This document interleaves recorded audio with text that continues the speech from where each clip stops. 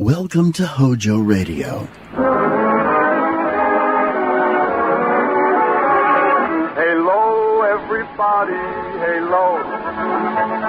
Hello is the shampoo that glorifies your hair. So hello, everybody, hello. For softer, lively curls and brighter, sparkling hair. So hello, everybody, hello. Halo shampoo, halo. Johnson Wax Program with Fibber McGee and Molly.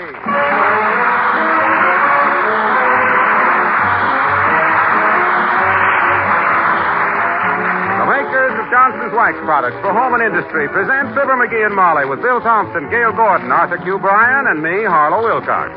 The script is by Don Quinn and Phil Leslie. Music by the Kingsmen and Billy Mills Orchestra.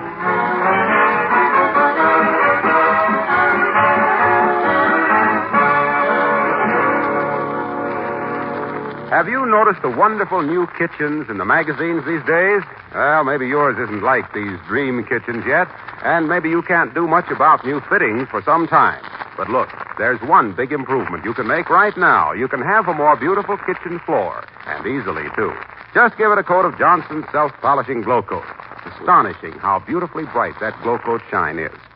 Glow Coat needs no rubbing or buffing. You just apply and let dry. Yet, in 20 minutes, you come back to find your floor gleaming and sparkling as perhaps it never sparkled before, not even when it was new. You'll find, too, its colors are fresh and bright, its pattern sharp and clear. But Johnson's Glow Coat gives you more than a lovely shining floor. That tough wax film protects the surfaces, too. Adds years to the life of your floors and makes them easy to keep clean. Try it yourself, won't you? But don't forget, if it's a really bright shine you like, be sure to get only Johnson's self-polishing Glow Coat.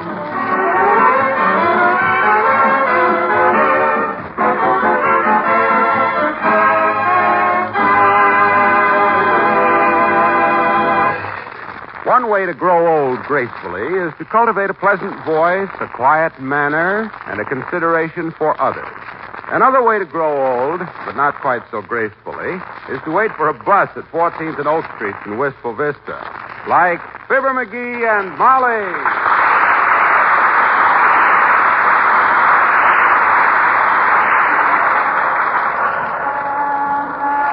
What's the matter with those doggone buses anyway? 8 of them have gone past in the other direction. They must go at the end of the line and blow up.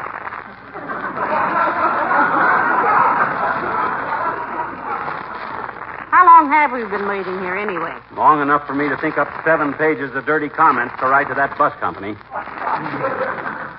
You got that schedule on you? They don't use a schedule on this line, dearie. They use a dream book. We just missed the bus when we got to this corner 9 days ago. It was 9 days ago, wasn't it? Well, I don't know. It seems like I've been waiting here since I was an innocent young girl. And if I hadn't been so innocent, I never would have waited for a bus in this town. The way they pack people into them is disgraceful, too. Well, it does have its advantages. Well, name one. Well, I was on a crowded bus last week, and I found $16 in my pocket I didn't know I had. And it wasn't until I got home I realized I'd been into somebody else's pocket. And by George, when a transit company starts forcing innocent citizens into the pickpocket business, it's time something was done. That's what I always say, dearie. The buses are always too far apart and the passengers are always too close together. Now, if I were running a bus... Here comes the bus, baby. I'll get set. Hey! Hey, bus! Hey! Hey, dear. I wish he'd go past again. That breeze was very refreshing. Why, that's dirty. He passed us up like... I'm going to write a letter to those guys that'll blast them right off their big fat franchises. If they call that service by George, hi, Wimp. Oh, hello, Mr. Wimple. Hello, folks. Glad to see you riding your bicycle, Wimp. The buses on this line were all taken away by the dog catcher. He thought they were greyhounds. Service is pretty bad on this line, Mr. McGee. One of them went right past Three-Face last week without stopping. Three-Face, that's my big old wife. Yeah, we know, Mr. Wimple. Did it make her angry? Oh, she was just livid, Mrs. McGee. She got the number of the bus, and then she got the driver's name and started out looking for him. That situation was really fraught, Wimp. Did she ever catch up with him? Yes, I think so. Oh, what'd she do to him, Mr. Wimple? I don't know. His body was never found.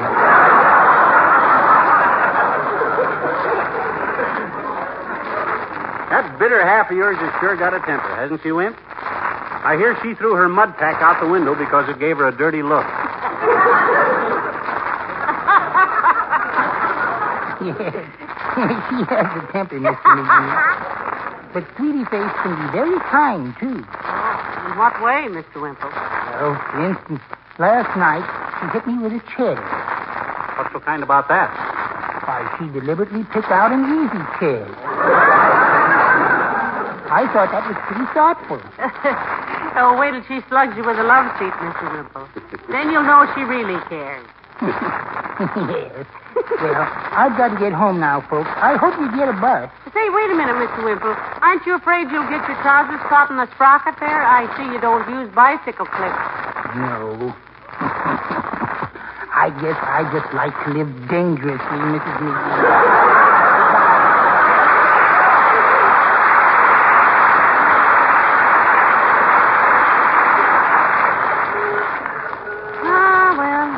Shall we walk home, dearie, or shall we call a cab? We'll stay right here and wait for a bus if it takes the rest of the day. I'm going to shame them guys. The idea, making a woman like you stand here with... Oh, McGee, here comes the bus. Wave it down, quick. Hey! Oh, he's pulling over. Stop him. Fine. Come on, now. Get over. Oh, dear. It's awfully crowded, but I'm in no mood to complain. If I'm going to be a sardine, I want to be a happy sardine. Stand right behind me, Molly. I'll run interference for you. All right, let him out, please. Stand back, mister. Let him out. My. What does he mean, let them out? They're packed in so tight the minute he opened the door, two of them flew across the street. Well, come on, Slippy. Climb on so we can get... No more room, folks. Take the next bus. What do you mean, no more room? Hey, you just let 5 people off. You got plenty of room. And I needed it, brother. I got a breeze, haven't I? Not on our account, you don't, you big larrikin. Open the door, Richard. Next bus is right behind me, lady. We're behind schedule now. We know you're behind schedule, you rum-dum. We've been waiting here since we got out of high school. Come on, open up. Get away from that door, Noisy. You'll get hurt when I start up. You open that door or you're not starting up, Poppy. Wait, I'll show you. Oh, McGee, what are you doing? Standing right in front of the bus? You'll get run over and killed. And if I am, I'll sue them for every cent they ever stole from the public. All right, Bud. You open that door or I'll stand here in front of you all day long. Oh, McGee, please. There's a crowd gathering. Remember, I'm a lady. Hey, look, Mac, I don't want any trouble with you. I got a schedule to make. Get out of the way, will you? Pipe down, you big hooligan. Dearie, please. We're being conspicuous. I don't care how conspicuous we are. The more conspicuous, the better. I know my rights. This is a public transportation, and I'm the public. And we're tired of being pushed around. That's right, sure. Come on. Open up. No room. Open up. No room. Open up. No room. Open up. No room. Open up. No room.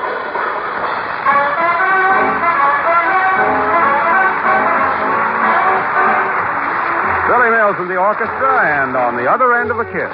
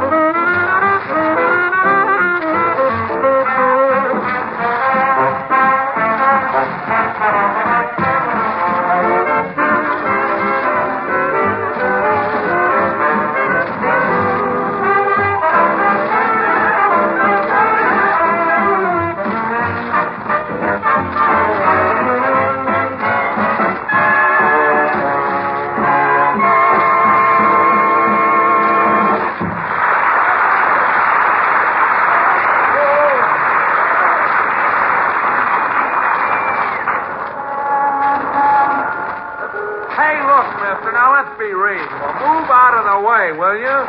You want I could lose my job? Bud, the day you get fired, there'll be dancing in the street. And I'll donate another $20 to the March of Dimes. He won't move till you open that door, driver. If there's anything he hates, it's stubbornness. That won't get you any place, lunkhead. I know your type. And there ought to be a law against letting guys like you wear caps with visors on them. You get too important. You were hired to drive people around, not push them around. Aha! You got public opinion behind you, dearie. Make the best of it. The minute you start losing ground, they'll drop you like a hot anvil. Mister, for the last time, you're going to get out of the way and let me drive this bus? Or do I come out there and twist your pointed little head off?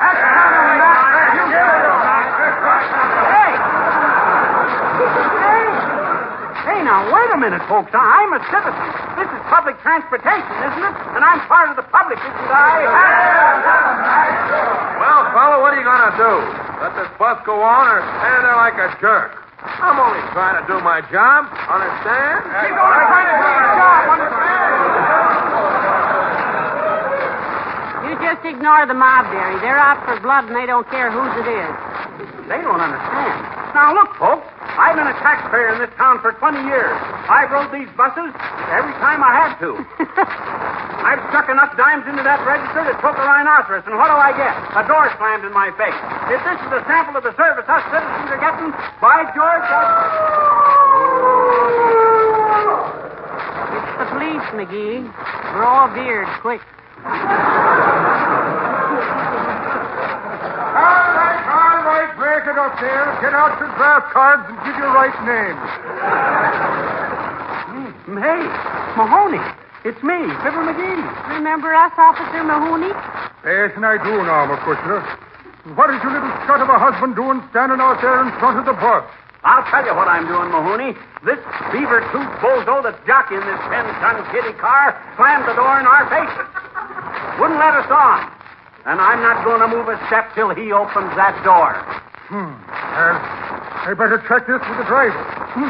Why didn't you let these people on, driver? There wasn't any room, officer. No room, my clavicle. Look at the back of that bus.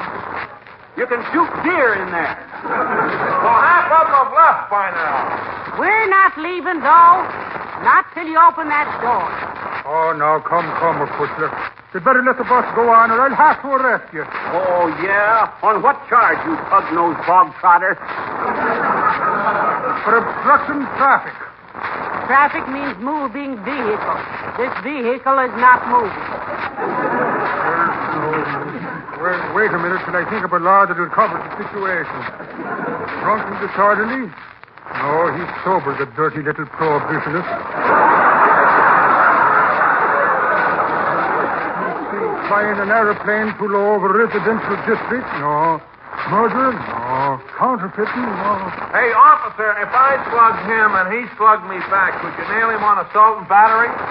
You make one pass at me, putty face, and I'll feed you a knuckle sandwich so fast. Yeah, you hold me up my corner, Mac, and I'll part your hair with that tire iron. Stop it or I'll spank the both of you. Stay off of it, you scut. If there's any such problem going on, I'll take me nightstick and I'll... Wait a minute. Where's me nightstick? Bless the saints, I left me nightstick at McNally's Tavern. Now, don't go away. I'll be right back.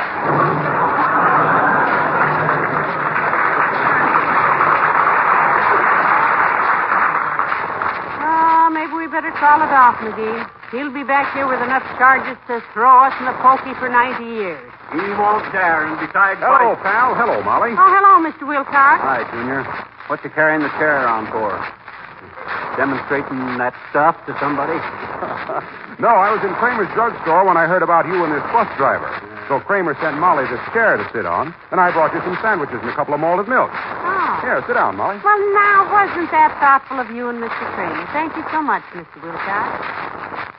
Is there an egg in my malted, Junior? Why, no, I don't think so. Doggone it. Kramer knows I always have an egg in my malt. What kind of service is this, anyway? My gosh, here I am fighting the vested interest. The Transit Corporation that has the city in its greedy clutches single-handed. And what do I get? A malt with no egg in it. That's gratitude for you. Now, wait a minute, dearie. You didn't order this food, you know. So stop looking to get sandwiched in the tuna fish. I'm sorry about the egg, pal. I'll remember that at supper time if you're still here. I'll be here, all right. I'll even sleep here tonight if that lead-footed fender cruncher don't open that door and let us in this bus. How about it, stupid? You ready to let us in? In a moose's eardrum, snake face. And I'll give you 5 minutes to move on, or I'll start this engine and run you down. You will you, you big hooligan? You turn a key in that ignition and my husband will climb in the wind and send your ears back with a piston rod. Won't you, dearie? Yeah. Lady, if that monkey lays a pinky on this bus or help me, I'll come out there and kick the bajunior out of it. Oh, yeah. Why, you greasy little... Now, look. Wait a minute, pal. What's the matter, Mr. Wilcox? What are you going to do? Look, kid, this is getting us no place. The driver looks like a reasonable guy. Let me talk to him. Go ahead, Junior. It's a free country. If he gives you any lip, call me. I've tackled bigger guys than him. And while I've been licked every time, this may be the exception. What are you going to say to him, Mr. Wilcox? Well, you can listen if you like. Hey, driver, I'm Harlow Wilcox. Well, don't blame me, buddy. I never been to a christening in my life. No, look, I was just noticing how clean you keep the interior of this bus. Yeah? Yeah. What do you do to keep the paneling so clean and sparkly? If that actor says anything but Johnson's wax, he'll really be driving a bus. Well, just between you and me, mister, I use Johnson's wax. No! Yeah! And whenever I get to the end of a run, like it don't look like I'm going to again for a week or two, I always give the inside of the bus a once-over with Johnson. Yeah, I can understand that because... With Johnson's wax, I can keep the seats and walls and fixtures so much cleaner. You see, Johnson's wax seals the surface for us, buddy. Dust and dampness don't penetrate. Yeah, I'm quite familiar. I always use Johnson's wax. My wife says she always uses it at home on the floors and woodwork and everything, so I use it myself on the inside of the bus and I knew on the outside. Oh, that's great. The reason You gotta try it sometime, buddy. You know, it's great stuff. Great. Yes. Well, now go down to the Johnson's Wax branch office on Oak Street. Tell them Jerry Babb sent you. Hey, ain't I seen you someplace before? Probably. I announced the program for Johnson's Wax. Yeah, that's it. That's where I seen you. Yeah. That accounts for the resemblance. Well, I'll see you later, Wilson. Wilcox. Don Wilcox? No, Harlow Wilcox. Oh, excuse me. I got you confused with Harry Von Zell. You got me confused, all right. Thanks, Jerry. What did he say, Mr. Wilcox? He uses Johnson's wax. That proves he's a sensible guy. Now, why don't you people get together? I'll get together with him, all right. I'll tear his head off and jam it down his throat. You and how many Marines? Doughhead? Oh, dear, this is so embarrassing. Look at Waxy sneaking off through the crowd. He hates scenes, and anybody that played as much bum Shakespeare in Chautauqua as he did ought to. Look, I'm going to tell this guy Oh, dear. If this is Officer Mahoney again, I'm going home and start looking up recipes for hacksaw cooking. Stand back, please. Stand back. I'm a doctor. Let me through, please. Give the patient air. Joe, get the license number of that bus and... Molly. Oh, thank goodness it's you, Dr. Gamble. Who's hurt, Molly? When did the accident happen? Well, it hasn't yet, Doctor, but I've been expecting it momentarily ever since McGee stepped in front of that bus. In front of a bus? Great Scott, is he badly hurt? Oh, there you are. Yeah. Relax, Beltbuster. Wipe that greedy look off your face. You're not going to make a nickel off me today. I'm in great shape. If you call that baggy collection of lard a great shape, Low Bucket, the kind of doctor you need is an eye doctor. The shape you're in shouldn't happen to a lump of putty. Oh, is that so? And get out of the street, you silly little fracture coaxer. Before that bus runs you so far into the asphalt, you look like a traffic button with ears. When I want advice from you, you big powder peddler, I'll come to your office for it. And I'm not moving. The driver wouldn't let us on the bus, Doctor, and after we'd waited for hours, too, almost. So himself, he just stepped right in front of him, and he won't let the bus move an inch. Oh, great. Pipe down. You going to open that door? You gonna get out of the way? I don't know about you, McGee, but I am. Stand back, please. Let me up on the sidewalk here. You better take your fat friend with you, Doc. In about 5 minutes, I'm going to roll him out like a pie crust. McGee, sweetheart, I think he means it this time. He looks tougher than a tax return. Don't worry. He won't dare start that bus. I hope.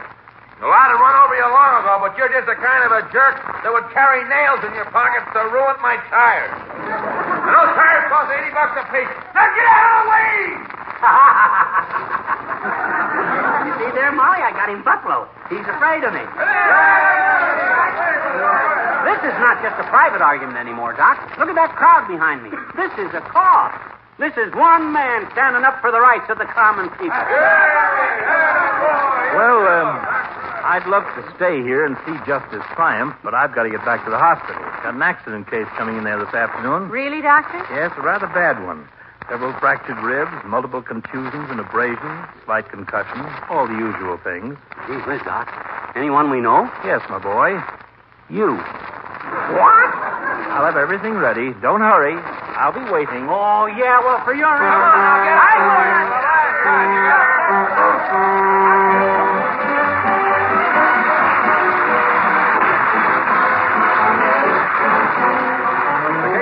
Sing a medley of Zippity-Doo-Dah, and sooner or later.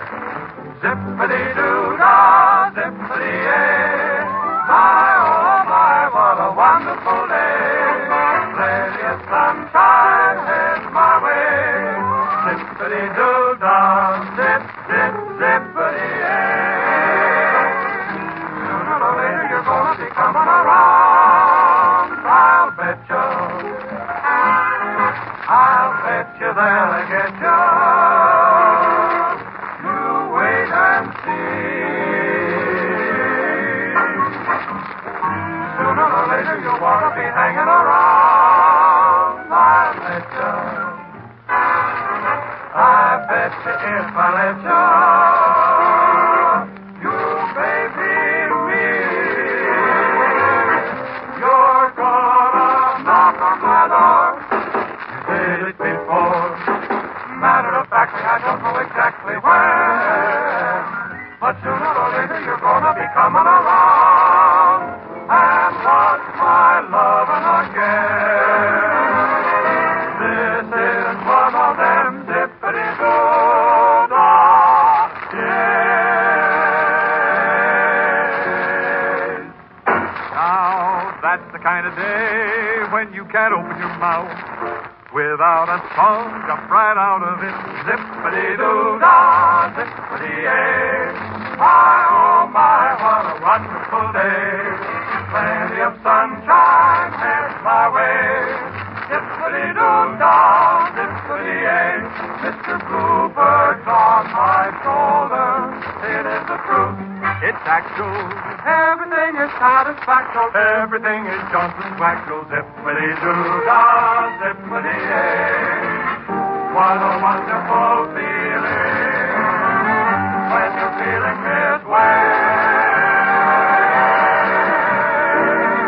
What a wonderful zippity-doo-dah day.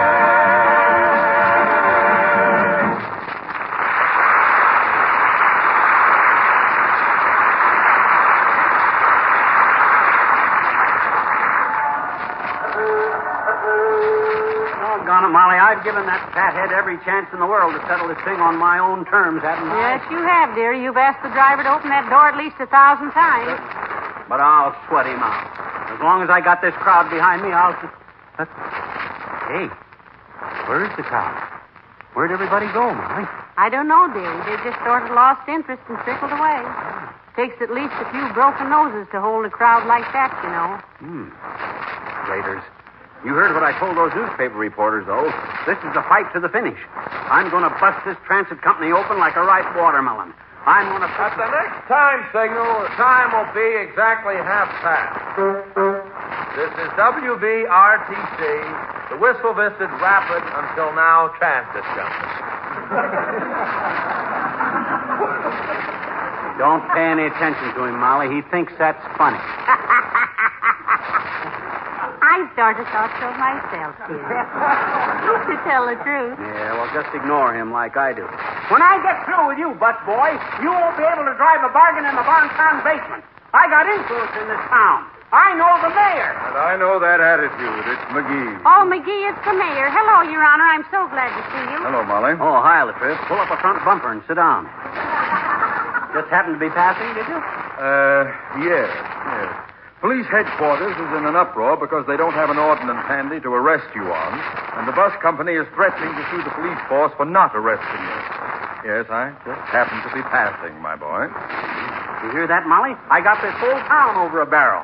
I'm beginning to feel a little like I've been in a barrel myself. Going over Niagara Falls. This thing is really gone. Boy, oh boy, oh boy. Wait till you see the papers tonight, Molly. I'll be all over the front pages. If that driver starts that bus, you'll be all over 14th and Oak at least. Don't worry about that guy. I got him stopped like a busted clock. So I see. Yes, sir, and I'm not budging an inch. Look, McGee, as mayor of this city, I'd like to see this controversy settled as soon as possible. State your case, please. Well, we waited a long time to get on this bus, Your Honor. And this bozo slammed the door in our faces and wouldn't let us in. So himself here stood in front of the bus, and I'm proud of it. I keep telling myself. I see. Driver, will you state your case, please? Sure, Your Honor. You see, the bus was full. Thank you. It seems to me that both parties in this case have suffered sufficient discomfort and annoyance. So why don't you open the door, driver? And why don't you get in the bus, please?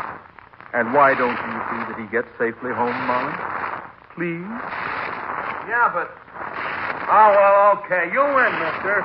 But only because the mayor asked me to. Anyhow, I'm an hour overtime now. Oh, thank you.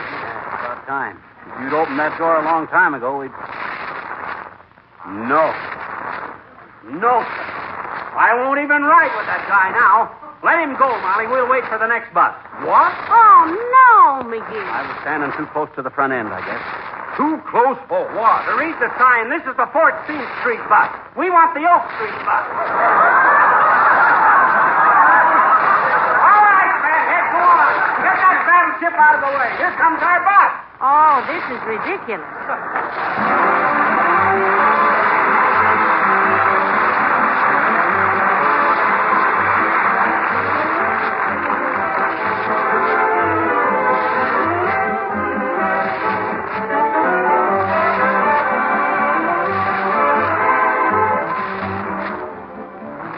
Here's a little riddle for you. Can you think of anything that gives you more time off when you put it on? Why, sure, it's Johnson's self-polishing glow coat, of course. Put it on your kitchen floor, and you'll be surprised how much time it saves you. In fact, with glow coat, you save time in two ways. First, it's so easy to use. Just apply glow coat, then let it dry. In 20 minutes, without rubbing or buffing, your linoleum is wax polished and really shining. Its color's bright and fresh. Then Johnson's glow coat also gives you more time off because it protects your linoleum and other floors, makes them easier to keep clean. You know how things get spilled and how the children will track in dirt. Well, with regular glow coat protection, you don't have to keep constantly scrubbing your floors to keep them looking nice. You just wipe the surface with a damp cloth, and right away it's sparkling clean again. Try it. But look, for a really bright shine, be sure to get Johnson's self-polishing glow coat.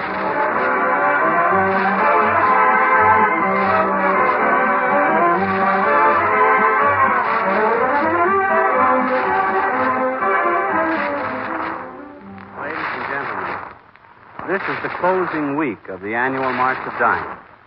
The drive for funds to fight the most vicious crippler of our children, infantile paralysis. A dime these days will buy very little of most things, but enough dimes will buy a lot of health and a lot of happiness for a lot of children. A smile on the face of a youngster who knows he's at last going to be able to run and play again is an awfully good buy for a dime. So give generously to the March of Dimes, won't you? Good night. Good night, all.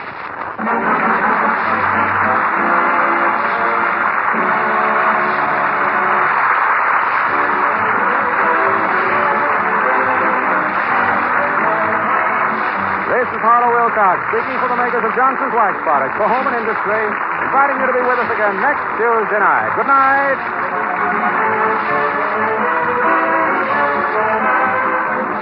NBC, the National Broadcasting Three Company. beautiful stars all use Lux toilet soap regularly.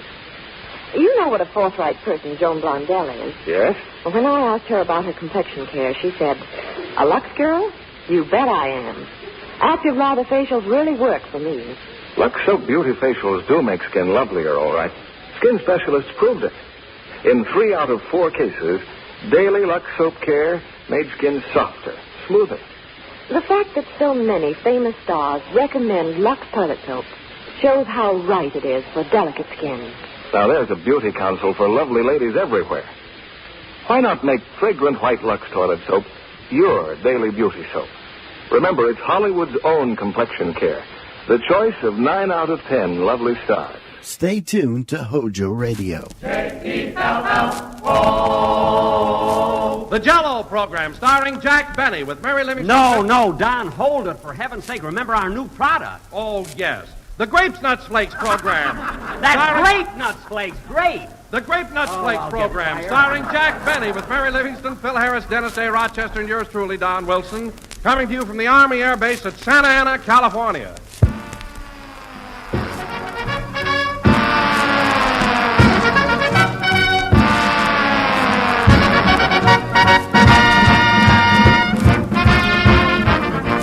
Say, friends, did this ever happen to you? You dash out of bed, stub your toe on the alarm clock, nick your face while you're shaving, get the shirt missing a button, clump downstairs wearing your before-breakfast blitzkrieg look, and right there on the table sits a great, big, tempting bowl full of Grape Nuts Flakes. And what happens now? Well, you sample that outstanding Grape Nuts Flakes flavor.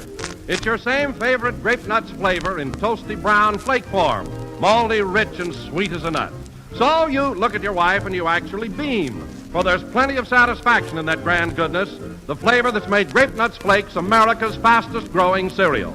That's because Grape Nuts Flakes are made in a different way. They're a blend of 2 luscious grains, sun-ripened wheat and malted barley, toasted golden brown and crisp and delicate, tempting flakes. So for smooth-tasting, smooth-tempered breakfast that baby your budget, ask for delicious, thrifty Grape Nuts Flakes in the big 12-ounce package.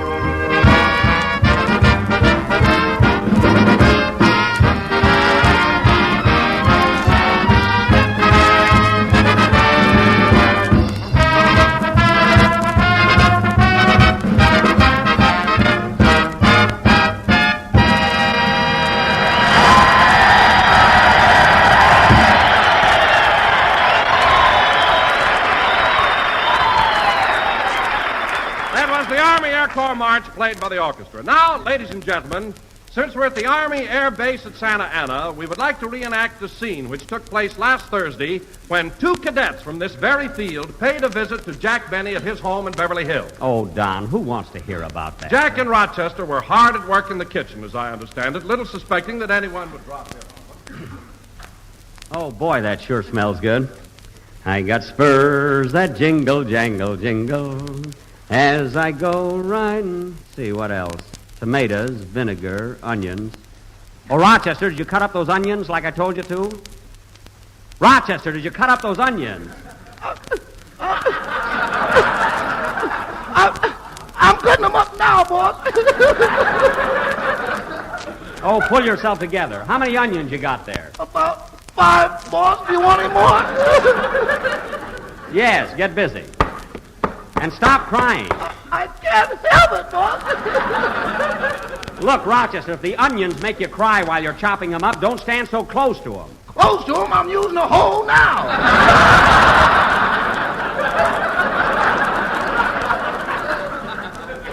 All right, I'll do the onions. And you get these jars ready. Have you got the labels? Here they are. Mother Benny's old-fashioned homemade chili sauce. Hey, they're pretty fancy, aren't they? Yeah, and I like our new slogan. Our chili is hot on rump roaster pot. Yeah, that ought to get us plenty of customers. Well, I might as well finish these onions myself. This sauce don't look just right. You know, boss, I don't think we got enough tomatoes in here. I said I don't think we got enough tomatoes in here. Shall I put some more tomatoes in, Mr. Benny? There's plenty of tomatoes in there. All the recipe calls for. Well, the onions are ready. Dump them in, Rochester. Okay. I want to get all this stuff cooked and bottled before Miss Livingston gets here. I promised to take her shopping. It's only 10:30, boss. 10:30? Oh, my goodness. Tune in the radio, Rochester. Tune it in. What's the matter? It's time for that program. Tune in the radio. Oh, yes. Yeah, Sally Sutton. I don't want to miss today's episode. Here's the station, boss. Thank heaven. And so, chin up, but with tear-dimmed eyes, Sally Sutton has given up hope of a reconciliation with her husband, Paul, and decided on the most drastic of all steps, a divorce. Now, her husband has been playing around, Rochester. That's all she can do. Hasn't she got a razor? No. Now listen. As we fade in on the Sutton cottage, a cottage that was once a happy American home, we find Sally in conference with her friend and advisor, old Judge Hooper. Sally is speaking. I can't go on, Judge Hooper. I can't go on like this. It's too much. There now, Sally.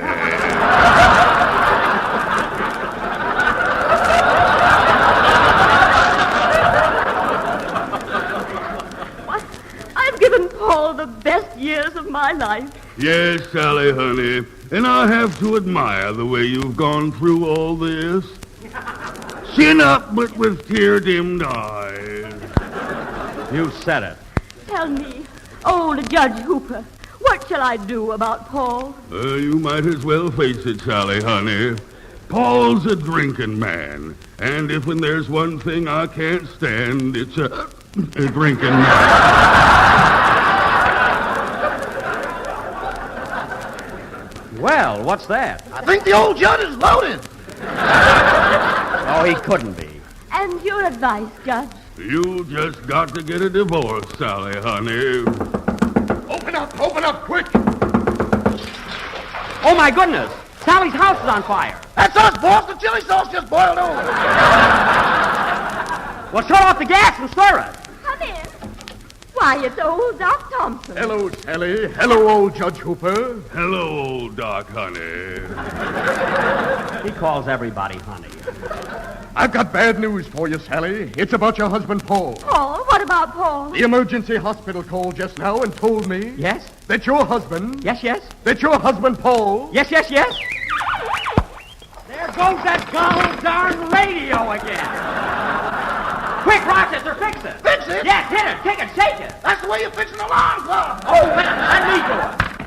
Of all time for this thing to go haywire, I want to know what happened to Paul. Oh, hello, Mary. Hello, Jack. You ready to take me shopping? I can't take you now, Mary. Paul's in the emergency hospital. Paul Whiteman? No, Paul Sutton. The darn radio went on the blink. Right in the middle of the heartaches of Sally Sutton. Fix it, boss.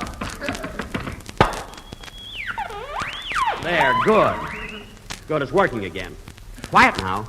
Quiet, Rochester. And so, don't forget to tune in tomorrow morning, for another installment in the heartaches of Sally Sutton. Well, I'll be... Till then, this is Truman Clapsaddle.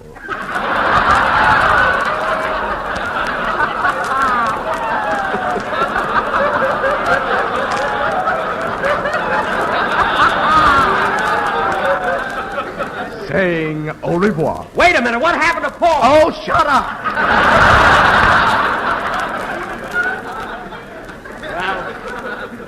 I'll just have to wait until tomorrow morning, I guess. Let's get back to our canning, Rochester. What is that stuff, Jack? Homemade chili sauce. Come on, Rochester, let's start pouring it in the bottles. You hold the funnel. Oh, fine. Chili sauce and bromo seltzer bottles. Well, I had a lot of them around. You know how I worry. Now, come on, Rochester. Let's get this stuff all bottled. I got spurs that jingle, jangle, jingle. That jingle, as I go jingle. Riding merrily As I go along. riding merrily And they sing, oh, ain't you glad And they you're say, oh, ain't you glad And that you're song ain't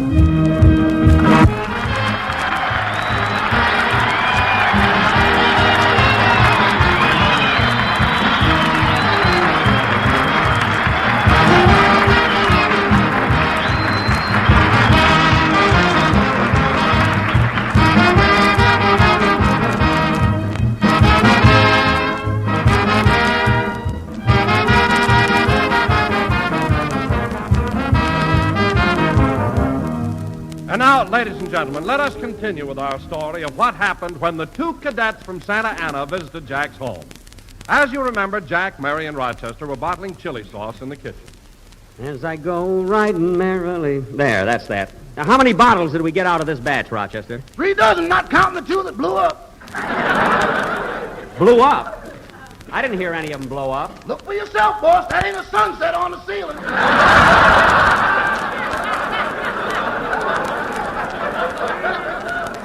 Well, wipe it off. Come on, Mary, I'll take you shopping. The car's out in the driveway. Okay. And incidentally, Mary, this will be your last ride in the Maxwell. I'm turning it in next week to the junk salvage drive. Do you think they'll take it? Yeah. Come on, grab a few of these bottles. I got a rush order from the farmer's market. I am not walking through Beverly Hills with my arms full of chili sauce. Oh, all right, I'll take it. There. Uh-oh, here comes that crazy boarder of ours, boss. He's not crazy. Well, hello, Mr. Billingsley. Hello, Mr. Benny. Taking some of your blood to the Red Cross, I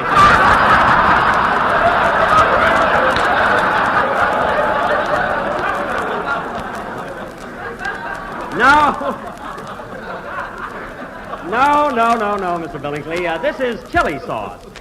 By the way, would you like to go to the farmer's market with us? No, thank you. I must go out to my laboratory and work on my new parachute idea. What's that? I'm putting ripcords on mushrooms. Mushrooms for for parachutes? My goodness.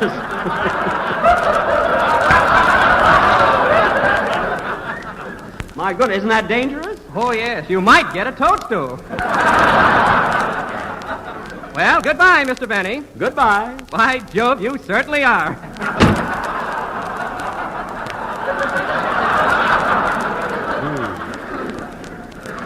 Now it's parachutes.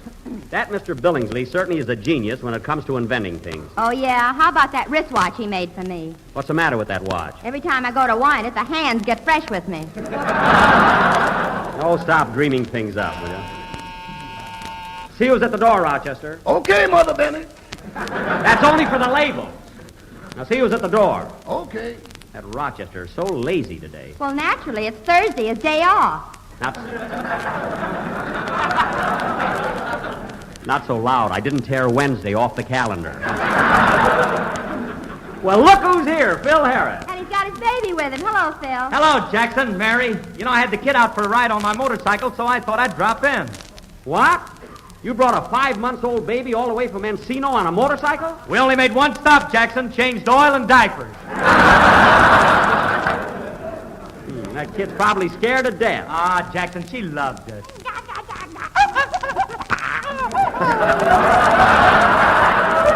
Oh, what a baby. Always laughing. Yeah. You know, Phil, I think she's going to have curly hair just like you. Sure, them things are liable to be hereditary. Hereditary? He means it runs in the family. I know what he means. Now, there she goes giggling again. Oh, let me hold the baby, Phil.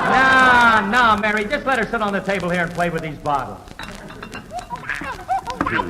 Careful now, darling. Careful now, sweetheart.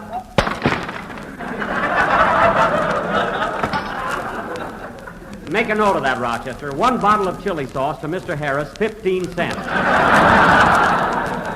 Sorry, Phil. Wait a minute now. I ain't responsible for nothing my kid does. This baby's a minor. I don't care if she's John L. Lewis. You're paying for that.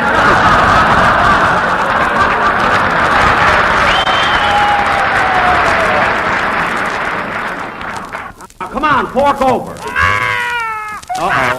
Now see what you did? You made the baby cry. Now, baby. Here's another bottle of chili sauce to play with. Your daddy can afford it. Here, take the bottle. There now. Look out, Jack. Duck! Ooh.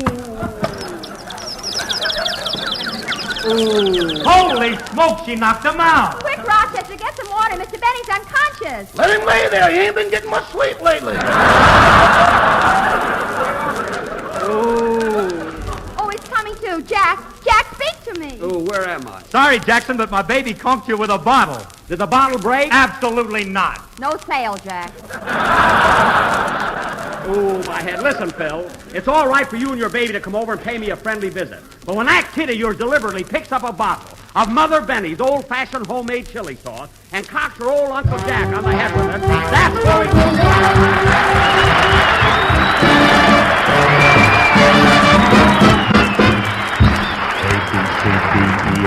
OADH. I got a gal in Kalamazoo. I don't want to boast, but I know she's the toast of Kalamazoo. Zoo, zoo, zoo, zoo, zoo. Years have gone by. My, how she grew.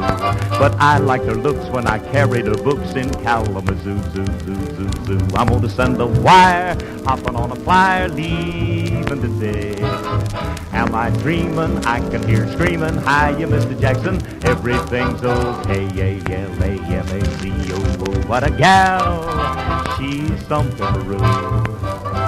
I'll make my bid for that freckle-faced kid I'm hurrying to. I'm going to Michigan to see the sweetest gal in Kalamazoo.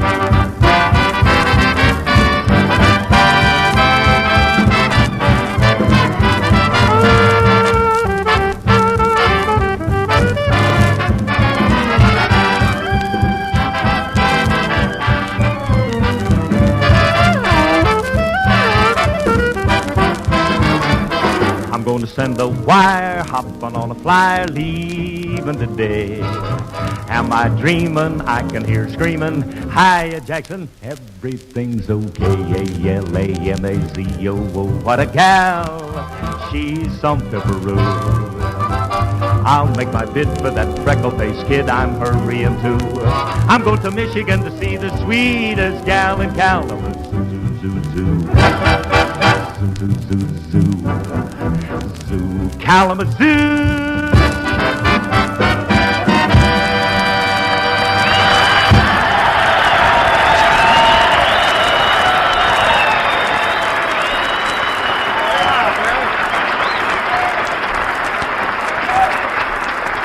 That was I Got a Gal in Kalamazoo, played by Phil Harris and the orchestra. And speaking of Kalamazoo, ladies, whether you're a gal in Kalamazoo or Kankakoo... Oh, Brother Roo. Why not serve your husband a bang-up breakfast treat? Just try him on grapes nuts flakes. There you go again. Don, that's great. And now let us continue with our story of what happened when the two cadets from Santa Ana visited Jack in Beverly Hills. As we left Jack, he had been knocked cold by a tap from a tiny pot. Look at that lump on my head. I'm glad Phil took the baby home. Believe me, the next time that kid starts after me, I'm going to be set. I'm going to be ready. Oh, put your fist down, killer. Well, I'm mad. Come on, let's take these bottles over to the market. You take the bottles out, Rochester. I'll answer the door. Coming. I got spurs that jingle, jangle, jingle. Oh, my head. As I go riding. Well, a couple of soldiers. Hello, fellas. Hello. Say, we're cadets from Santa Ana, and we're visiting the movie stars' homes.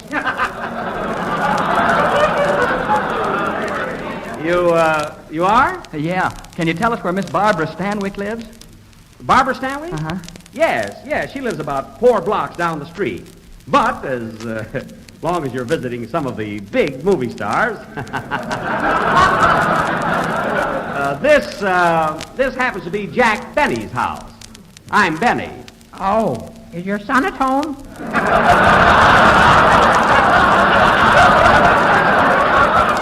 No, look, I'm Jack Benny. Me. Hello again. I mean, Great Nuts Flakes again. This is Jack Benny. Come on in, boys. Say, what do you got that dress on for? Oh, this is an apron. I've been making chili sauce. Come on in. Oh, well, thanks just the same, but we're especially anxious to meet Barbara Sanwyck. Oh, yes. Babs. She's a swell girl. Babs? Who's Babs? That's Barbara Stanwyck. You see, all her close friends call her Babs. I'll tell you what, fellas, it's only a short way. I'll walk you over there. Come on, Jack, let's go shopping. Oh, Mary, come here a minute. I want you fellas to meet Mary Livingston. She's a stooge on my program. What was that? Don't sneak up on me. Mary, these boys are cadets from Santa Ana. Oh, hello, fellas. Gee, Mary Livingston. Wow, a woman.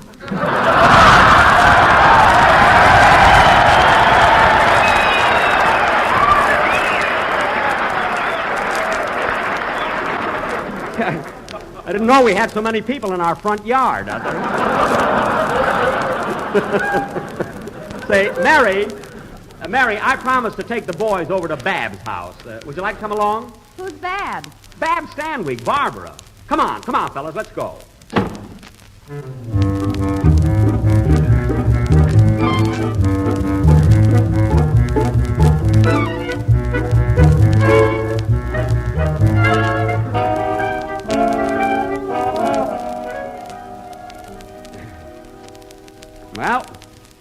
Well, here we are. I hope Babs is home.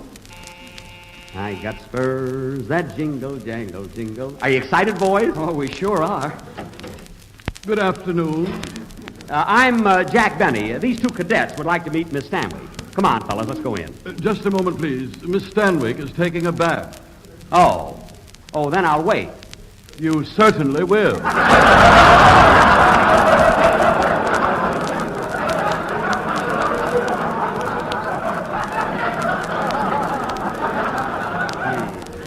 Say, you'll love Babs, fellas. She's my favorite, too. Who's that at the door down there? Down there is the butler's name. It's me, Jack Benny. Hello, Barbara. Oh, hello, Jack.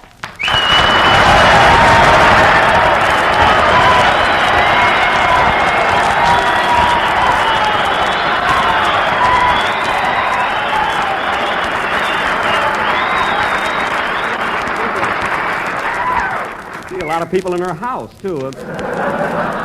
Say, Barbara, can you come down a minute? I've got something I want to see you about. Jack, I told you yesterday, I've got enough chili sauce to last me 6 years. Oh, it's not about chili sauce. I got a couple of cadets from Santa Ana with me. They want to meet you. Oh, then I'll be right down.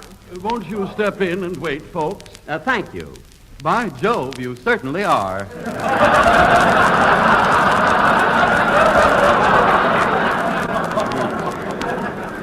He must be a friend of Mr. Billingsley's. Oh, here's Barbara now. Hello, Mary. How are you, fellas? Hello, Barbara. Gee, glad to meet you, Miss Sanwyck. We've sure been looking forward to this. Hiya, Barbara. Good heavens, Jack. What are you doing in that apron? Oh, Mary, why didn't you remind me to take off this apron? I didn't know if you had any pants on. I've got pants on, but you can't see them.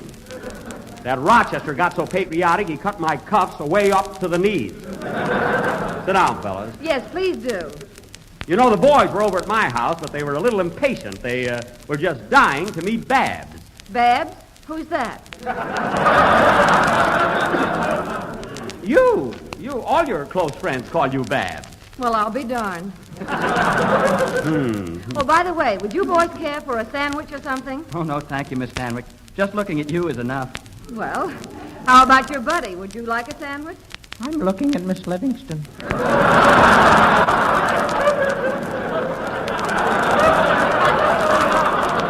Well, say, I'm hungry, Barbara. I can stand a sandwich. Well, why don't you go out in the kitchen and make one? You're all dressed for it. Good. Well, never mind. I'll just have some of these walnuts here. May I?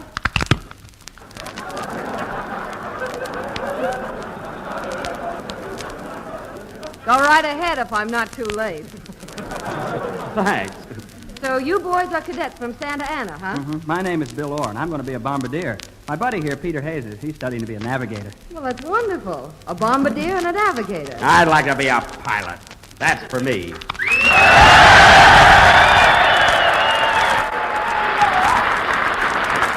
Oh, gee, these nuts are good. Now, wait a minute, Jack. Well, how many did I eat? I don't mean that. I mean that the bombardier and the navigator are just as important as the pilot. Their jobs are equally as interesting and require just as much training.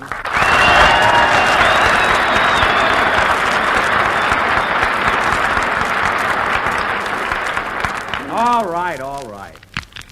I can't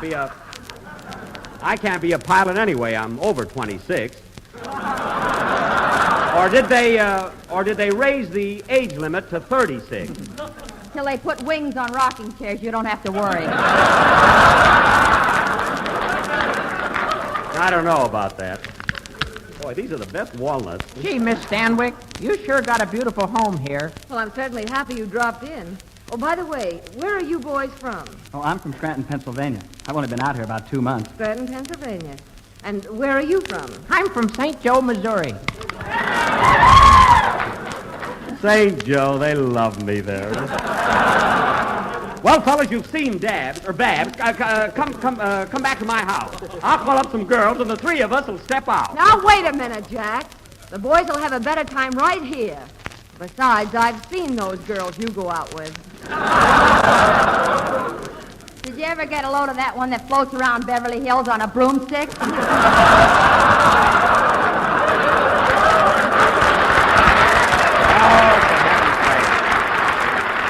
Quiet. Oh, I know. Say, Mary, why don't you and I take the boys to the Brown Derby? There's usually a lot of picture people there. Oh, boy, the Brown Derby? Now, we can't go to the Brown Derby. They don't use my chili sauce. Oh, you and your chili sauce. I've tried it, and it's awful. Oh, yeah? Have you ever tried it on lobster? Yes, and the lobster thumbed his feelers at me. Well, naturally, a lobster has to be boiled. Boiled or sober. He didn't like it. Well, then I guess I better tear up that testimonial I signed your name to. Say, I've got an idea. Why can't we all go over to Bob Murphy? Now, look, Jack, you're not coming with us. Barbara and I are going to have lunch with the two boys alone. Yes, and later this evening we'll go dancing at the Macambo. I can't go dancing. Nobody asked you to go. Oh, they didn't, eh? Well, let me tell you something. These boys came all the way to Beverly Hills to see me, and I'm going along. If you do, you'll pay the check. We'll see about that, sister.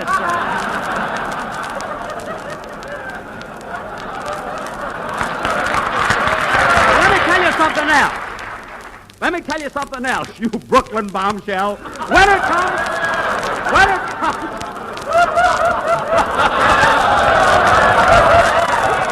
Let me tell you something else. When it comes to showing these cadets a good time, I know the hot spots too. I didn't get these bags under my eyes for nothing. And that, ladies and gentlemen, is what happened when two cadets from Santa Ana came to visit Barbara Sanwyck at her home in Beverly Hills. They came to visit me, Playfill. Gee, these nuts are good.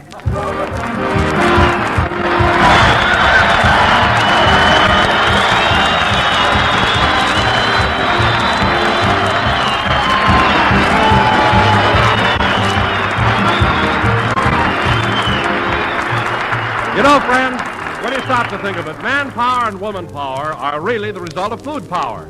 That's why it's so very important for every man and woman in America to eat nourishing food in this war emergency, especially the vital protective foods such as whole grain cereals. And that's why it's important to see that Grape Nuts Flakes appear regularly at your breakfast table. For delicious toasty brown Grape Nuts Flakes are a whole grain cereal. This means that Grape Nuts Flakes supply important whole grain food values, including 3 essential nutritive elements, iron, niacin, and vitamin B1. In fact, Grape Nuts Flakes contain more B1 than you'll find in the whole grain itself. So you see, you get a bowl full of real wartime nourishment when you sit down to a breakfast including malty, rich, sweet as a nut Grape Nuts Flakes. So for real breakfast enjoyment, plus real nourishment to start off the day, treat your family tomorrow morning to Grape Nuts Flakes.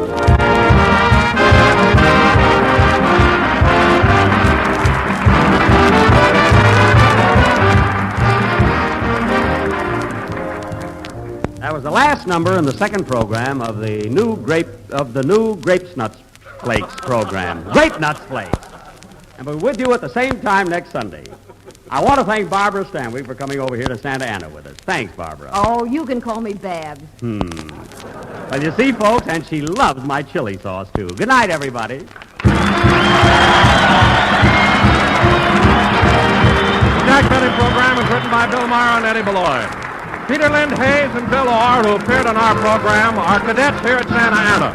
The presentation of the broadcast from the Army Air Base at Santa Ana is for the enjoyment of the officers and personnel and does not constitute an endorsement of our product by the War Department.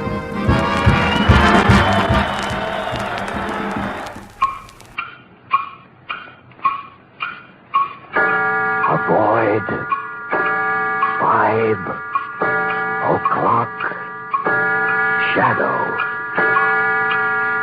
Use Gem Blades. Use Gem Blades.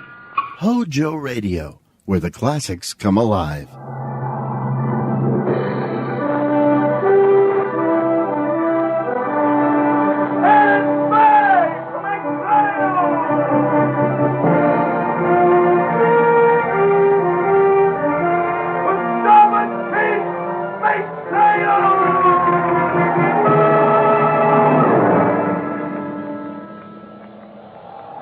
Log entry, catch Scarlet Queen, Philip Carney, master. Position, 123 degrees, 12 minutes west, 38 degrees, 15 minutes north. Gyro compass course, 168. Wind fresh, sky fair. Remarks, departed Tientsin, China, 2:30 a.m. Sailing delayed 12 hours due to imprisonment of officers and crew. Reason for imprisonment, the White Cargo Act and Ah Sin.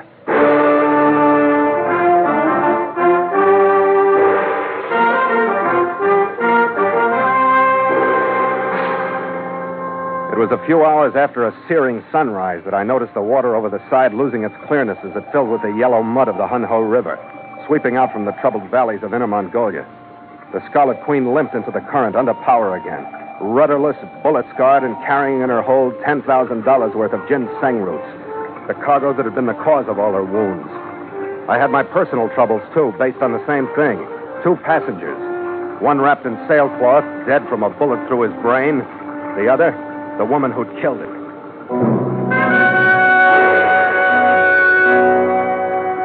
As we passed over the bar at Taku and swung up the Hunho toward Tientsin, the stream was jammed from bank to bank with the traffic of Chinese rivers, junks, barges, and refuse. Curious, dark eyes swept us as we passed. Naked girl babies were held up to us for sale, and jabbered curses were thrown when we shook our heads. And we inched up against the wash and flow of China.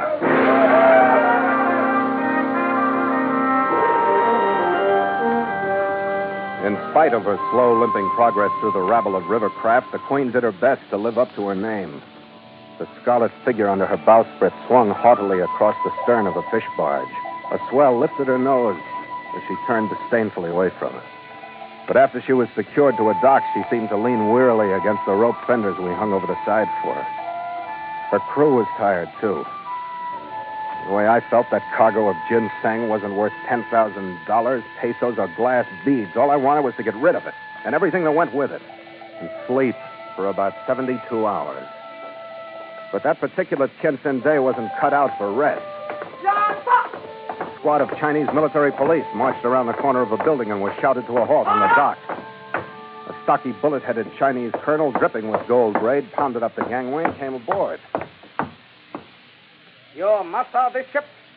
Yeah, but I don't deserve the honor guard. What's it for? You will speak only in answer to my question. You, your first officer, and your crew are under military arrest.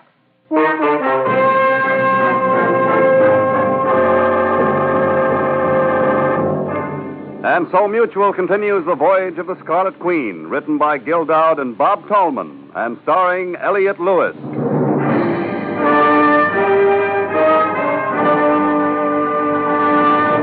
The Scarlet Queen, proudest ship to plow the seas, bound for uncharted adventure. Every week a complete entry in the log, and every week a league further in the strange voyage of the Scarlet Queen.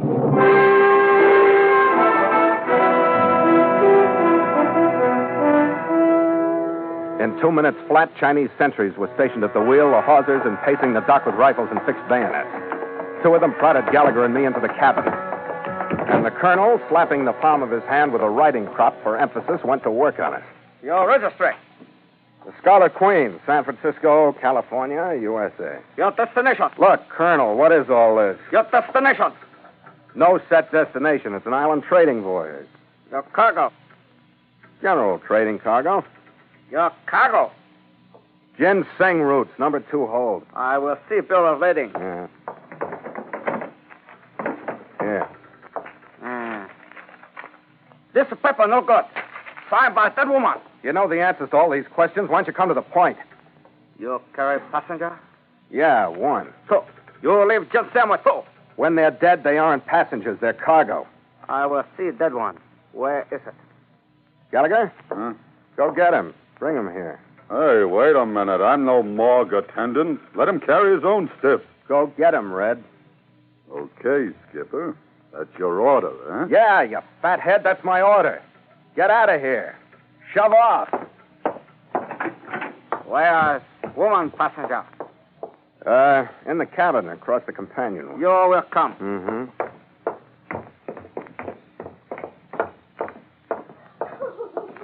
She's in there. No! Leave me alone. What matter? She's sick? Fever? Yeah, smallpox. You still want to go in? You tell lie. No, keep him away from me. Don't let him come near me. What Alice was screaming was natural enough, but the rest wasn't. Her clothes were torn, her face was scratched. She was cowering in a corner, and the look of horror on her face was directed toward me. She dragged herself across the cabin floor like a second road company of white cargo and clutched imploringly at the colonel's free hand. Her act was so bad that it was funny, but the colonel had never seen white cargo. Please, you're a good and kind man. You'll not let him hurt me anymore. He killed my husband. He stole everything we had in the world, our ginseng. Now he tortures me to sign a ransom note. Very sad American woman. Oh, yeah, very sad American woman. Saddest I ever saw. You will not talk. Accidental pig. Okay, you've got the guns, but she's making a fool out of you. Are you a coolie? Does the woman rule your house? Silence. Poor sad American lady, do not kneel before humble Chinese. You are strong enough to stand on feet, poor sad American lady? Yes. Yes, you have given me courage. I lean on your splendid strength, my colonel. I will gladly save the life of poor sad American lady molested in my city by her unworthy countrymen. So forced to turn to a Chinese officer for chivalrous aid. For as many years as I have before me, I will thank you 10,000 times each minute. I am unworthy. One thank will be sufficient in this manner. You come to my headquarters. There, summoning scribe of English language newspaper China tell Hall's sad story of chivalrous aid. It is as nothing. You will gain the military promotion you so richly deserve. I have powerful friends in Nanking. You have powerful cargo here at Tianjin. $10,000 for said American lady. Your greed is as great as your chivalry. It's matched only by your thanks. Very funny, sad lady. I laugh too, Captain Carney. Yeah, how about laughing some of these guns off my ship? Oh, no. I not laugh loud enough for that. I laugh because golden thanks of poor, sad American lady will buy many bowls of rice for empty bellies in my village. I laugh because it costs so little. Only 2 lives. Yours, Captain Carney. Your first officer. You make good sense up to a point, Colonel, but you're taking a pretty long chance executing a couple of American nationals. We are only honoring requests from your own people in Korea to hold you for extradition because of dead woman in ginseng. You will be shot while trying to escape.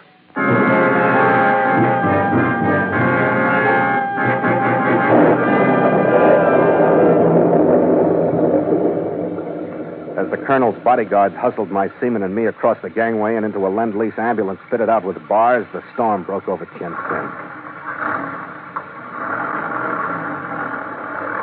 I took a long last look at the Queen as we pulled out. A sudden squall swept down the river and across her bow. She shivered a little. She tugged at her moorings.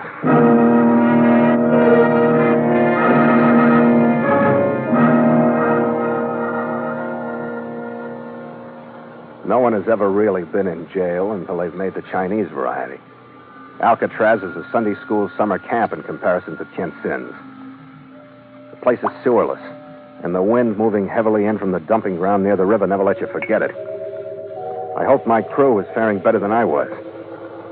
I was shoved into a cell that had been died in more than once, and left to examine what I could see of my future, which wasn't much. I was pinning all my hopes on one possibility, that Gallagher had caught my cue to shove off and had gone over the side into the river when he left the cabin. I finally gave up worrying about it and stretched out on a stinking, rat-chewed reed mat in the corner of my cell. He fell asleep.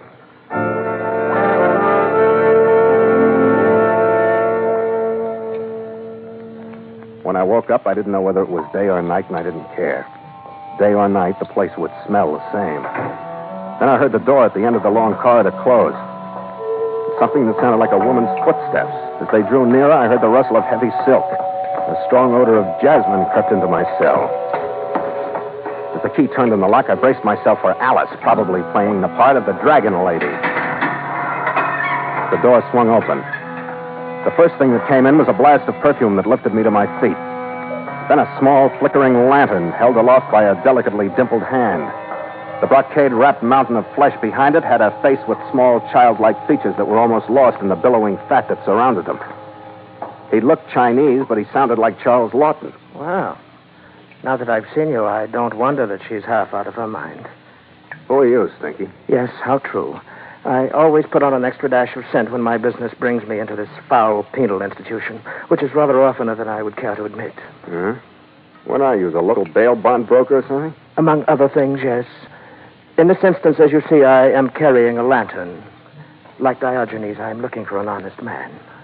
And you know why? Tell me anyway. Because, quite frankly, sir, I myself am a most untrustworthy person. I advise you to remember that in our future dealings.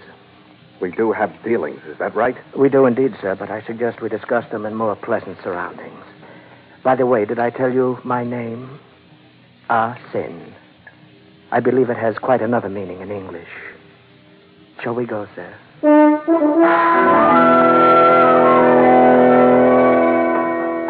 I followed him up the long corridor, reeling in the backwash of jasmine that swirled out in his wake. The door of the cell block swung open, and he trotted out through the jailer's office, nodding benevolently at the guard, who bowed from the waist and accepted the lantern from the dimpled hand. We jogged on out to the street without slackening pace. A mob of beggars raised a clamor as Sin appeared. He pulled from his robe a huge silk purse hanging at his waist and reached into it. Still on the run, he flooded his hands in and out of the purse, and a continuous shower of small brass coins fell into the street on either side of us. The crowd parted like the Red Sea. And I saw the finishing touch. A Rolls-Royce town car waited at the curb. After you, sir. Yeah, thanks.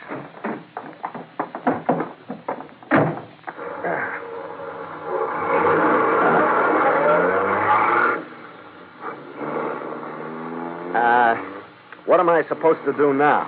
Ask you where we're going? Well, my dear fellow, you are at liberty to go any place you like. Well, then I'd like to get back to my ship. Very well. If you can find it. What do you mean? What happened to it? I've had it moved. Hey, wait a minute. Who told you you could move my ship? Now, please, sir, don't excite yourself. Your ship is quite safe. Yeah, I'll believe that when I'm on her decks and out of here. You will be. One way or another. Now you said something over that colonel's dead body. And maybe yours, too. Well, we must all die sometime. But how appropriate that you should mention the colonel. He met with an unfortunate accident an hour ago. He fell down and cut his throat. Outside Tientsin, the limousine turned away from the river and climbed into the hills. We rolled through the gates of a high-walled estate and stopped in front of a pink stucco Western-style mansion. Inside, we dog-trotted through a series of huge rooms and into a small chromium-fitted bar overlooking Sin's terraced Chinese gardens and the city and the writhing Hun-Ho far below. I didn't waste any time on the view. Alice was sitting on one end of a couch, and sprawled out on the rest of it was a sandy-haired white man. He was cleaning a Frontier model Colt. Well, I see you didn't have no trouble rounding him up, Sin. Phil, darling. Thank heaven you're all right. Well, if it isn't the poor, sad American lady.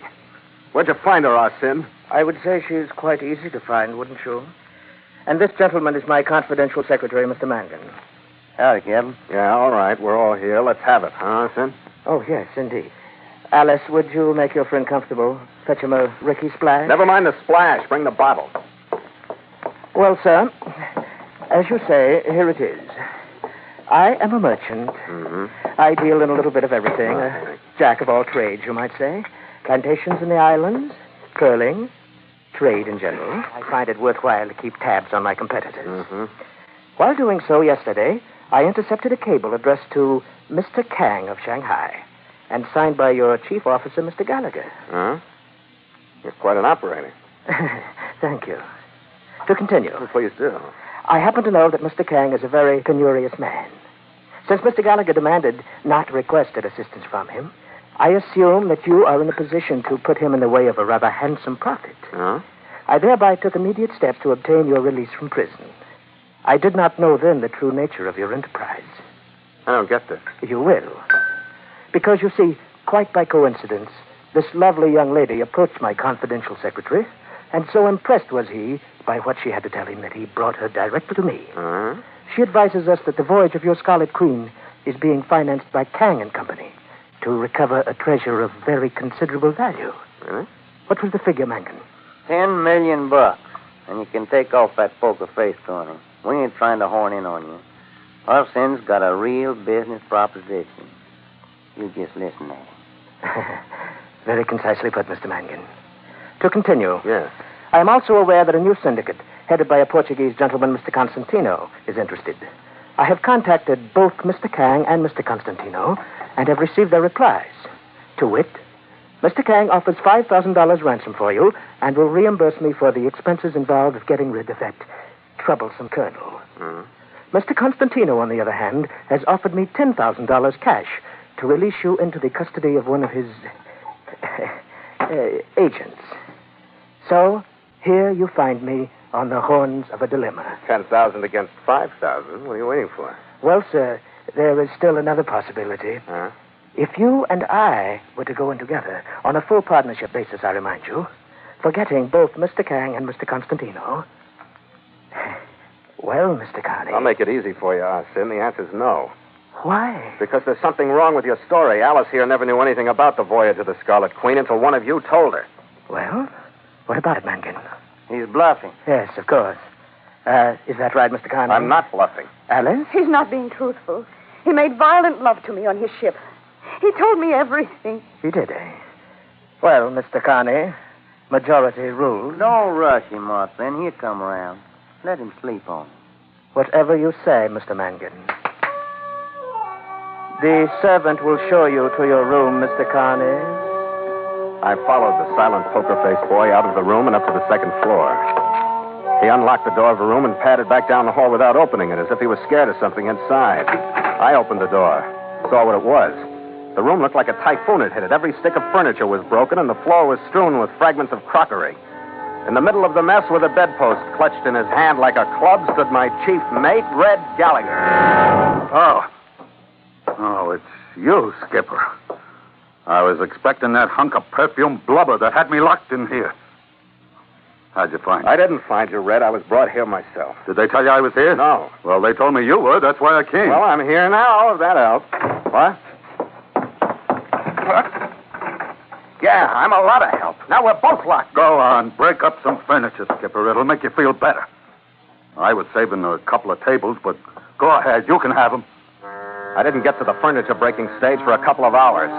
Then Gallagher took one of the tables, and I took the other. Then we pulled the mattress out from under the pile of lumber in the middle of the room and stretched out on it. It was better than the Tientsin jail, a lot better. I went right to sleep.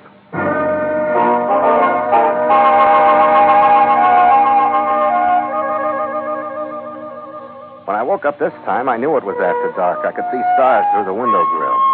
But except for that, I might have been back on the reed mat in my jail cell. The footsteps were the same. As they came closer, the rustle of silk, the smell of perfume. This time I was ready for us, and behind the door was Gallagher's club. No, don't. Okay, calm down. I thought you were somebody else. And you mean you aren't angry with me? No, I mean I can't knock your brains out because you haven't got any. Listen, my darling, I know a way out of here. Yeah, and to what this time? Please, you must believe me. I had to act the way I did. Don't you see how it's worked out? Yeah, you're a great little politician, Gorgeous. You stand on your record. You really do. Look, I came here to sell the ginseng so I could get you out of jail. But Mangan had this plan. He works for Constantino on the side, but Ah Sin doesn't know it. What? He said if I'd tell that story about the treasure to Ah Sin, he promised he'd get you out of jail.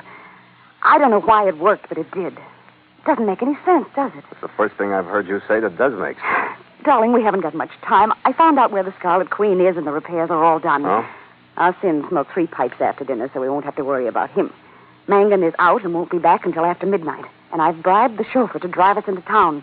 The car's waiting now. Where's Red? He's asleep. Don't wake him. I'm awake, Skipper. I've been listening to that yarn, too. You believe her? No, do you? No, but it's a way out. Think we should take... No. But let's go.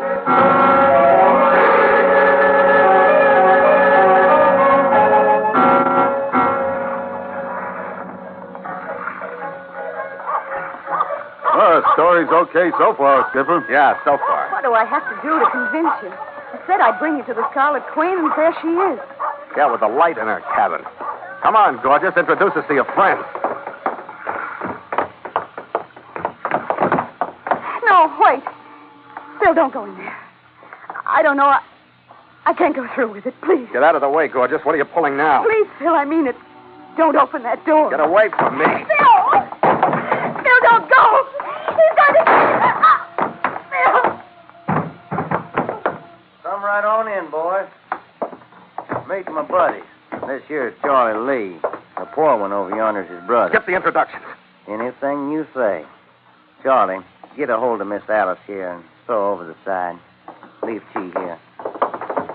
Have yourself a chair, Captain. Thanks. You're in my chair. I'll stand up. There ain't nothing to that thinking better while you're on your feet. Take me. I done some of my best shooting from an easy chair. Yeah, women in the back.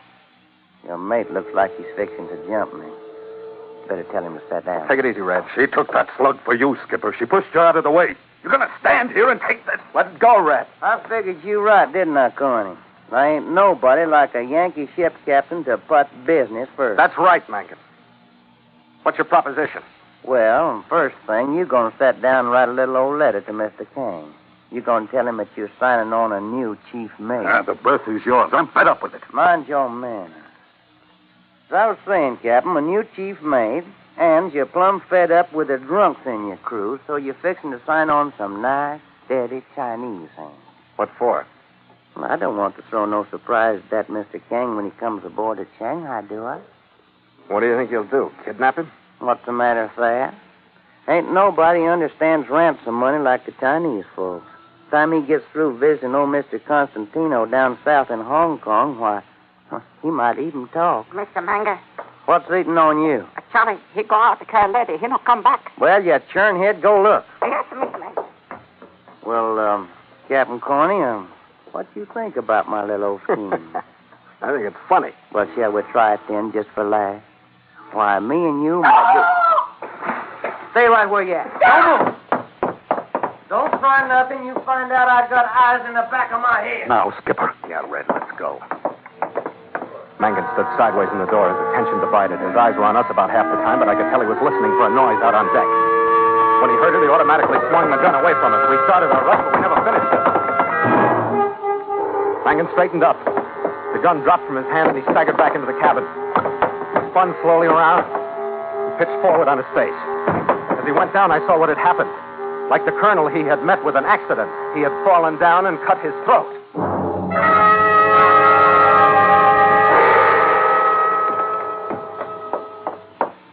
Well, dear me, what's this? Another accident. Oh, I say, it's my secretary, Mr. Mankin. Oh, poor chap. Yeah, don't go all to pieces now. Oh, I shall miss him. I really shall. He was so colorful. Ah, Sin, you're an old scoundrel. What are you doing here? Yes. But first, a word of caution. I have not come alone. No, yeah, I sensed that from the way people have been dropping dead around here. But Mangan bled such a lot, so untidy. And in your cabin, too. The debris. Take it out. Okay, Stinky, it's your play again. The game is over. I'm merely picking up my tricks. What's the score? I've had my losses, but, you know, I like you, Captain Connie, and you too, Mr. Gallagher, even though you did break up all the furniture in my guest bedroom. Irish Chippendale, very hard to replace. Forget it. I just lost my temper. But you see, I have had my losses, and were I to emerge from these various dealings without a profit, I should lose face because I am a very successful merchant. If you could see your way clear, even $1,000... Look, we're working men. We don't have $1,000 to spend on your face.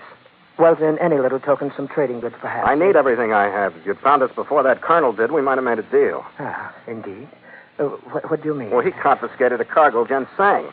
And if you had it, you would be willing to hand it over to me as payment for your safe passage? Brother, you could have it and wealth. And those would have been your sentiments, too, Captain Carney? Exactly. Well, then, it's settled. Goodbye. Hey, wait a minute. What's settled? Oh, I thought you would understand since your ship has been here in my repair yard. I understand less every minute. Well, I had the ginseng put into my warehouse this afternoon, and since you've agreed that if you had it, you would gladly pay it for your clearance, I consider the matter closed. I've made my profit, my face is saved, and you may leave with my blessings as soon as I obtain the release of your crew from that wretched prison. But I will drench myself with jasmine, never fear.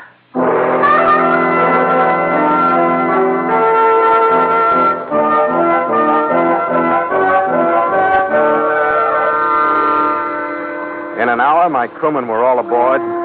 smelling faintly of jasmine themselves.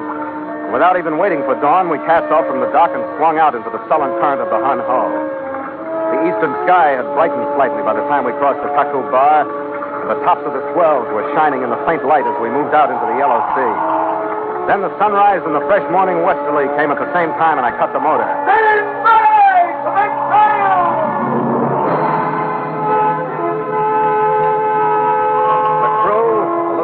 For wear after their visit to Tien Sin jail, perked up in the clean breeze and jumped to their stations.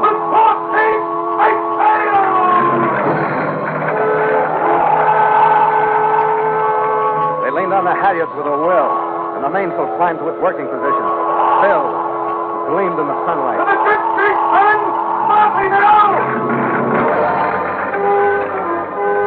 The jib blossomed out, then the mizzen. And the Scarlet Queen leaned onto the course with a spirit, as though she understood that she was well again. I guess the rig will get us there, Skipper. It's getting us away from Tien Sin. That's good enough for now. I know what you mean. But what's it taking us into? Shanghai. That isn't what I mean. And you know it. Expecting trouble, Red? On this trip, how can you miss? Drink, Skipper. A little early, but after you, mate.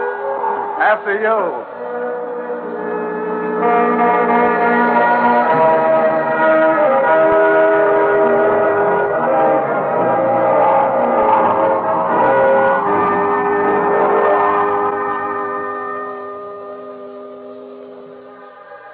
Log entry, catch Scarlet Queen, 5:30 p.m.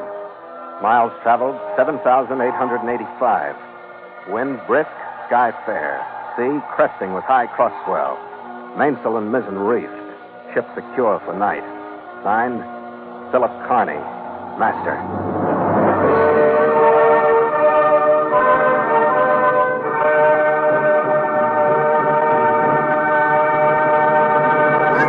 You ate too much. The cheesecake made you greedy. Let your aching head and stomach hear this message from old Speedy. Alka-Seltzer, plop, plop, fizz, fizz. Oh, what a relief it is. Plop, plop, fizz, fizz. Oh, what a relief it is. Ah, those Speedy Alka-Seltzer bubbles burst into action to relieve your upset stomach and aching head fast. Use only as directed. Oh, what a relief it is. What a relief. Keep it tuned right here to Hojo Radio for more classic old-time radio.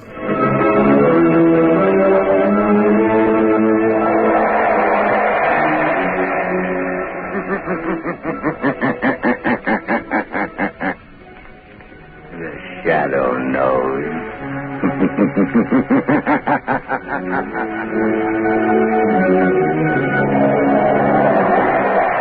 Blue Coal presents The Shadow, the mystery man who strikes terror into the very hearts of shopsters, lawbreakers, and criminals. Today's story, Sabotage. Today's exciting adventure with The Shadow starts in just a moment. But first, I'd like to say a few words about health. Over 50% of all family colds can be traced to uneven heat or overheating in the home. So protect your family's health by burning Blue Coal, America's finest anthracite. Then you will be sure of steady, lasting, healthful heat at less cost. The next time you order fuel, ask for Blue Coal by name. You don't have to get a full supply. Your nearest Blue Coal dealer will be glad to send you a trial ton. Phone him tomorrow.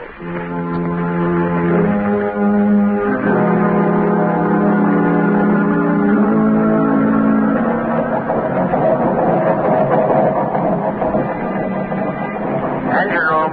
Stand by for test number 11. Engine room standing by, Commander. Ship full speed ahead. Engine room. Hello. Hello, engine room. Chief Engineer Swan reporting. Boiler explosion, sir. 3 casualties, sir. Good Lord, what happened, Commander? Boiler explosion, Lieutenant. Hard luck, sir. Luck nothing. You mean another case of sabotage? Yes, sabotage.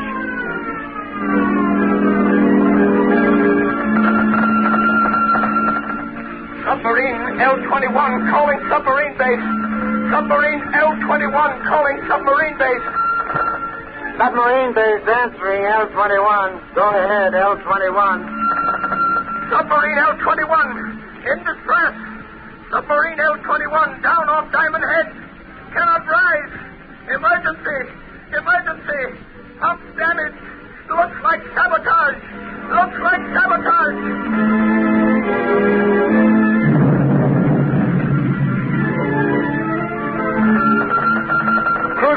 returning to base. Cruiser returning to base. Explosion. Explosion in after gun turret. 3 dead. 6 wounded. Suspect sabotage. Suspect sabotage.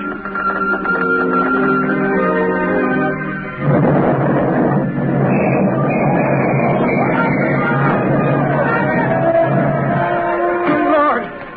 Hello. Sentry post number 4 reporting. Explosion and fire and destroyer dry dock. Stag Island Shipyard. Sabotage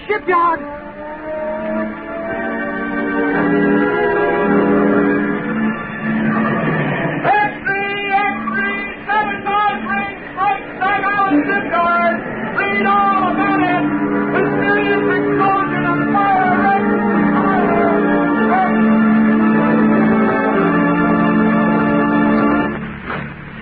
Hey, fellas, here's Admiral Keeley now. Well, what are the findings of the board, Admiral? Yeah, Admiral, what's the dope on this sabotage ring? Gentlemen, the board has authorized me to make this statement to the press. Let's have it, Admiral. Yeah, let's have the lowdown, Admiral. Our inquiry indicates that all ships affected by recent acts of sabotage have all been built, reconditioned, or repaired in the Stag Island yard. Stag Island, eh? Yes.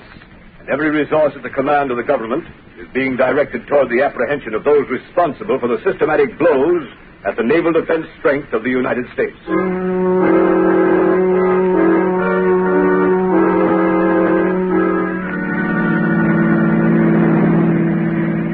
Lamont Cranston, would you mind telling me where you've been for the past 5 days? I was nearly frantic until I got your call asking me to meet you. And why those old clothes, and why haven't you shaved? I'm sorry, Margot. I've been at Stag Island. Stag Island? You mean where they're having all the trouble in the shipyard? Yes, it seemed to be a case where the Shadow might be of some use to his country. You've uncovered something. Is that why you sent for me, Lamont? I'm not sure, but I stumbled on something last night. It's been a process of elimination. Where are we going? Back to Stag Island? Yes, we're almost there now. Lamont, have you anything definite to work on? It seems so hopeless. You forget, Margot, that I, as the Shadow, have a certain gift. You mean what the underworld call the power of invisibility? Yes, and the ability to read other men's minds, particularly the mind of a man who has something to hide. But you've got to find that man first, Lamont. I know. Do you mean that out of the 3,000 men in the Stag Island shipyard, you found the one man who has eluded the Secret Service, the police, and everyone for weeks? I think I have, Margot. I'll know for sure tonight. What do you want me to do, Lamont? We're coming into Stag Island now. I want you to go to the Stag Island Hotel, take a room, and set up the shortwave radio outfit. You brought it, didn't you? Yes, it's in the baggage compartment. Good. Now listen, Margot. Tune in the wave I use as the Shadow and wait. Wait all night if necessary. Stop the car here, Margot. Yes. Lamont, I know you don't believe in woman's intuition. At least you pretend not On to. the contrary, I have a healthy respect for intuition. Now be careful. I have a premonition myself. Lamont, can't you tell me anything more? I can only tell you I'm going into that bar down the street. If this man is the one I think he is, we will have a very interesting visit in that bar.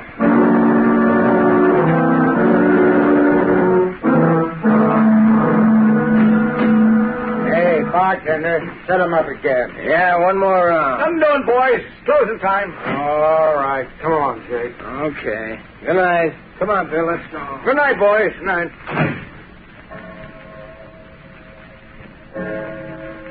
Holy mackerel. 2:00 already.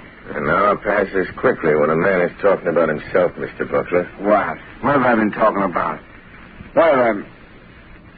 Say, who the devil are you, anyway? If you're one of them Secret Service guys trying to pump me, you're barking up the wrong tree. I'm not a Secret Service man. Well, then what's your game? What's yours? You're not looking for a job. You're a phony. I have a good notion to turn you over to the cops. They're rounding up guys like you. Sit down, Buckler. Listen to me, or you get us both in trouble. Who sent you here? Who told you to look me up? Would it help if I told you what you're thinking, Buckler? Quit stalling. Who sent you? It's running through your mind over and over again. I see it like a picture on a slate. You're thinking, did Arnheim send him? Did Arnheim send him? You're a liar. I never mentioned Arnheim's name. Never heard of him. Then why are you thinking of a name you never heard? Don't be a fool, Buckler. I know. What do you know? What did he send you for? What's wrong? Why didn't he... Yes. Nothing. Quit staring at me like that, all right? You were going to say, why didn't Arnheim tell me himself? Suppose we go ask him. No, he don't want anybody to know. If you're in on this, you ought to know that. Listen, you. I don't know how much you know or how much... Hey, you two, it's past closing time. Come on, now, cheer out. Tomorrow's another day. My friend and I were just leaving. Yeah? You'd have to go out to the alley. I locked up the front door, and I ain't unlocking it again. Come along, Buckler. We can finish our talk on the way. On the way to where? Come along. I'll show you. All right. We can cut through the alley. We can talk on the way. Yes, we can talk. After you, Buckler. Okay. Come on. Hey, come on. What's the idea? We're going down the dark alley, ain't we? Hey, you. Cut the comedy and come on. Your companion has left you, Mr. Buckler. He saw your hand slip into that pocket where you carry a blackjack. He saw the picture in your mind. And knowing you meant to crush his skull, he asked me to take his place. What is this, a frame-up? Who was that guy? Who are you? Steve Buckler, you're a traitor. You're selling your birthright, your honor, your country's safety for money you'll never live to collect. How do you know all that? Who are you, anyway? This is your first excursion in crime, isn't it, Buckler? What difference does that make? Who are you? What do you want? If you had any contact with the underworld, you wouldn't have to ask who I am. Have you ever heard of the Shadow, Steve Buckler? The Shadow. So that's it. That's who you are. The man who can hide anywhere that no one has ever seen. Yes, Buckler. The man no one has ever seen. Don't move. Shall I tell you what you're thinking? I see the picture inside your head. You're thinking you'd kill me if you could only see me. You're like that other guy. You can't tell what I'm thinking. All right, you got me dead to rights. What do you want me to do? Stop taking orders from Arnheim. Is that all?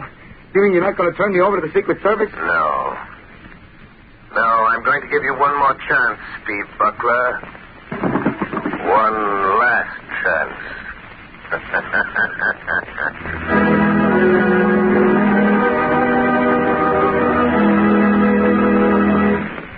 The Shadow's adventure will continue in just a moment. Meanwhile, thousands of homeowners are engaged in another kind of adventure.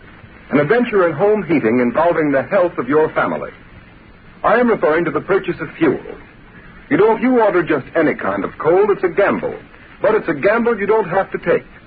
Baltimore families, for example, have found out how to eliminate the risk in fuel buying. They order blue coal by name. That's why the sale of blue coal in Baltimore so far this winter is 40% ahead of sales for the same period a year ago. And this is happening in many other cities. Here is real proof that blue coal, the cream of Pennsylvania anthracite, is by actual test the best of all fuels. It is the only solid fuel actually trademarked with a harmless blue color, so that you can tell at a glance that it is the fuel that gives low-cost heating. It is the fuel to buy for cleanliness. Baltimore homeowners like the steady, long-burning qualities of blue coal. This is a decided advantage compared to other fuels requiring so much attention. The Glen Alden Coal Company prepared blue coal especially for home use in 4 home sizes: egg, stove, chestnut, or peat. So I urge all homeowners throughout this area to find out what thousands of Baltimore families have already learned about the greater comfort, convenience, and economy of blue coal. Order your trial ton of blue coal tomorrow. You will find the name of your nearest blue coal dealer in the Where to Buy It section of your classified telephone directory under the name of Blue Coal.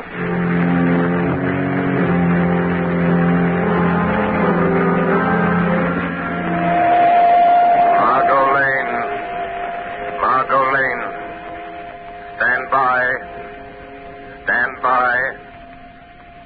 I have found our man. He is meeting someone. The Shadow will be with them. Stand by.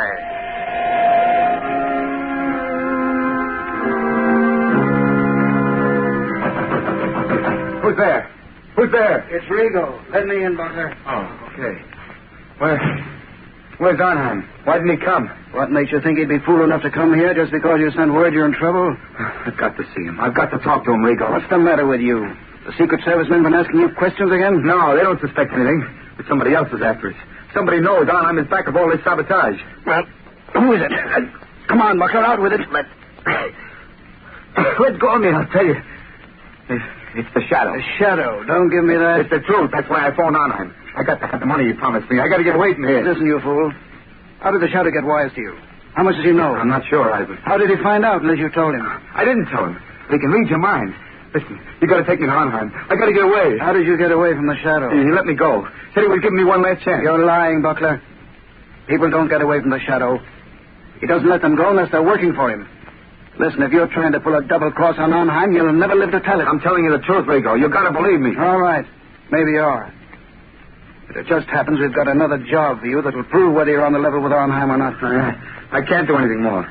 The Shadow knows I'm responsible for all those accidents. He'll find me. You can't hide from anybody like that. He'll find you dead if you don't do as you're told. Besides, Butler, you'd like to get that $50,000 Arnheim promised you, wouldn't you? I've done more than he asked already.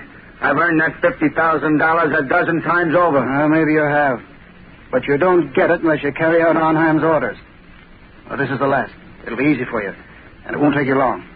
I'll wait for you. Take you to Arnheim's place. He'll pay you off and you can be on your way. Now, what about it, Butler? What does he want this time? It's that battle cruiser that's going out on a trial run in the morning. It's too late to tamper with anything now, Rigo. So what?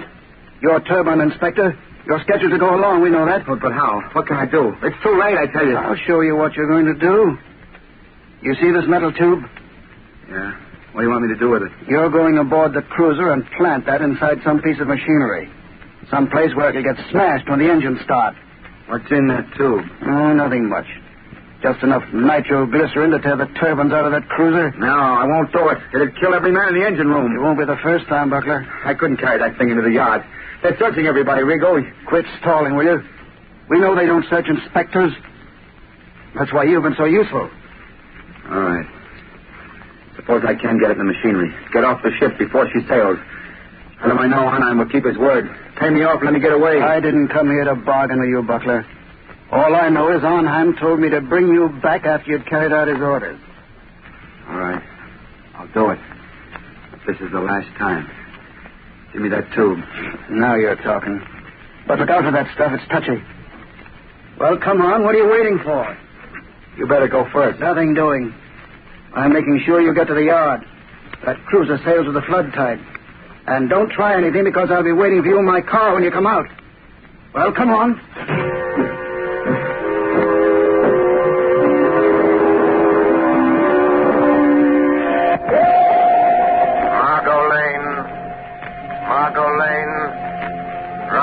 Shipyard. Watch for black sedan parked in front of Red Brick Building. Our man is Steve Buckler, ship inspector. I am following him into shipyard to prevent another accident.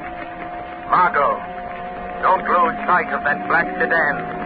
It will lead us to the real head of the Sabotage ring.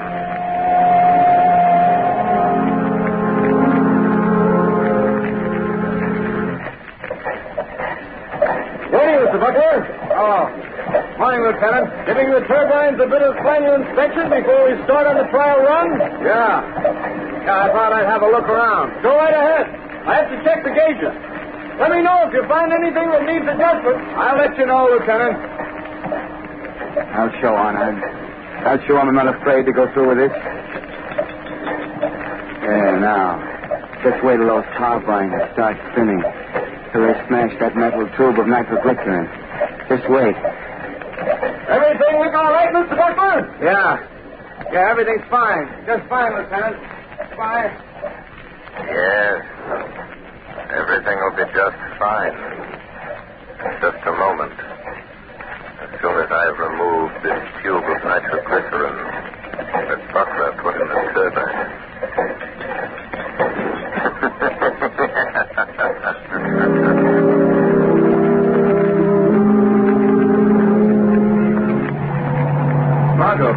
Margot, wait a minute. Oh, Lamont, thank heavens you're here. There goes that black sedan. Buckler and a man named Rigo. Follow them and don't get too close. What happened in the shipyard? Buckler tried to carry out another sabotage job for a man named Arnheim. He's the man we want. Did you stop Buckler? Yes, but he doesn't know it. Don't have an accident, Margot. We'll be scattered all over the landscape. Careful, Margot. What do you mean? Just that this metal tube I'm carrying contains enough nitroglycerin to blow us to Kingdom Come if it's jolted hard enough. Where'd you get it, Lamont? From Buckler? Yes, he left it in a gearbox at the battle cruiser. Oh, so that's why you followed him into the shipyard. Slow down, Margot. You're getting too close to that car. Yes. I had to stop that murderous scheme, even if it meant losing track of Buckler and Rigo. But do you think they'll lead us to this man who seems to be behind all this, Arnheim? I'm sure of it. Look, Lamont, they're turning in that big estate. Quick, Margot. Go up the road and stop. Yes. Lamont, look at the sign. Redland Sanitarium. This doesn't look like a place where Arnheim would have his headquarters. That's probably why he selected it. Well, Margot, this is it. Lamont, you're not going in there alone. Yes, the Shadow is going to return this little metal instrument of death to Dr. Arnheim in person. Doctor? Yes, just look at that sign, Margot. Redmond Sanitarium, Dr. Felix Arnheim, resident physician. Oh, please don't go in there alone, Lamont. Let's notify the state police. We can. I have the radio transmitter in the car. Good, and I want you to call the state police on the regular wavelength 5 minutes after I've gone in the house. Well, why not call them now? Margot, we're not dealing with amateurs. They're undoubtedly prepared against police raids. If the police blunder in there, they'll only find an empty house. I've got to go in there alone. Don't take that nitroglycerin with you, Lamont. Well, Margot, I must. This tube of concentrated death is an important part of my plan to hold those men in that house until the police break in. Oh, don't, Lamont. You said you had a premonition, remember? Don't, Margot, worry. Call the police, and in 5 minutes, which is in the lap of the gods. And in the hands of the shadows.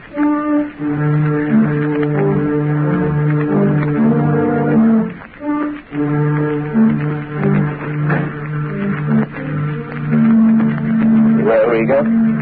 Here he is, Dr. Arnheim. So you have to come to tell me you're afraid, Mr. Butler. You wish to go away. Far away. Yes. Yes, I know when I've had enough. And I want that $50,000, and I want it quick. So, have you carried out my last instructions? Yes, I have. And that's the finish. Pay me off and let me get away from here. I'm afraid we must wait until we are sure of the success of your latest venture in sabotage, Mr. Butler. Listen, Arnheim. Finding that nitroglycerin on the cruiser will be traced to me an hour after the explosion. Every Secret Service agent in this country will be after me. We will see that they do not find you. I'll see to that myself. Listen. You'll give me that $50,000 and let me get out of here now, or I'll... Oh, what? Keep him covered, Mr. Regal. Don't make a move, Butler. I hate to shoot men in the bank. What are you going to do if we don't pay you, Mr. Butler? Arnheim, I'm warning you. Tell Regal not to shoot. Do you think I didn't know you'd try something like this? You think I'd come here without an ace up my sleeve? Go on, Mr. Butler. Just this. This little bottle filled with some of the nitroglycerin you sent me to plant on the cruiser. You know what'll happen if I throw it. And I'll throw it if Regal shoots. Mr. Butler, you're bluffing. That metal tube was sealed and could not be opened. You're crazy. I opened it. Poured a little out of it. Regal, I think Mr. Butler has served us long enough. He wants to go far away. I think we should help him. No. Don't. I've done everything you wanted. You can't kill me. You'll be caught. Mr. Butler, this is a sanitarium. Many persons have died here. It is quite useful. The police think nothing of one death, more or less. Are you sure there's no nitro in that bottle, Doctor? Quite sure. I think now, Mr. Regal. No, don't.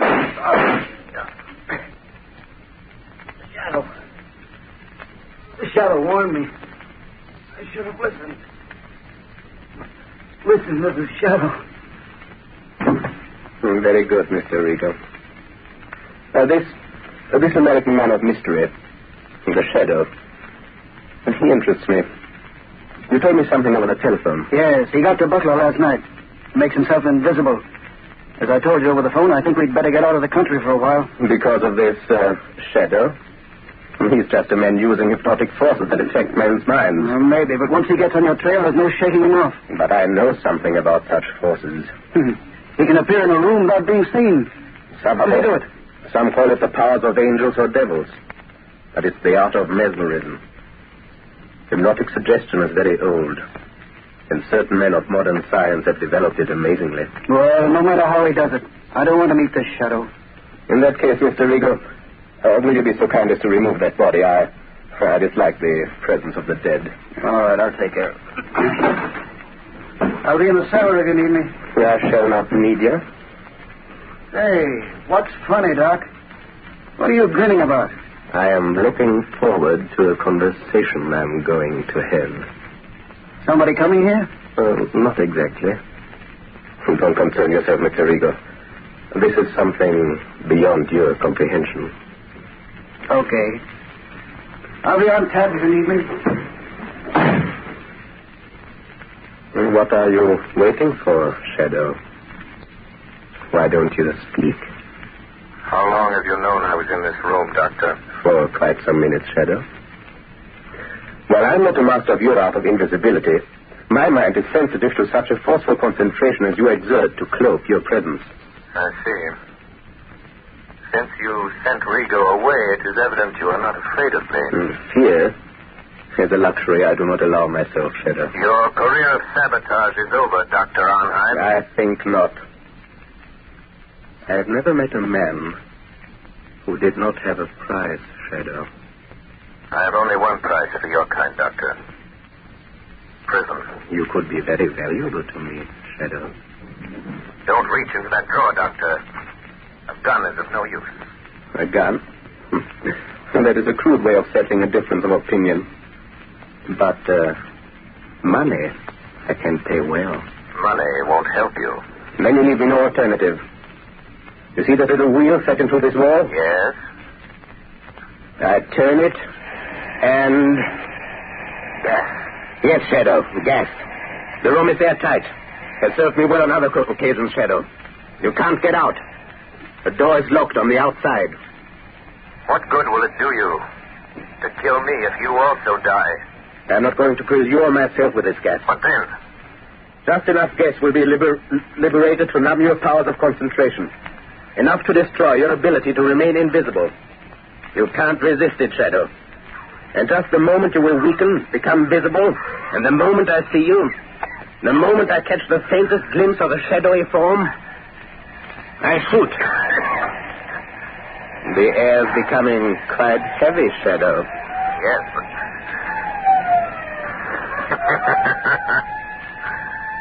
Listen, Dr. Arnheim.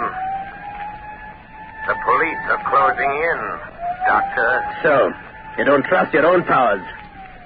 You had to have the police to help you. In a few minutes, the place will be surrounded. That is all the time I need. You will become visible. I shall kill you. And then... And then? I'll take the police a little while to break into this room. When they do, they will find a dead Shadow. But I shall not be here.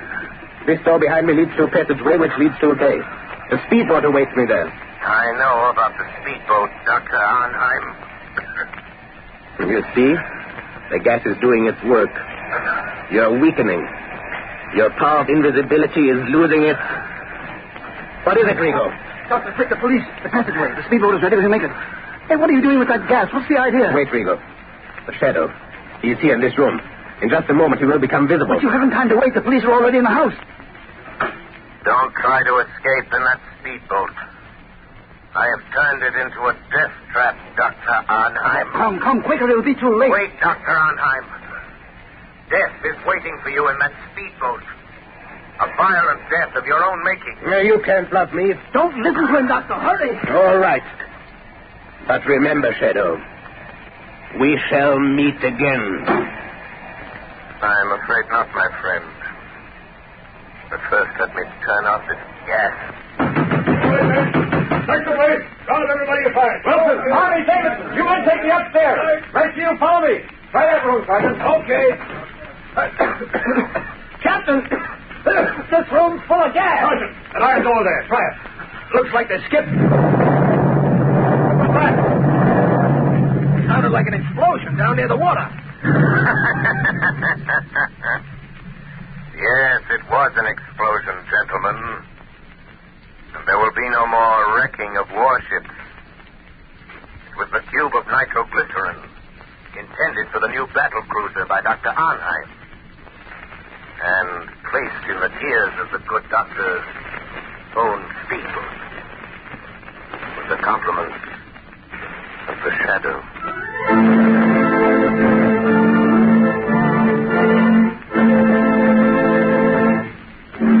You have just heard a dramatized version of one of the many copyrighted stories which appear in the Shadow magazine. Any similarity to persons living or dead is purely coincidental.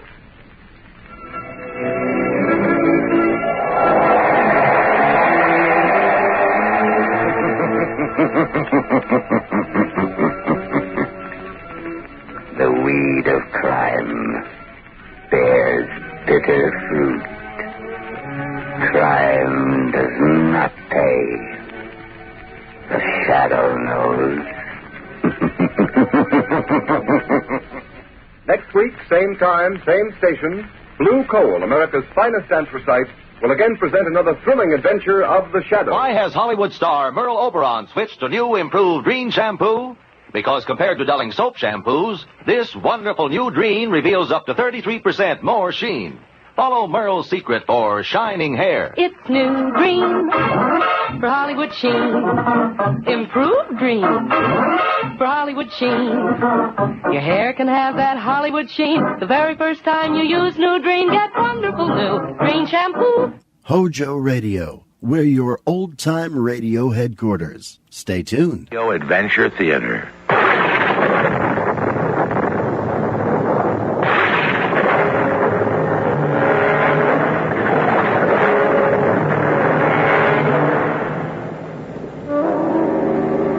Welcome to the magic world of radio.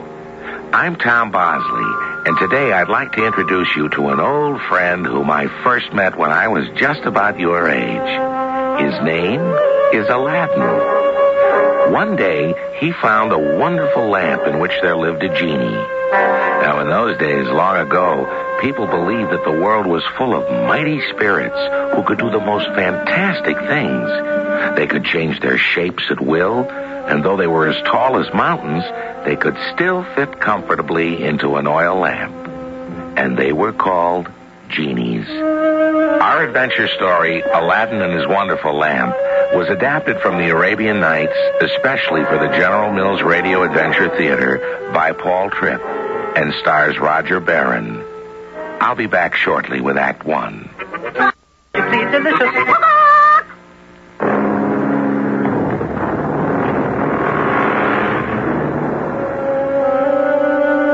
Our adventure takes place in China, the oldest civilized country in the world.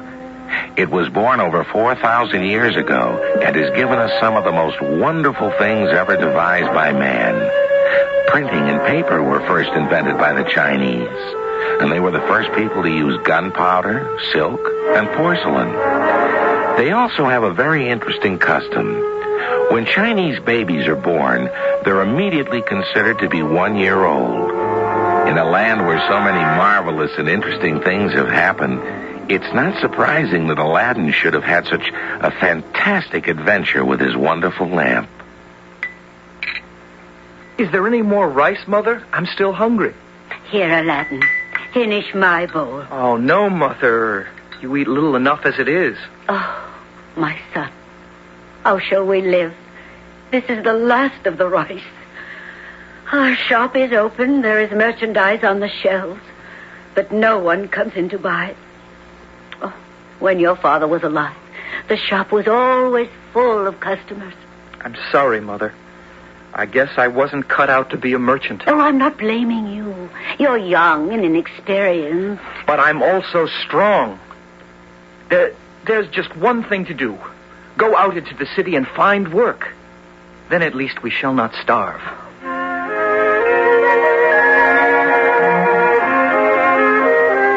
Ah, there, Aladdin, my boy. Where are you off to? Good day, Mr. Chen. I'm off to the marketplace to earn some money.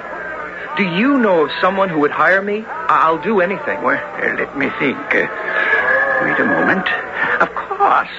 I was speaking to Manchu the magician yesterday. His assistant has run away. Not that I blame him. Manchu is not an easy man to work for. I'll work for anyone, as long as he pays. Then let me take you to meet him.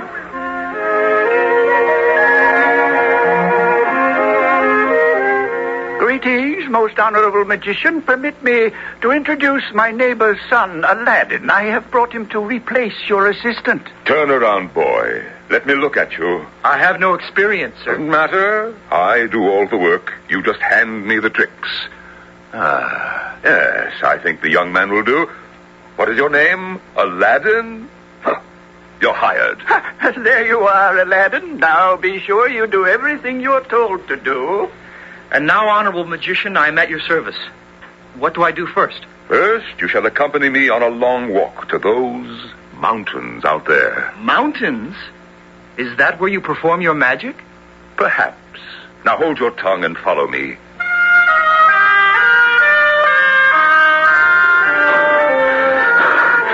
We have searched on top of this mountain forever.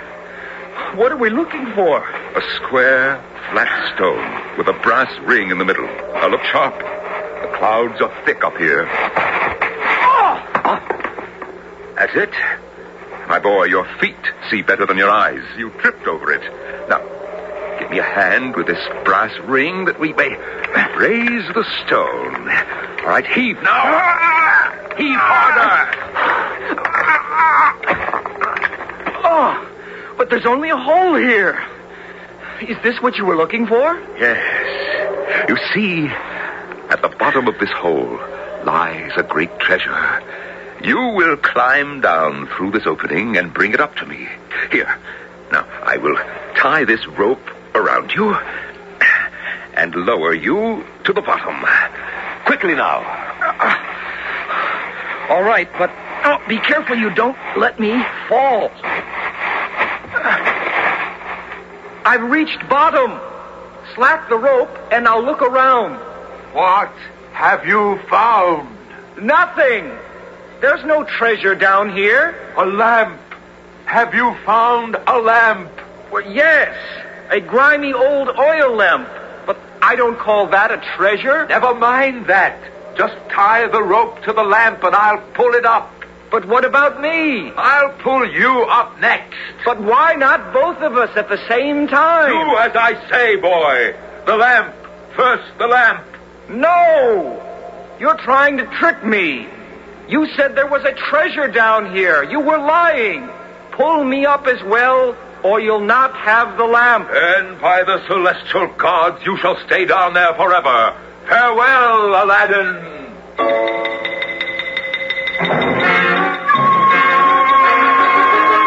Help! Help!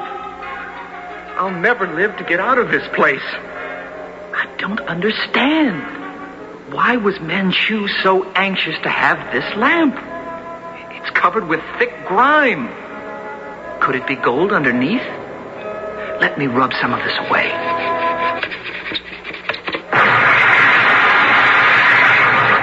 You called, Master? What is thy will? Command me, and it shall be done. Where did you come from? From the lamp, of course. Do not be afraid. Have you never met a magic genie before? No. But, I'll get used to it. Did you say I could command you? I am thy slave. What is thy wish? Get me out of this place and take me home. I hear and I obey.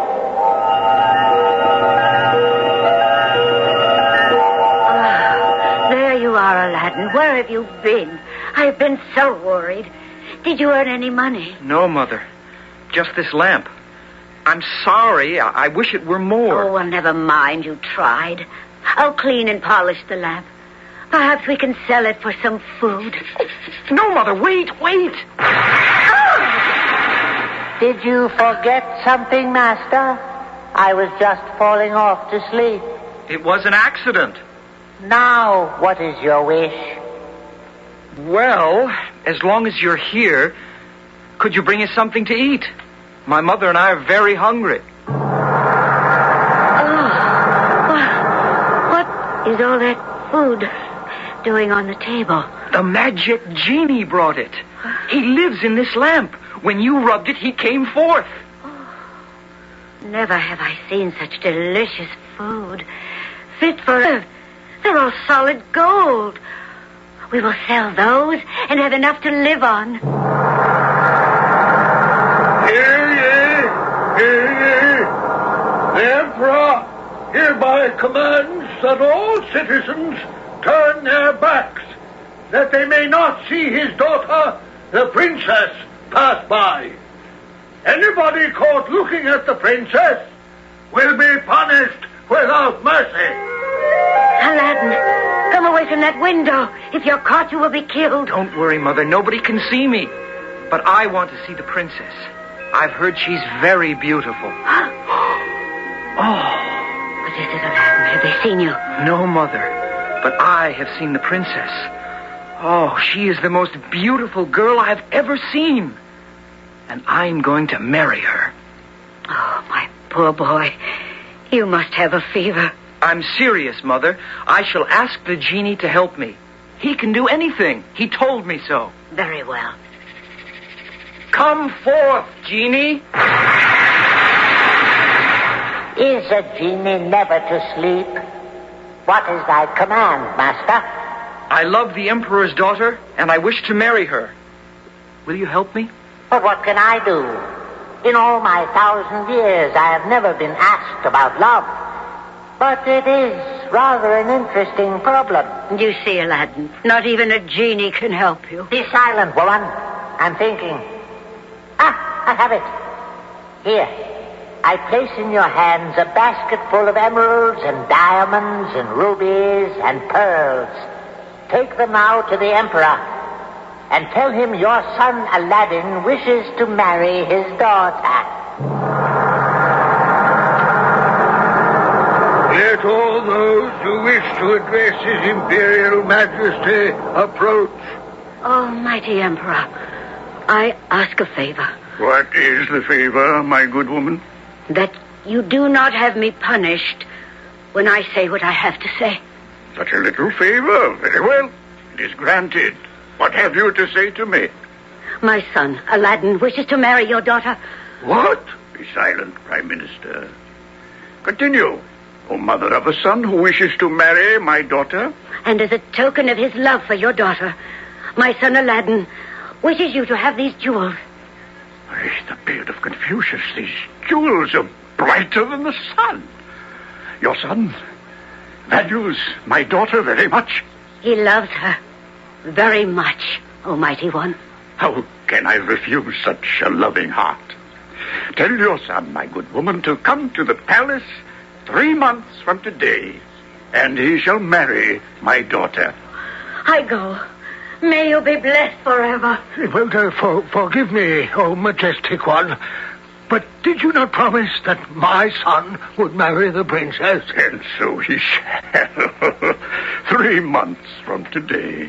Well, then, why? Behold these glorious jewels that the woman gave me, and in return have I not given her 3 months of happiness until the day she returns to find out that I have changed my mind. Oh, wisest of all kings on earth, I am speechless with admiration.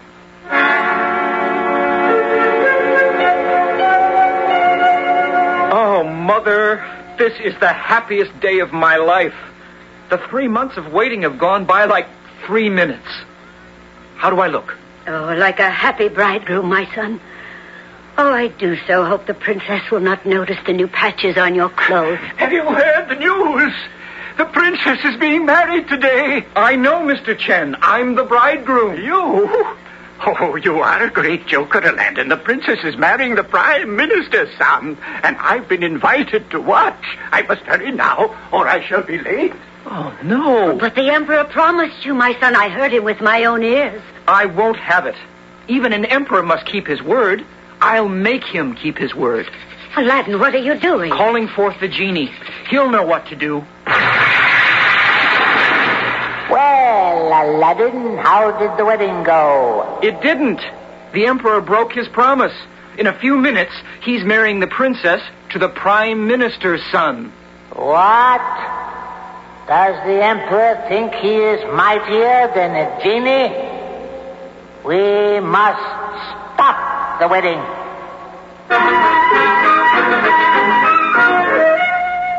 Now, you'd think a man as wise and mighty as an emperor would never stoop to play such a dirty trick. Well, perhaps he needs to be taught a lesson. It's never too late to learn. Now, we don't know what the genie's planning, but one thing is certain. We'll meet you at the wedding in a few moments with Act 2, no matter who the bridegroom is. For the love... The General Mills Radio Adventure Theater will return shortly.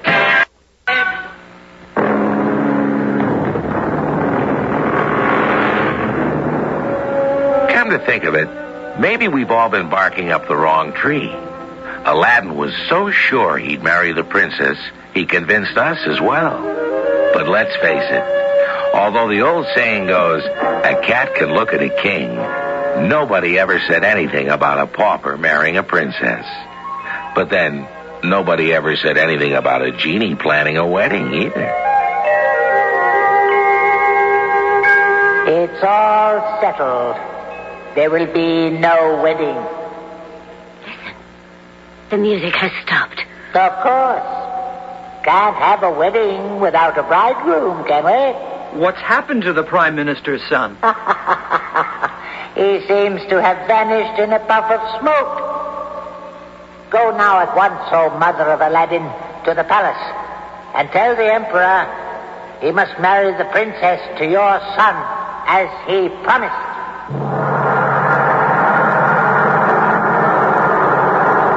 Come near, Mother of Aladdin, and speak.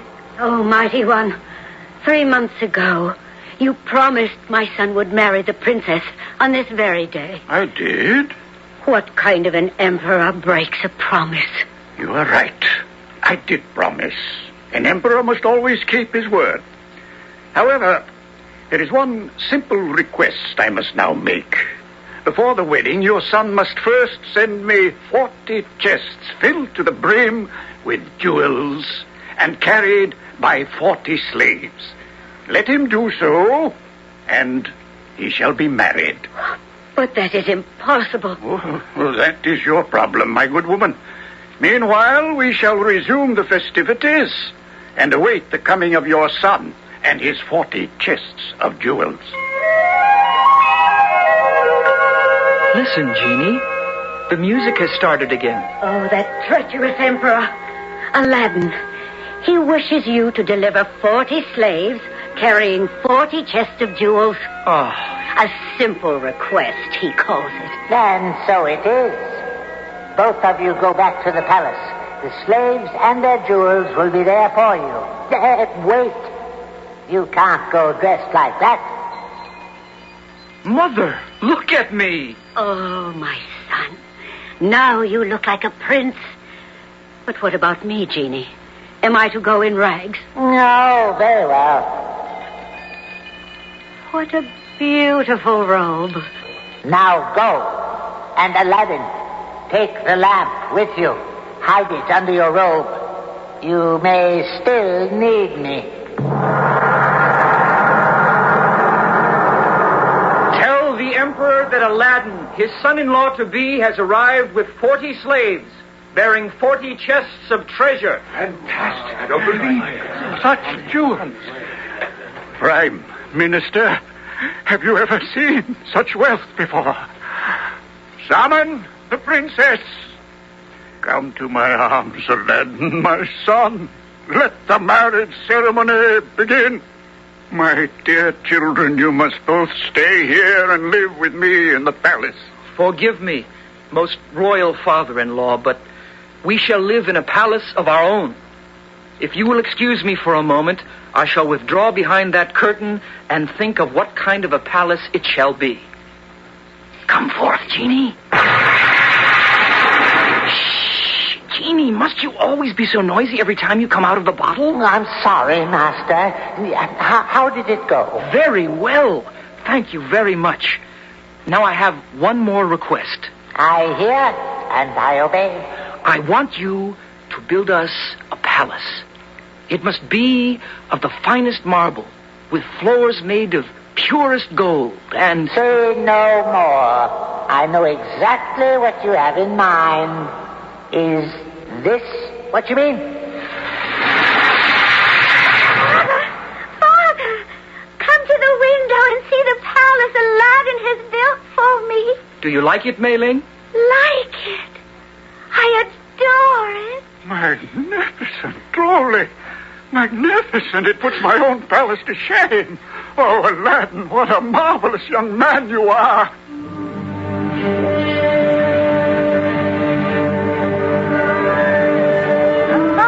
Greetings, most honorable Manchu the magician. We have missed you. Where have you been for so long a time? Persia, India, Africa, learning new feats of magic. Excuse me, Mr. Chen, but it is time to start my performance. Who was that handsome general who just rode by at the head of his troops? Have you forgotten so soon, Manchu? That was Aladdin, the young man you once hired as your assistant. Aladdin? But I thought he was dead. Dead?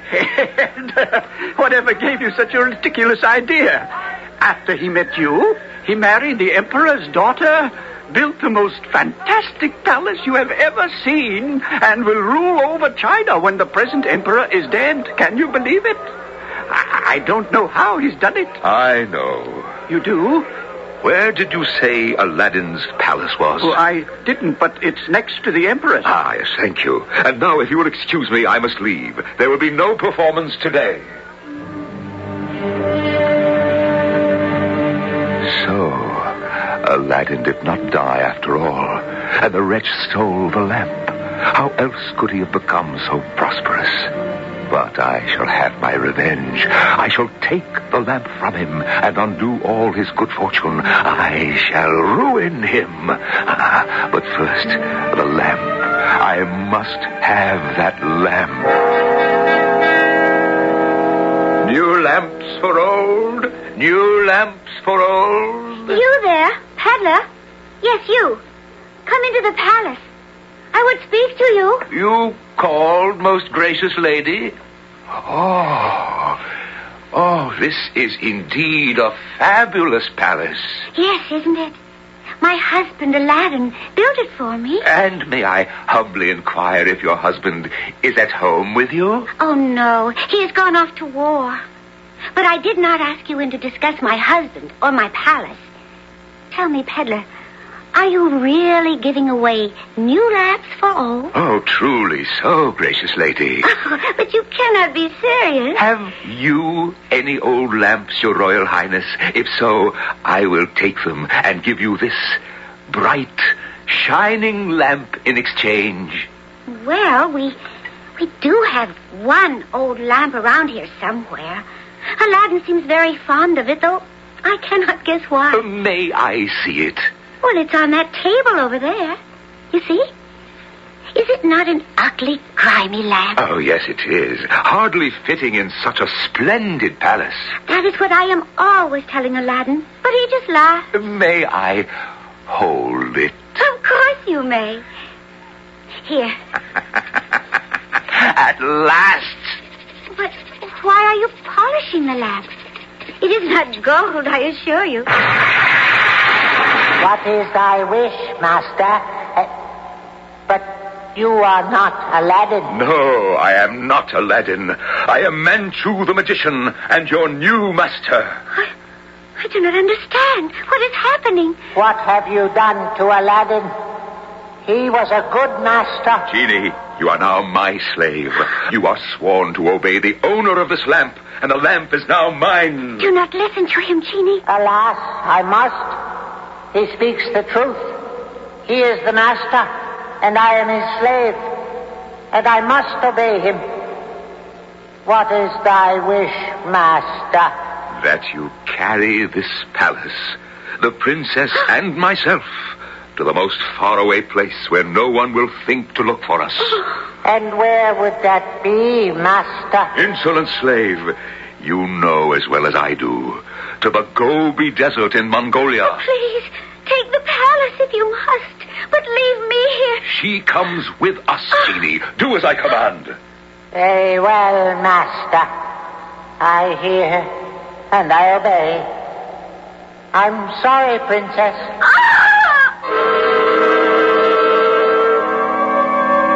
Your Majesty, a great and terrible misfortune has befallen us. What misfortune, Prime Minister? Has Aladdin's army lost the battle? No, he has not yet returned. But look through that window. The palace is gone. Gone? And the princess, my daughter? Gone as well. Oh, woe is me. What evil power has done this? Aladdin, Your Majesty. He has brought this evil upon us. Aladdin is an evil magician who fooled us all to win the hand of your daughter. But what's to be done?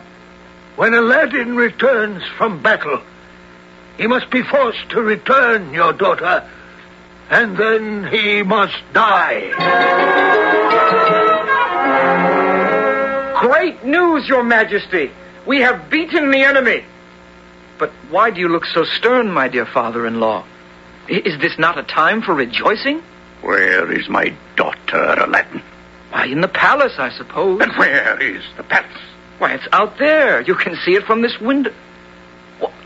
Well, it's gone. Yes, evil magician. It is gone. You have stolen the palace and the princess. Oh, but this is nonsense. I am no magician. Then how have you, who once were so poor, won your way into our hearts? Oh, that. Well, it's very simple. I found a lamp in which a genie lived. It was he who helped me with this magic. Show me the lamp, and I will believe you. Alas, I cannot. It was in the palace with the princess, my wife. Now, if they are gone, the lamp is gone as well. And you cannot return my daughter to me? Without the lamp, I can do nothing. Then you must be made to suffer. Send for the executioner and his sword. On your knees, Aladdin, and bow your head, for the end of your life has come.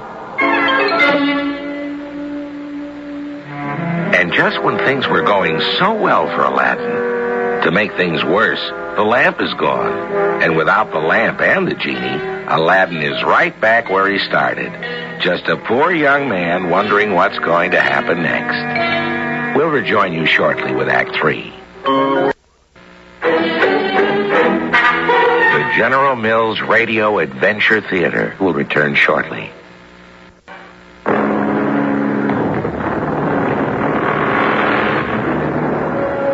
Do you believe in miracles?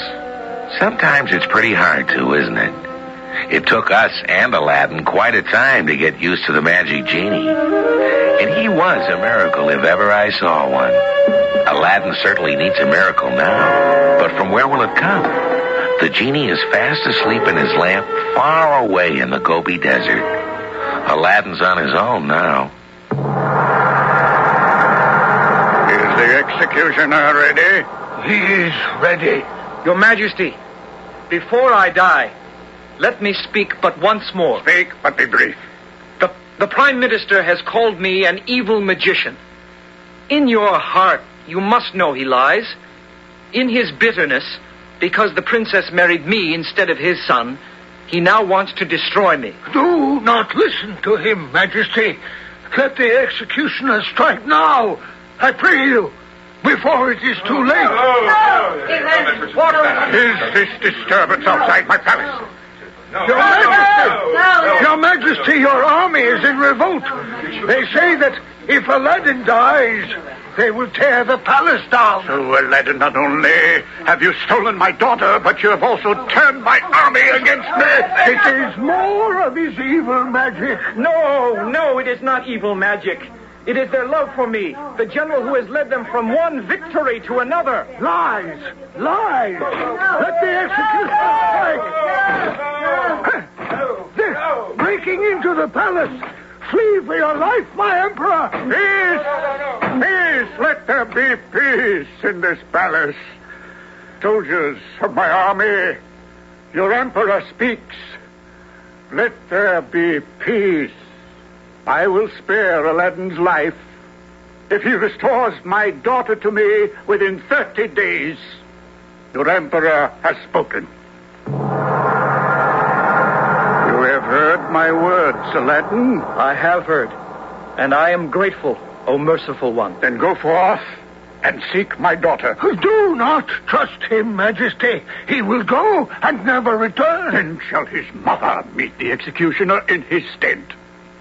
So, go, Aladdin, and make haste. I shall not be merciful again. Mother, we must speak quickly, for I have no time. Oh, Aladdin, the Emperor has spared your life. I had already begun to mourn you. But why should he wish to kill you? Because while I was away, fighting the enemy, someone came and stole the princess and the palace. Then call forth the genie. He will help you. Oh, no, Mother. The lamp is gone as well. Oh, then all is lost. Oh, go, my son. Flee to another country and do not return. Oh, if I do not return within 30 days, the Emperor will have you executed instead. How could anybody steal such a bright and shining palace? And in broad daylight? It was stolen last night when the city was asleep. Last night? Wait. I have a thought. Last night, I could not sleep. I went to the window to get a breath of air. Suddenly, I saw a star shoot across the sky. The greatest, most radiant shooting star I have ever seen.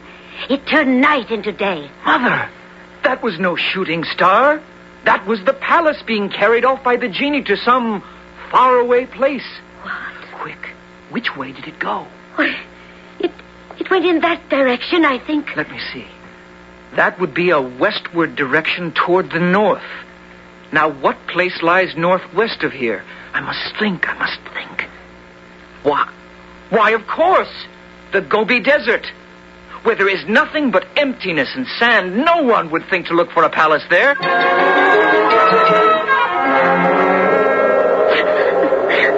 I pray you, magician, take me back to my husband and my father. Oh, stop your weeping, princess. Tomorrow you and I shall be married and live happily ever after. Never. I am married to Aladdin. But have you not heard? There is no Aladdin. Oh, no. Your husband is dead, princess. I don't believe it. I won't listen to you. Believe or don't believe. Tomorrow you shall be my wife. No. Suddenly, I feel very sleepy. I think the wine was too strong. Yes, I shall sleep now. Yes, I shall sleep.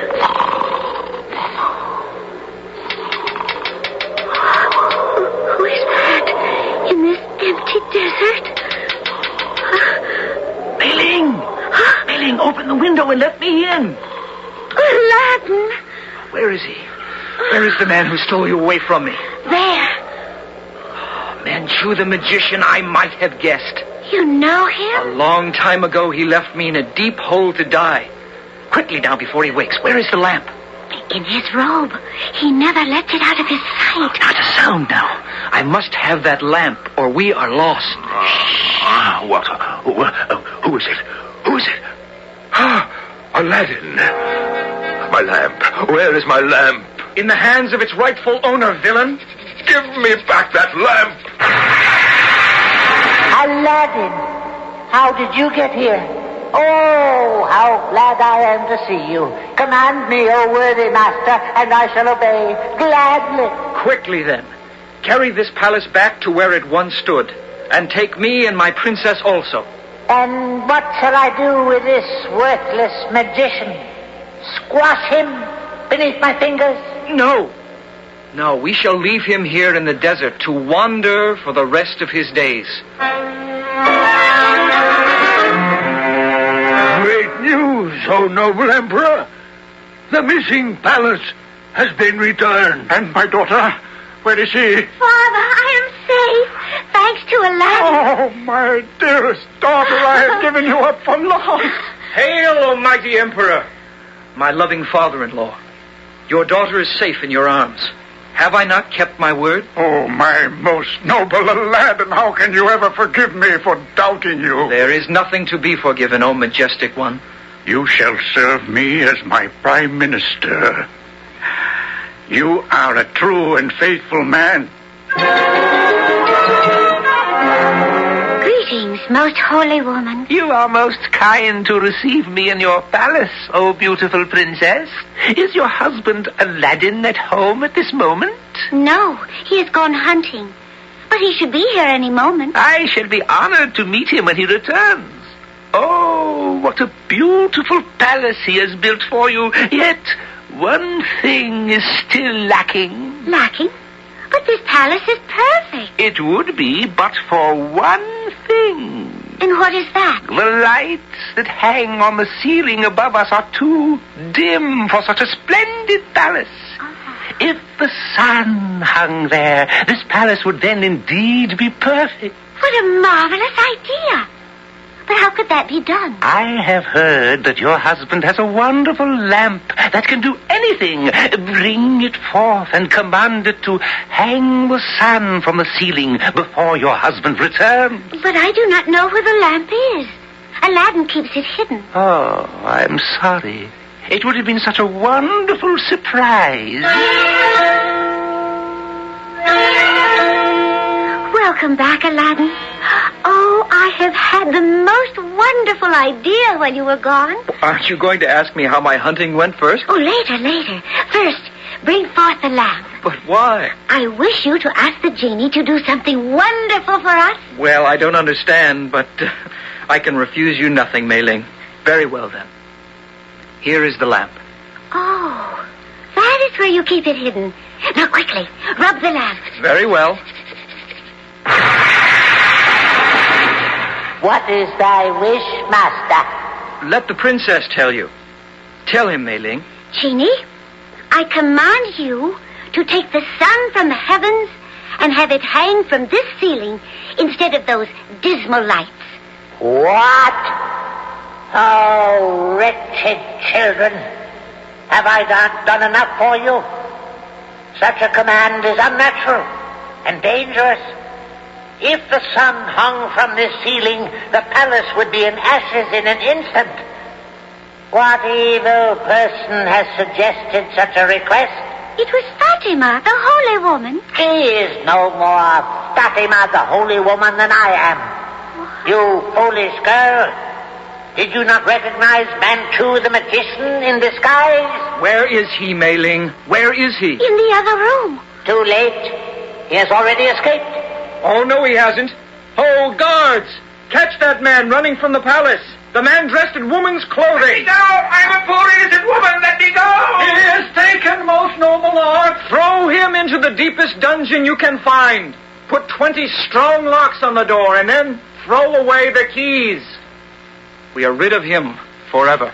But what if he should escape and steal the lamp again? He may escape, but he shall never have the lamp again. Worthy genie, I have been thinking. I have all the good fortune and wealth any man could desire, thanks to you. Therefore, I command you to take this lamp and hide it in a place that no man can ever find. But if no man ever finds this lamp again, then who will ever command me again? No one. I give you your freedom.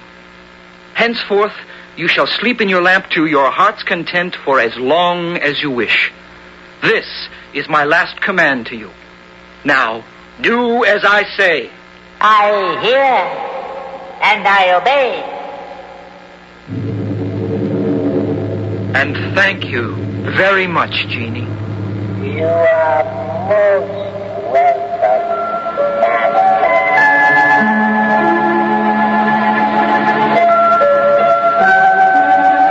Though he lived many, many years ago, Aladdin had a very modern mind. Today, so many people claim to have seen UFOs, unidentified flying objects, which supposedly come from other planets in outer space. Aladdin is the only man I know who ever identified such a flying object correctly when he realized the shooting star his mother had seen was actually the stolen palace. I'll be back shortly.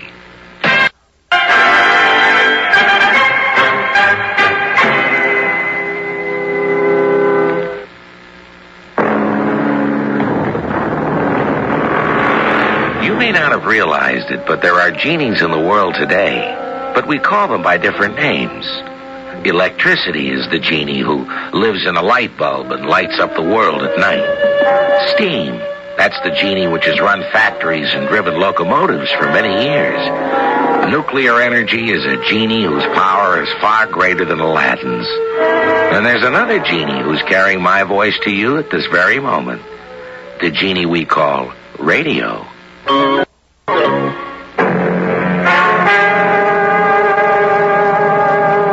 Our cast included Roger Barron, E.V. Juster, Robert Dryden, Norman Rose, and Roger DeKoven. The entire production was under the direction of Hyman Brown. This is Tom Bosley inviting you to return to the General Mills Radio Adventure Theater for another exciting tale you can hear through the magic of radio. The General Mills Radio Adventure Theater is recommended by NEA, the National Education Association.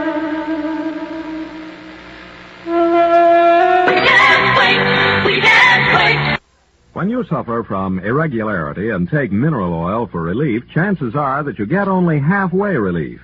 You see, irregularity is frequently accompanied by acid indigestion, and when this is the case, you need a preparation that combines laxative action with antacid action to bring you thorough relief.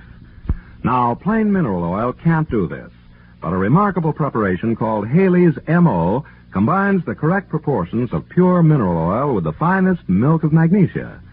As a result, Haley's M.O. gives you thorough relief. Not only relieves irregularity, but acid upset as well. And Haley's M.O. is so gentle that it's frequently recommended for patients following delicate abdominal operations. When you see how much more Haley's M.O. does for you, you'll be amazed that it costs only about the same as high-grade mineral oil. You can identify Haley's M-O on the package. Stay tuned to Hojo Radio. Here's another in NBC's great parade of new shows.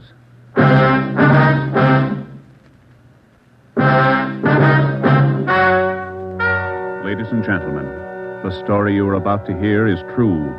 Only the names have been changed to protect the innocent. NBC brings you Dragnet.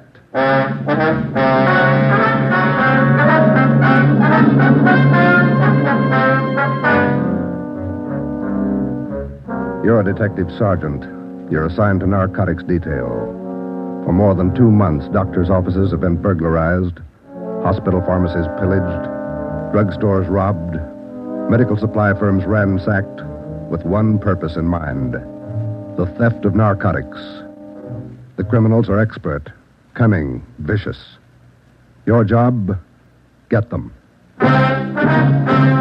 Dragnet, the documented drama of an actual crime, investigated and solved by the men who unrelentingly stand watch on the security of your home, your family, and your life. For the next 30 minutes, transcribed in cooperation with the Los Angeles Police Department, you will travel step by step on the side of the law through an actual case from official police files. From beginning to end, from crime to punishment, Dragnet is the story of your police force in action.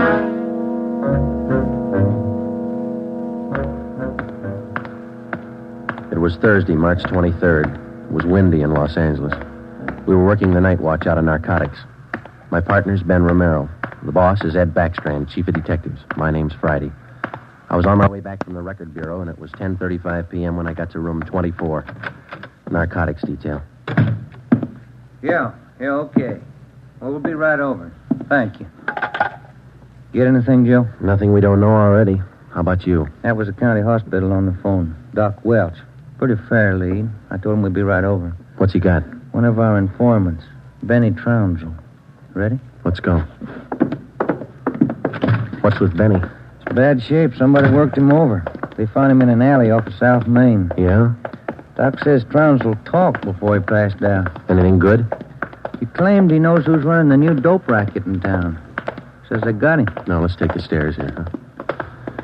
Why should they bother with small fry like Benny? That's what I'm wondering. Blackmail, maybe. Benny's still on the needle? Maybe that accounts for his story. Doc says his skull is fractured. Morphine doesn't do that to you. Yeah. Benny mention any names? I don't know. Doc didn't say. Here's the garage. Come on.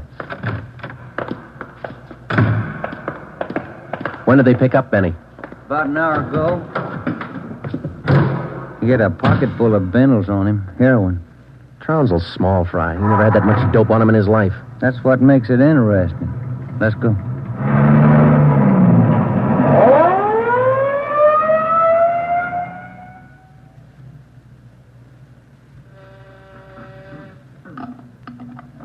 County Hospital? Yes, sir. The line is busy. Will you wait? Thank you. Can I help you, gentlemen? We'd like to see Dr. Welsh. She's expecting us. Your names, please? This is Sergeant Romero. My name's Friday, police officer. Oh, yes.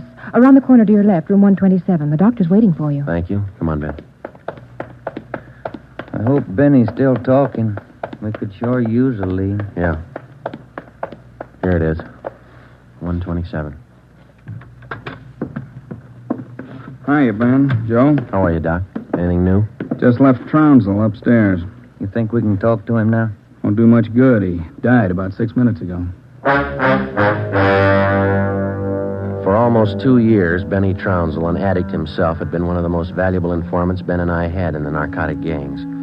More than once, he had helped us solve a case, but this time, if Benny Trounsel had any direct leads to the nerve center of the newest narcotic ring, he took them with him. Besides his dying accusation that the ring had gotten to him, he left behind only 2 small scraps of information. First, when he arrived at the county hospital, Dr. Welch reported that Trounsel repeatedly muttered the name Patterson.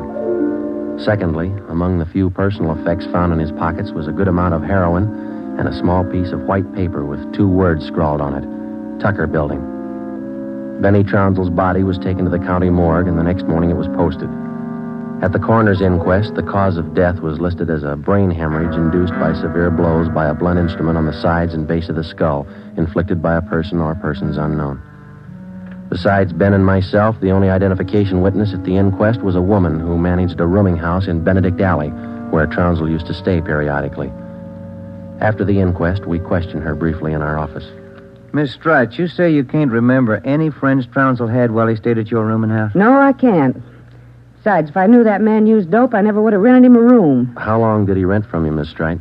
About 6 months. I run a respectable house. I don't mind if my people drink a little now and then, but those dope users, no, sir. Did you know anything about Trounsel, Miss Strite? Where he spent his time, where he had his meals? Well, don't serve at my place. Too much trouble. Most of the people eat at the Ace lunchroom, down the corner. Where's that, Miss Strite? Grant and South Main, right on the corner. And you think Trounsel might have spent some time there? He might have, I don't know. Miss Strite, did Trounsel ever mention anyone by the name of Patterson? No. Patterson? No. And you can't recall any friends he might have had? He had any friends and never set foot in my house. That's all I know. All right, Miss Strite, thank you. Here's a card, ma'am. If you come across any information about Trounsel, we'd appreciate it if you'd call us. All right. That all? That's all, ma'am. Thank you. Well, bye. Goodbye, ma'am. Big help. Yeah, not even a good identification witness. You got those listings we made on the Tucker Building? Yeah. Yeah, let's see. Here it is. Okay, let me have it, huh? Tucker Building, 7310 South Wilshire. I wonder what Benny Trounsel could have been doing out there. Shouldn't be too hard to check. It's a small building. Yeah. 6 listings for the whole place. A couple of law offices, real estate guy, dentists, architect, and a doctor. One dentist, one doctor could be a lead. Maybe. Pretty thin. Friday, Romero. You got a minute? Yeah, Skipper. Come on, Joe. Yeah. What do you got, Ed? Letters. Here's a sample. Now listen to this. Chief of Detectives, Ed Backstrand, City Hall, Los Angeles. In view of mounting wave of narcotic robberies, strongly recommend that your efforts to curb this lawlessness be redoubled. They all like that? All of them. They're mad. Can you blame them? Not a bit. We haven't got much to go on, Chief. The gang's pretty smart. All right, then let's be smarter. There's no law against it. Doing our best, Skipper. Then make it better. I'm sick of that bunch, and I'm tired of these letters. And look at that record. In 2 months, 15 drugstore robs, 8 medical offices, 2 supply houses, 2 hospital pharmacies. Narcotics missing every time. Now, who's behind it? None of the old-timers. We've checked them out. Gone over every hype and mainliner we know of. All right, then get on the transients. New faces. Climb on every one of them that shoots the stuff until you get to that gang and break it. If you need help, holler. But get to that gang and break it. You understand? Okay, Skipper, we'll try. You dig up anything on that Trounsel case yet? Still checking out one lead. What? Slip of paper we found in Trounsel's pocket, Ed. Said Tucker Building on it, that's all. Just going to check it out when you called. All right, hop on it, fast. We got a lot of pressure on us. Keep in touch with the office. It was almost noon when Ben and I got out to the Tucker Building. It was a 2-story affair, comparatively small, very modern. We checked with the dentist in the building first, but he'd never heard of anyone by the name of Benny Trounsel. His records and appointment books proved it out. Well, that's one down, Joe. Yeah. Let's try that doctor's office now. What's his name? Let me see. Springer. Dr. Fred Springer. He's on the 2nd floor. Okay. There's a stairway down there. Come on. Pretty close to lunchtime. Might not be in. Maybe. Somebody should be there. We haven't got much time to play with. Yeah. Chief sure was up in there this morning. Here's the office. Fred Springer, M.D. Good morning. May I help you, gentlemen? We'd like to see Dr. Springer, please. Do you have an appointment? No, we don't. Well, the doctor's not in at present. Would you like to make an appointment for later in the day? No, ma'am. We're police officers. This is Sergeant Friday. I'm Sergeant Romero. How do you do? I'm Miss Turner. I'm the doctor's nurse.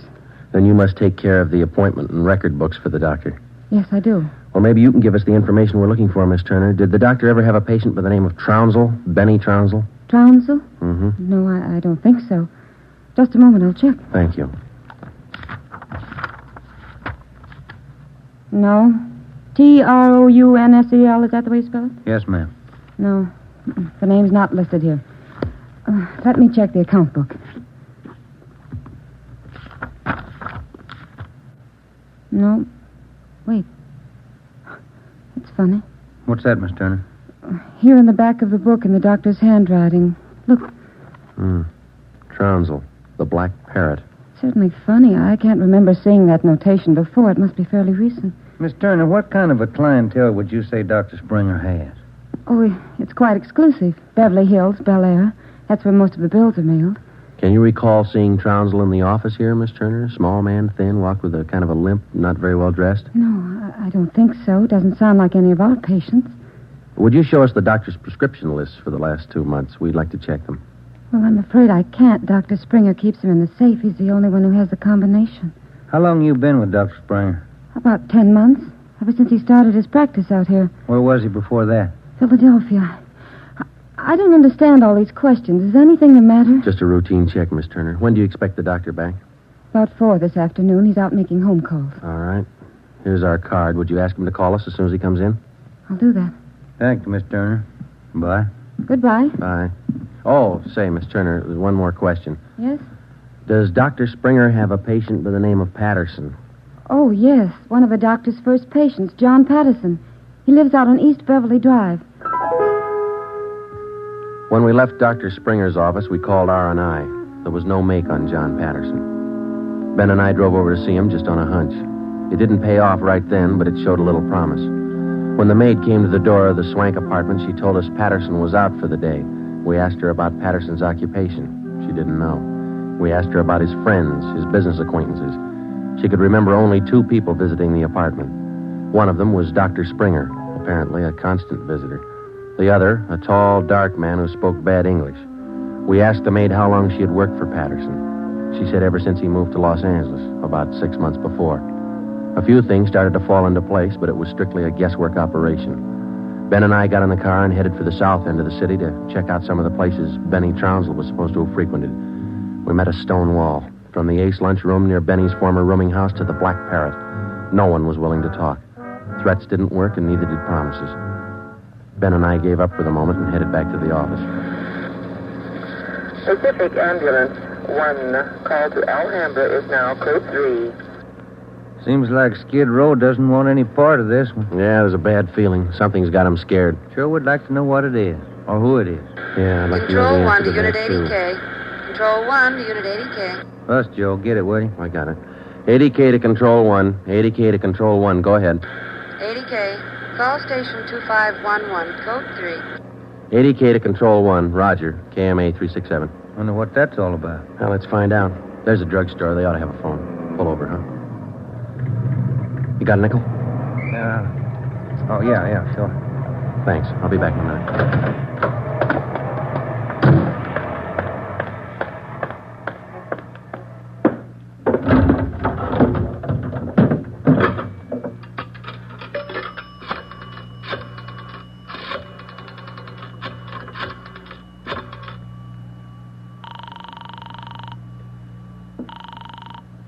City Hall.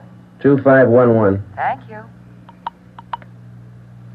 Chief of Detective's Office, Hannon. This is Friday, Mike. The chief there? Oh, yeah, just a minute. Backstrand talking. This is Friday, Ed. What do you got? You tied up? Nothing big. Then check in as soon as you can. Got something good. What? You remember the stick-up at St. Agnes Hospital about a month ago? Pharmacy there? What about it? 2 patrolmen picked up a user down near Union Station about an hour and a half ago. Yeah? Guy was way back on his heels. He had 2 vials of morphine on him, Vials had serial numbers. Good. Did they match out? Perfectly. Thanks, Ed. We'll be right in.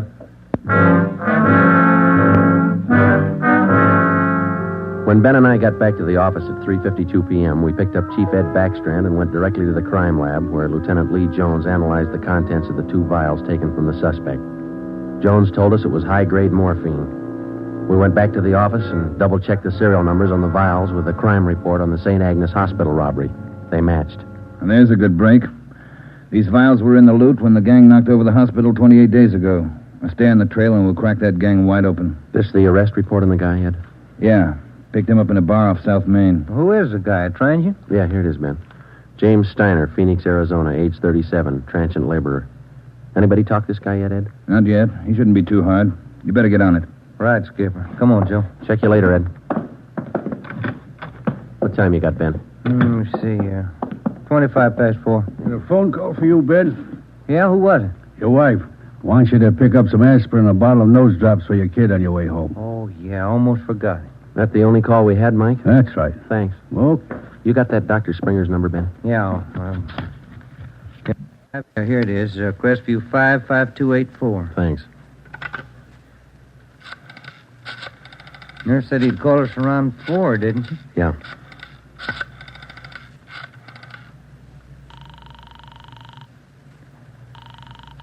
Dr. Springer's office? This is Sergeant Friday down at the police department. Dr. Springer there? Well, no, he isn't, Sergeant. He called in about 20 minutes ago, and I gave him your message.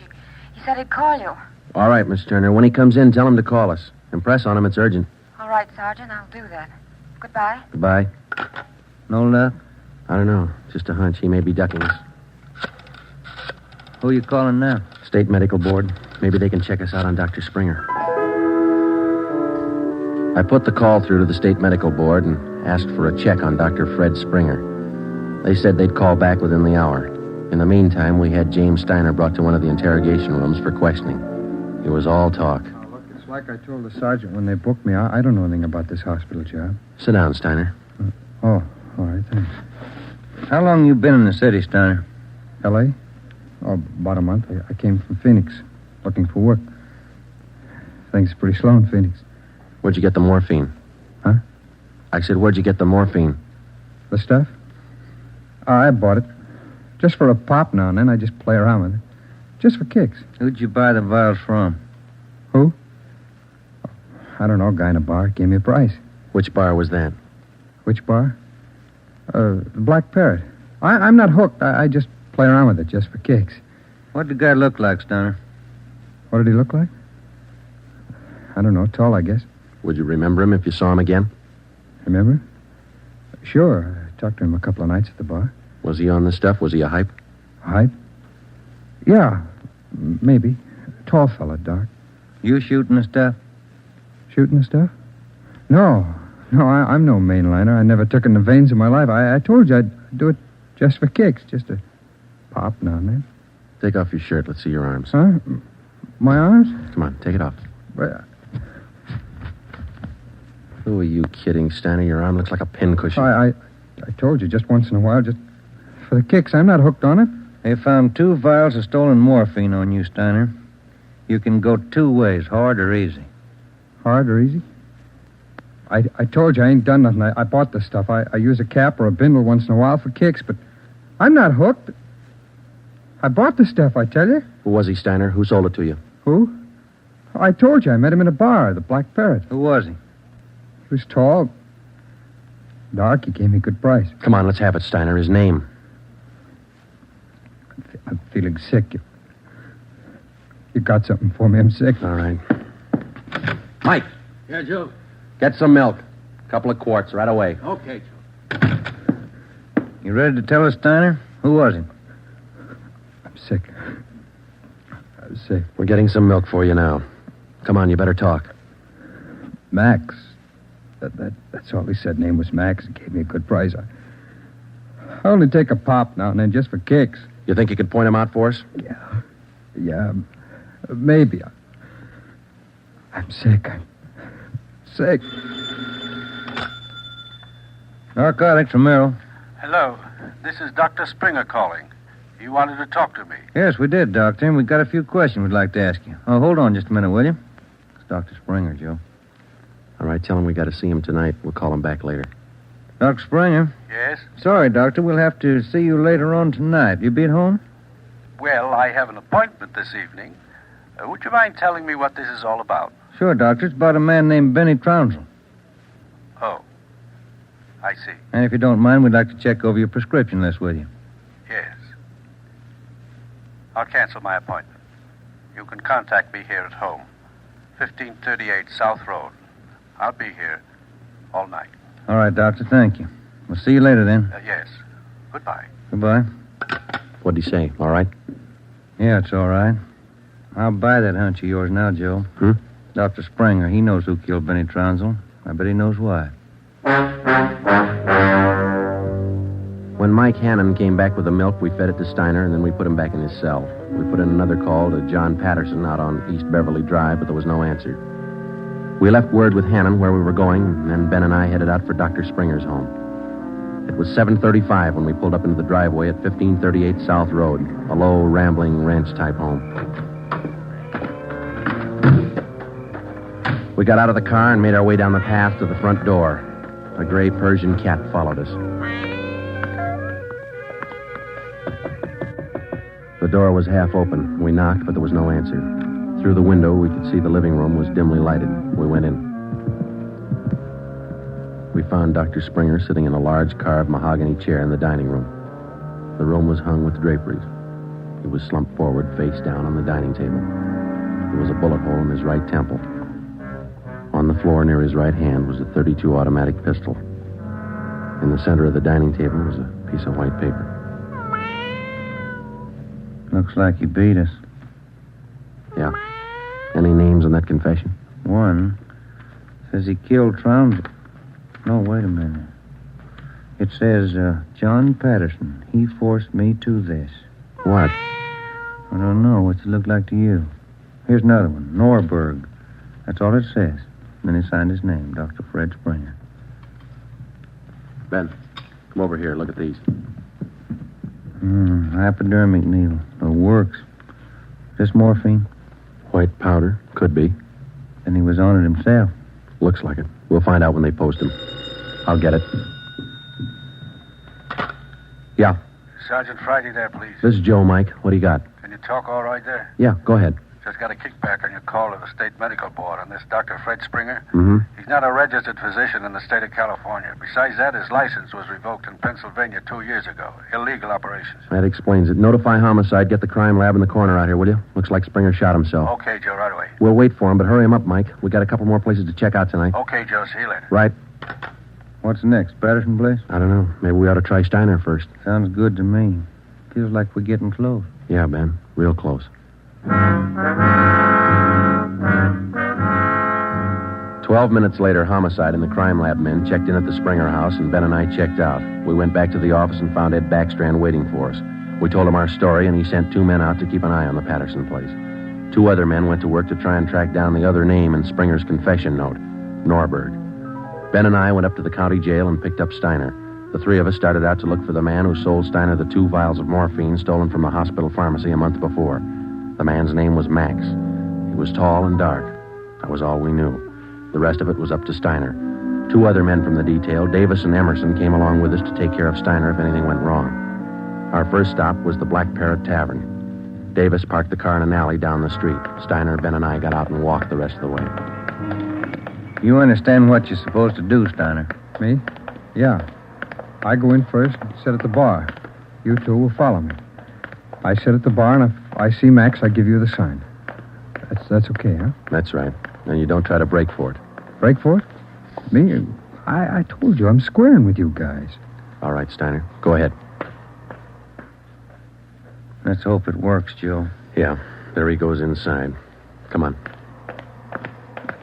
Now, look, try to grab one of the booths along the wall if you can, huh? Right. Here we are.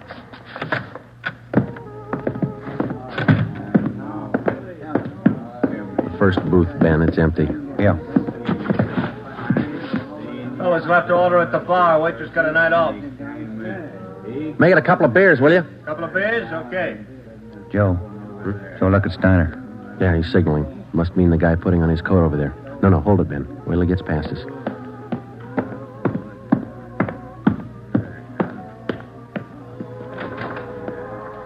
right, get Steiner back to the car. I'll tail the guy. You come after me.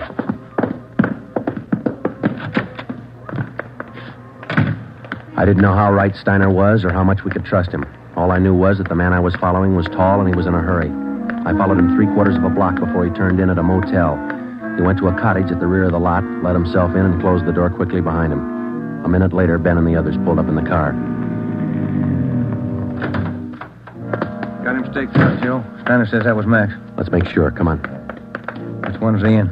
The one down at the end here. Now be careful. You too. All right, here we are. Wait a minute right there.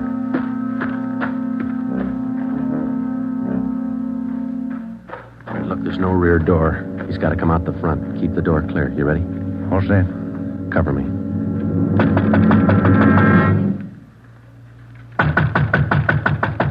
Open up in there.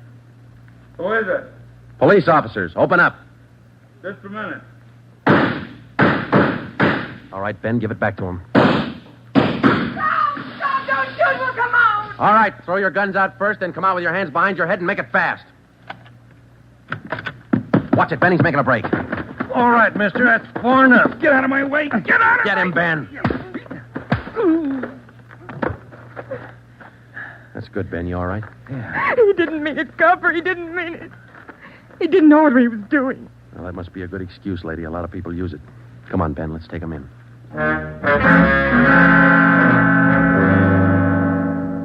It was 10 minutes past midnight when we got back to headquarters. Both the man and the woman were booked for violation of the State Narcotics Act, a felony. He gave his name as Max Jansen. In his luggage, we found 13 vials of morphine, large quantities of heroin, and a small amount of Panopin.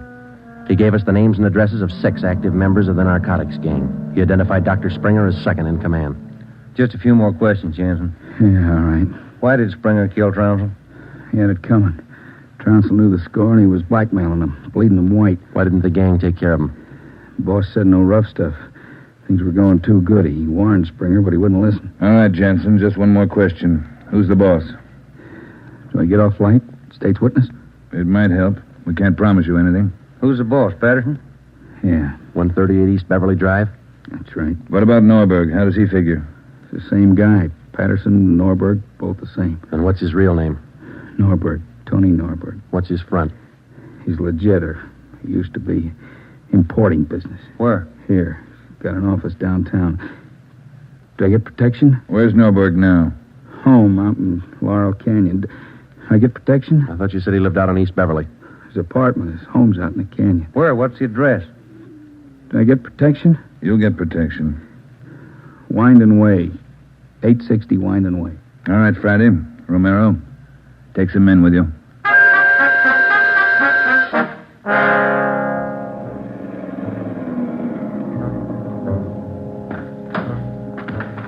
All right, Davis, cover the back of the house. Levine, you cover the front. Come on, Ben.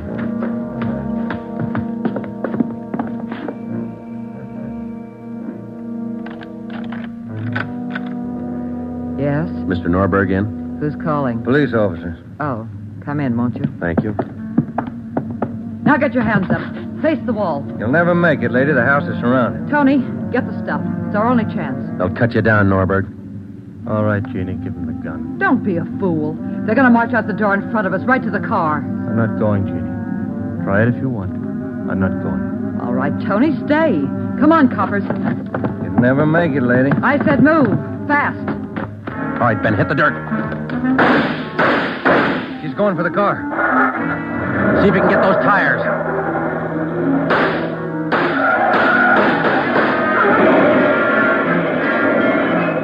Come on.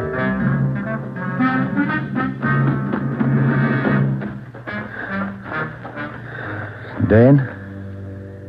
Yeah. Norberg was smart. Must be the girlfriend. Guess so. Wonder why they start. Hmm? Why did they get on the stuff, Joe? For kicks, Ben. None of them ever get hooked. Just for kicks. The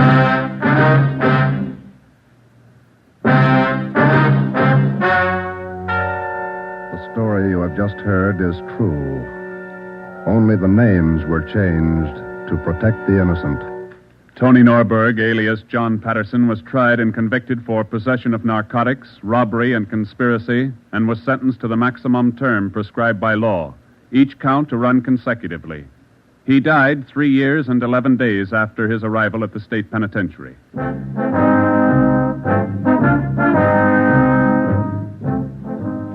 You have just heard the 9th in a new series of authentic cases transcribed from official files.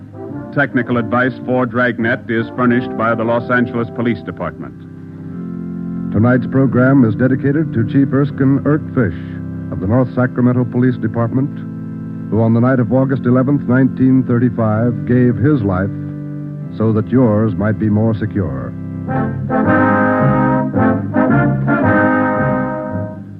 Dragnet came to you from Los Angeles. This is NBC, the national broadcasting company.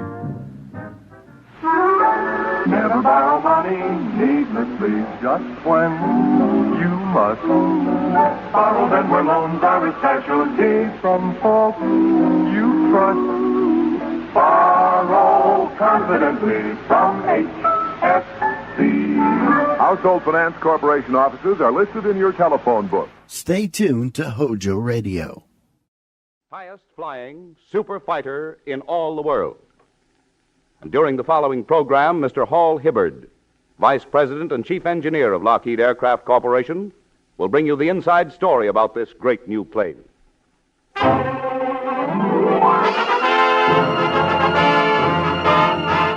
Lockheed presents The Man Called X, starring Herbert Marshall. With the music of Felix Mills. Produced and directed by Jack Johnstone.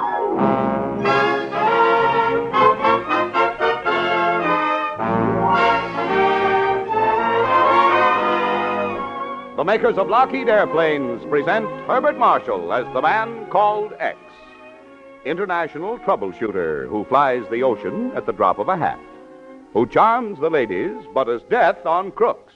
Herbert Marshall as the Man Called X.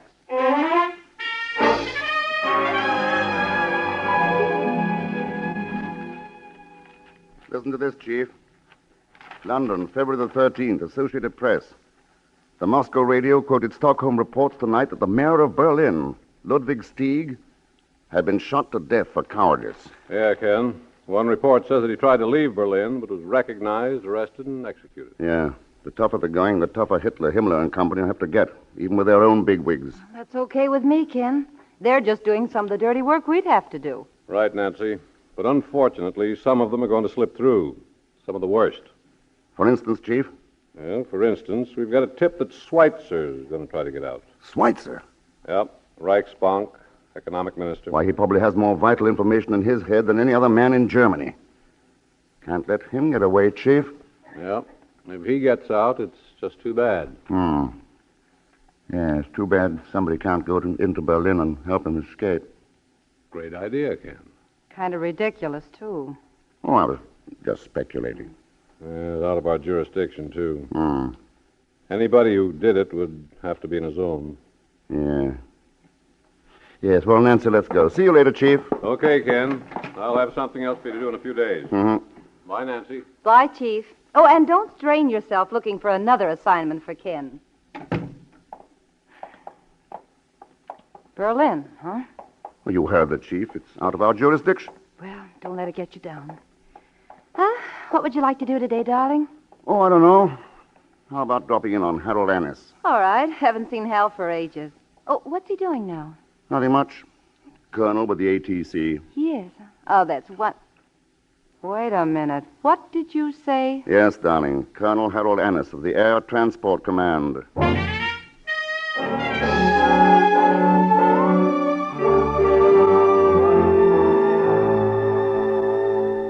Tell me, Hal, how close do your planes go to Germany? Russia. That's close enough, Ken. Could you arrange a passage for a passenger? Well, yeah, I suppose I could. Hal, do you mind if Ken kisses me right in front of you? This I've got to see. Just something to remember you by, Ken. Well...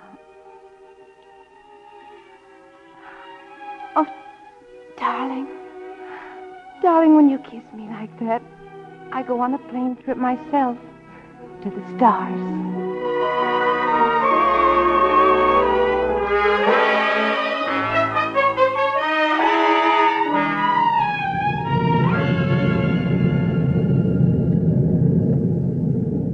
You like flying for the ATC, Captain? Sure, Mr. Thurston. Why, during the last couple of weeks, I've been in Cairo, Sydney, Burma, London, Paris, Saipan, and Long Beach, California. And next stop, Moscow. Yep. I'll just have time to say hello to Uncle Joe and go on to Cousin Chung in Chungking.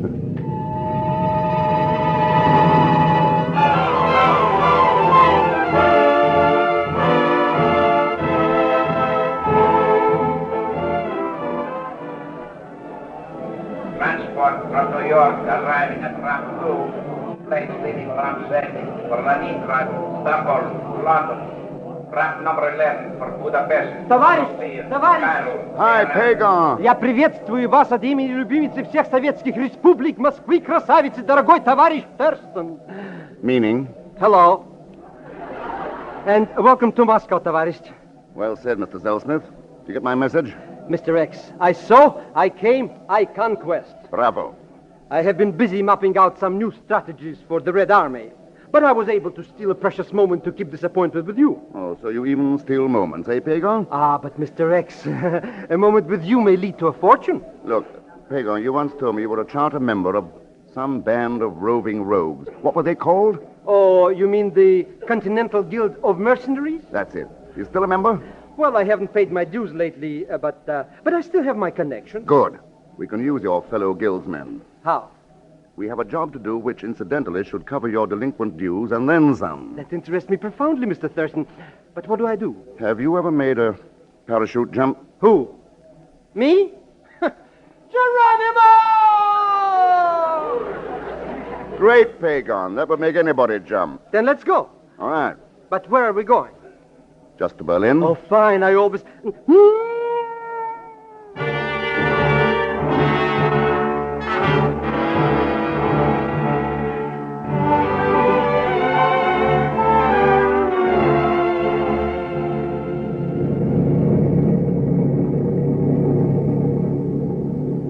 There you are, Mr. Thurston. If you drop now, you'll land on the forest. Thank you, Major Malinov.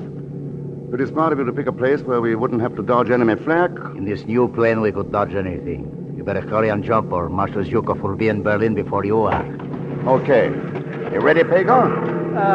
Don't you think, well, maybe perhaps we can wait a little while? Just close your eyes and jump. You first, my dear Thurston. After you, Pagon. But I insist. Okay, but Major, you'll take care of my friend, won't you? To your entire satisfaction, Mr. Thurston. Good luck, Tavares. Good luck to you. So long. He did it. He did it. It's very simple. Now watch. I will show you a little trick. With a flick of my finger, my beautiful plane rolls over on its side, so... Good luck, Tavares.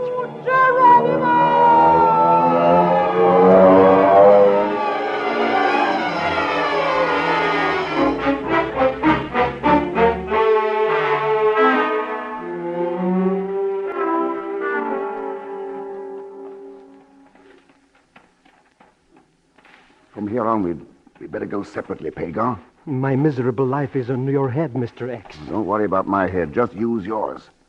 Mix in with the refugees on the road. Now, here's our plan. I'm going to make a little call on Schweitzer. Not old money bags. Yeah. The head man of the Reichsbank. Oh, are we going to rob the bank? We've got something more important to do. But first, we've got to decide on a meeting place. Now, let's see. Putzi. Putzi? Haven't I told you about Putzi? A 32nd cousin. Oh? A Zelschmidt's black sheep on the Bulgarian side. Where does he live? Due to the misfortunes of his ill-starred career, he's living at 57 Sauerbratenstrasse. But what are you going to do, Mr. X? Pagon, you've inspired me. I have? How much is it worth to me? You know, I've studied your duplicities for a long time, and at last I found a good use for them. I'm going to double-cross a crook to bait a trap for the crook. Herr Schweitzer. Herr Schweitzer.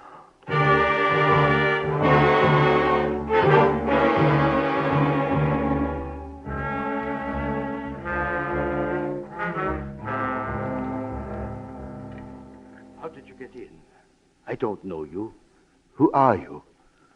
Herr Schweitzer, you're planning to try to get out of Germany. Who are you? Oh, call me X. X? What is this? Some joke?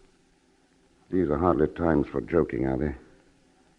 As I was saying, you want to get out of Germany. But it seems impossible, doesn't it?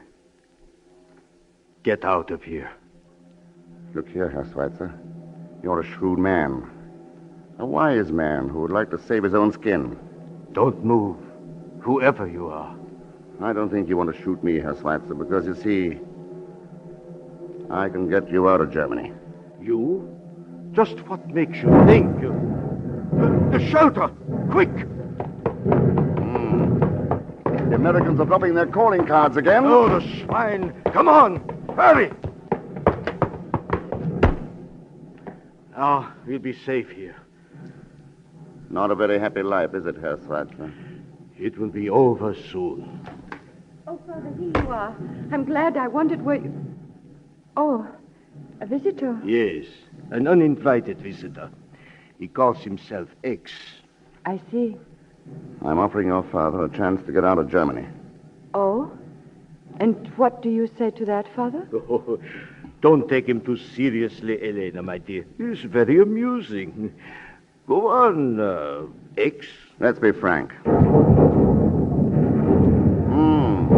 Rather punctuates the defeat to come, doesn't it? Well, go on with what you're saying. Yes, but defeat may not be the end of everything. Failure can sometimes be turned into profit. To speak your language, Herr Schweitzer. What do you expect to get for all this? A small measure of what you expect. A future made out of catastrophe. And all this cause is based on the assumption that Germany has lost the war. That's your assumption, isn't it? I know you played along with the Nazis because you thought it was good business. That doesn't sound like good business, does it, Herr Schweitzer? Huh? To stay here means utter ruin for you. It means the end of business. So, of course, you'll be interested in my proposal. Supposing I were interested, how could I trust someone I don't know, nor have ever heard of? You haven't been able to trust those you do know, so I wouldn't expect you to trust me, except that I shall profit as well as you if you get out. Get out to where? A plane will be waiting on the other side of the border. What border? We'll come to that later. What border? It doesn't matter. France, Italy, Yugoslavia. What about Bremner and his Gestapo? You must think they are fools. Not for a minute. But there are some things that even Bremner can't stop. What do you say, Herr Schweitzer? I shall report you to the Gestapo.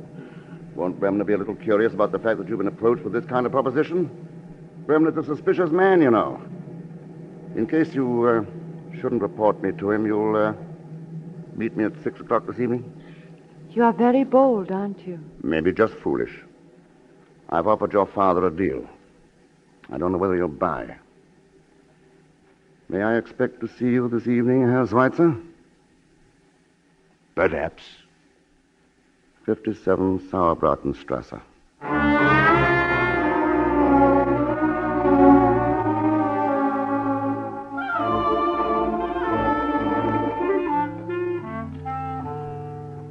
But, Mr. X, what makes you so sure Herr Schweitzer is coming? If he weren't coming, I'd have been arrested long ago. Pagan, can we trust this cousin Tootsie of yours? Mr. Thurston, of course not. He doesn't even trust himself. That's why he will be so useful. A true Zelsmith. Thank you, Mr. Thurston. But it's already 5 minutes past 6 and no Herr Schweitzer. It's worth waiting more than 5 minutes for Schweitzer, Pagan. Cousin Pagan. Shh. I'm busy. Pootsie, later. But I have to talk to you. Swan Taylor's just turned up. Well, all right. Excuse me, Mr. X. Don't mind Pootsie. He's not very bright. I know. He's only a 32nd cousin. Thank you. But don't stay too long. We'll be shoving off as soon as Schweitzer gets here. If he gets here, Mr. X. You lose, Pagan. Herr Schweitzer keeps his appointments. Cousin Pagan, this is imperative. Be right back, Mr. X. Coming.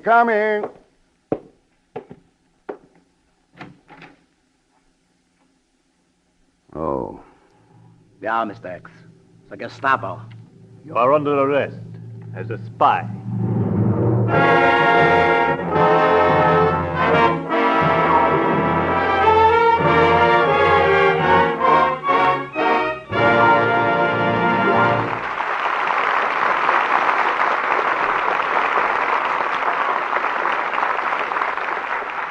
In a moment, we'll continue with Act Two of The Man Called X, starring Herbert Marshall. But now, ladies and gentlemen, we are proud to present a special visitor from Lockheed. He is Mr. Hall Hibbard, Vice President and Chief Engineer. Mr. Hibbard will talk about Lockheed's new fighting plane, the sensational jet-propelled Shooting Star. Mr. Hibbard.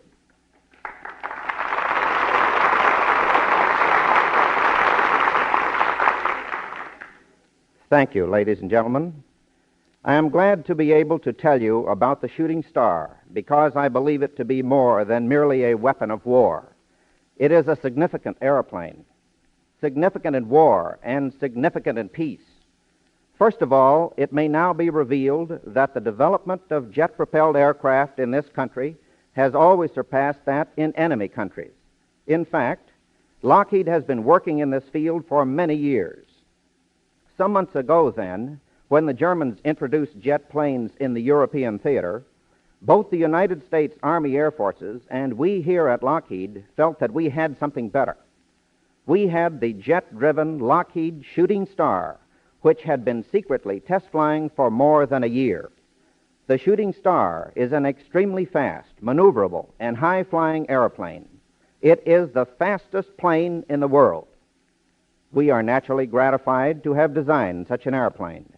But more important, the Shooting Star reaffirms the fact that American skills and American ingenuity can always turn out superior weapons.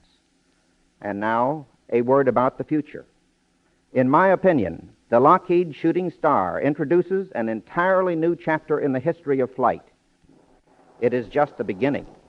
We at Lockheed can foresee and are working toward the time, a matter of a few years, when the largest transports equipped with jet engines will fly across continents and oceans at tremendous speeds.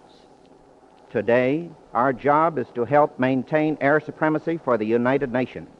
Tomorrow, with the knowledge thus gained, we hope to aid in maintaining a full and lasting peace. Thank you and good night.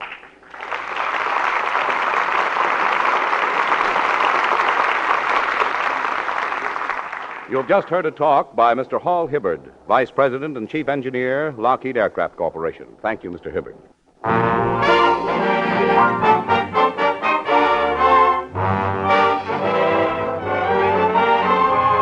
Now to return to Lockheed's Man Called X, who has managed to get into Berlin, where he has been trying to kidnap one of the highest officials in all Nazism by helping him escape from Germany.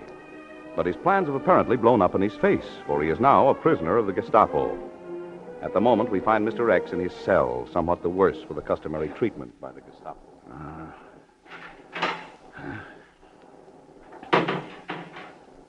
Well, what are you going to use this time? Lashes or lighted cigarettes? I don't know. Why don't you put on the light? You usually like to see your handiwork. Well, say something. You should never have come to see my father. Elena. You remember my name. It isn't all I remember, Miss Weitzer. But I don't even know yours. How did you get in here? The way people usually get into places. Oh. The Nazis have their little weakness, too.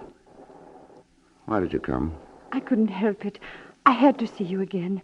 But I feel foolish having to call you just X. My name's Ken. Ken. Oh. Why were you trying to help my father? For the reason I told him. For profit. But you look like a man of ideals, Ken. And you look like one of those ideals, Elena. Well, It's very sweet of you to come to see me. That's taking chances, you know. I told you I had to. Did they hurt you? What do you think? Oh, Ken.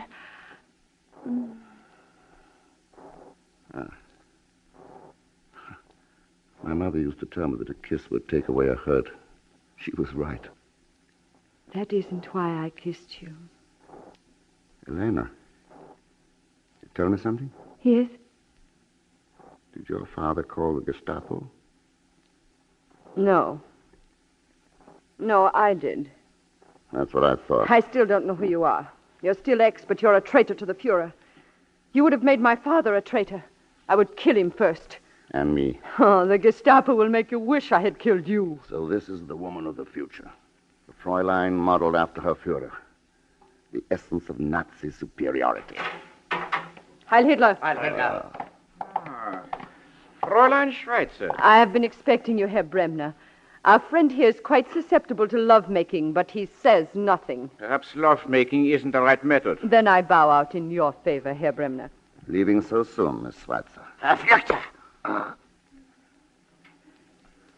Auf Wiedersehen, Elena. Not auf Wiedersehen. Goodbye. Lovely specimen of your womanhood, Herr Bremner.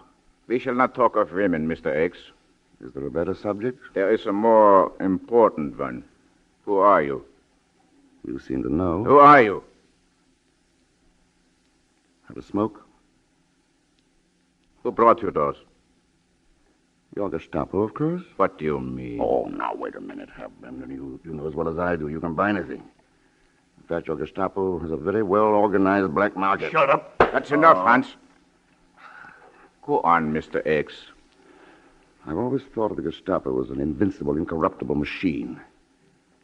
It's very interesting when you see it from the inside. Or so? Everyone a prisoner of everyone else. All linked together in a chain. But the chain is held together only by fear. Fear of each other. Stop. You will not tell us who you are. But we do not need to know. We know enough. You are a spy. And spies are shot. When do you plan to give my little party? In the morning, Mr. X. Also, what mit?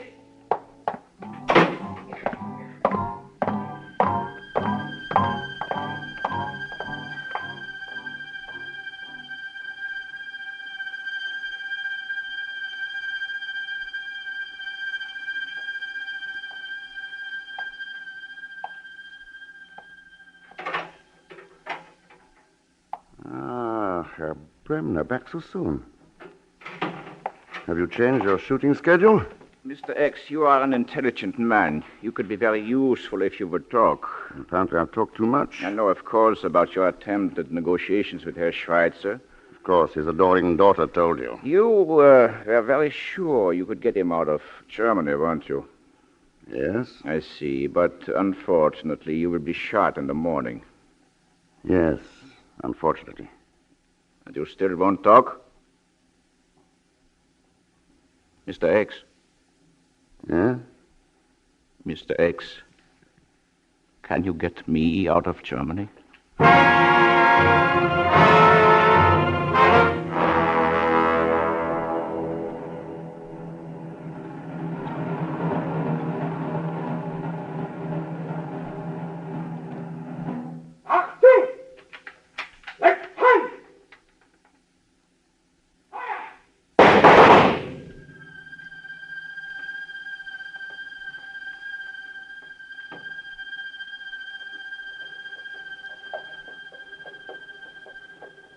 Frida, here comes the slaughter wagon once again. It's as sure as the sun comes up. Another one of Herr Bremner's victims, eh? I wonder who it is this time. Driver, is it another field marshal you're burying? Sorry to disappoint you, old woman. All I've got today is an American spy. American. Come along, Frida. A very bad character. Mr. X. Mr. X, are you dead or alive? I'm pinching myself, Pagan. Bremner promised to put blanks in the gun, but I still have to sweat it out before that wall. But how could you know he would really use blanks? Only because he was saving his own skin with them, or so he thought. Have Putzi and his mercenaries paved a road out for us and our celebrated companions? A regular fortune it cost, Mr. X. The road is paved with gold and silver. Yes, Pagan. But there's a rainbow at the end of it.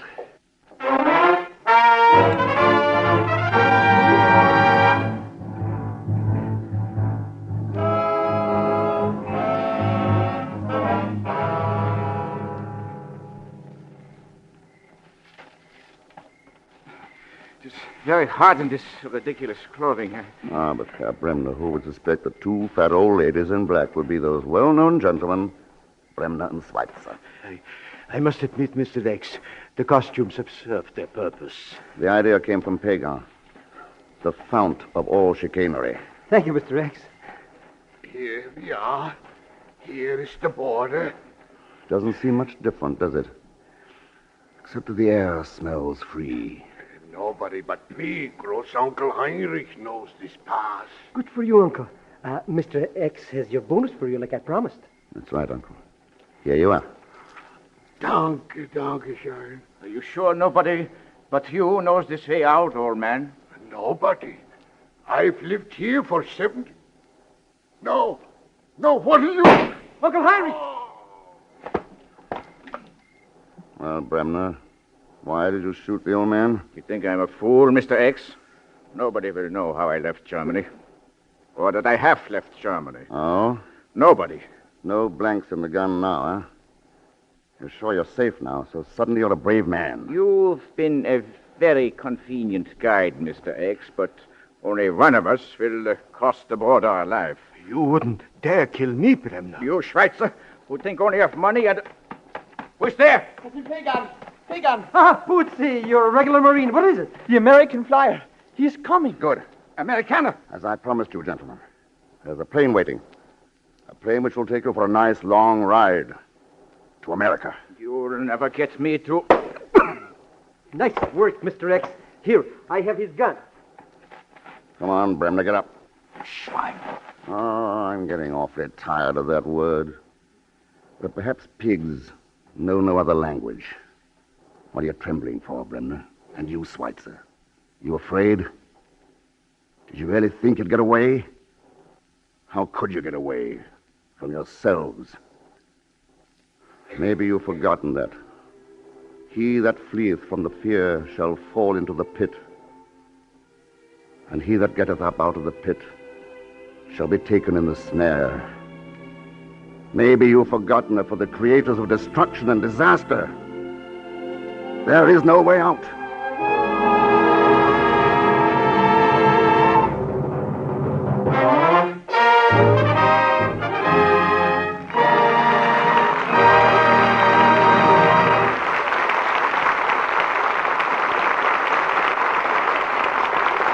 Ladies and gentlemen, the jet-propelled Lockheed Shooting Star is the fastest plane ever built. Trim as a bullet, highly maneuverable, armed to the teeth, this sensational new plane is capable of fighting at high altitudes, striking, disappearing, bringing fear and terror to the enemy. The jet-propelled Shooting Star. With it, Lockheed has again established new standards in the field of aircraft design and manufacture. Again, Lockheed originality, Lockheed science and skill have helped maintain air supremacy for the United Nations. This time with a plane so superior that it may revolutionize all flying, be it for war or for peace.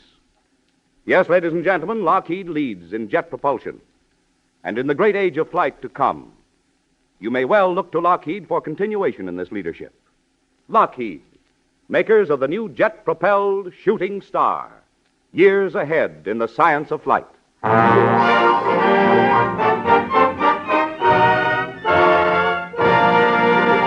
now a word from Lockheed's star, Mr. Herbert Marshall. Ladies and gentlemen, this is our last program in the present series.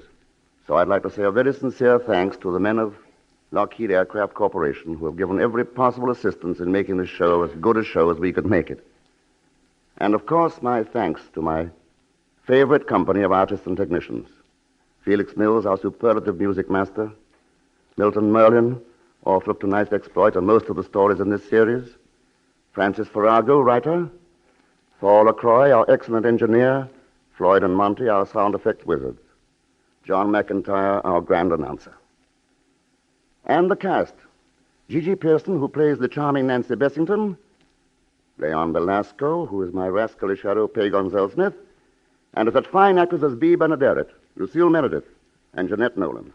Frank Graham, Theodore Von Elst, Will Wright, Joe Granby, Charlie Lung, Bob Bruce, Vic Rodman, Ed MacDonald, and my many other friends in the cast. Well, naturally, I've saved my final salute for Jack Johnstone, our producer and director whose magic wand has safely and brilliantly guided the man called X through his many adventures. And to you, my most highly esteemed audience, my profoundest thanks of all.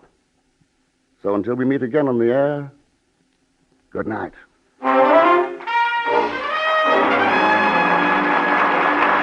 Herbert Marshall's appearance is through courtesy of Metro-Goldwyn-Mayer. All characters and incidents used on this program are fictitious. Any resemblance to actual persons or incidents is purely coincidental. John McIntyre speaking. This is the Blue Network of the American Broadcasting Company. Mr. Clean gets rid of dirt and grime and grease in just a minute. Mr. Clean will clean your whole house and everything that's in it. Floors, doors, walls, halls, white sidewall tires, and old golf balls. Sinks, stoves, bathtubs he'll do. He'll even help clean laundry too. Mr. Clean gets rid of dirt and grime and grease in just a minute. Mr. Clean will clean your whole house and everything that's in it. Can he clean a kitchen sink? Quicker than a wink. Can he clean a window sash? Faster than a flash. Can he clean a dirty mirror? He'll make it bright and clear. Can he clean a diamond ring? Mr. Clean cleans anything. Mr. Clean gets rid of dirt and grime and grease in just a minute. Mr. Clean will clean your whole house and everything that's in it. Mr. Clean, Mr. Clean, Mr. Clean. Keep it tuned right here to Hojo Radio for more classic old-time radio.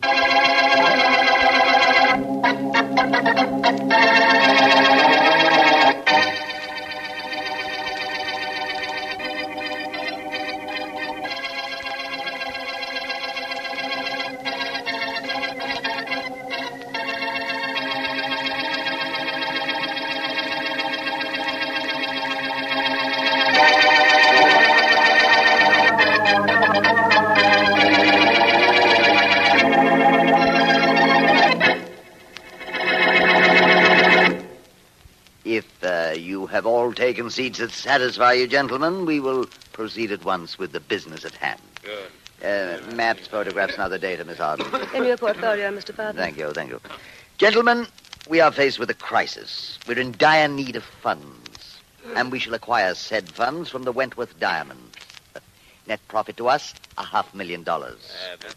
Boss, the Wentworth rocks are too hot to handle. The main stone, yes. We have no interest in that. We shall acquire our revenue from the 24 smaller stones of the Wentworth collection.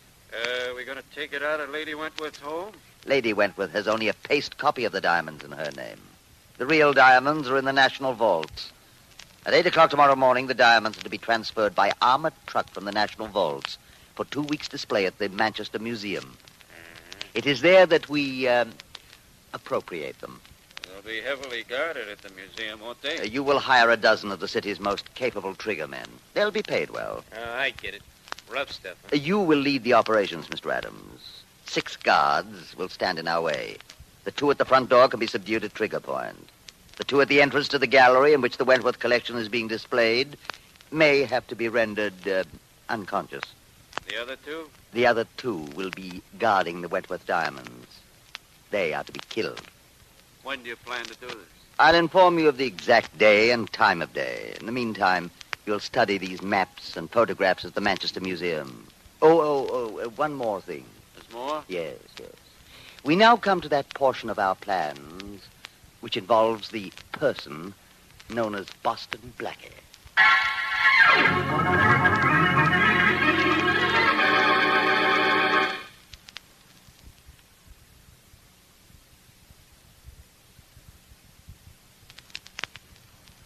And now meet Richard Culmer as Boston Blackie. Enemy to those who make him an enemy. Friend to those who have no friend.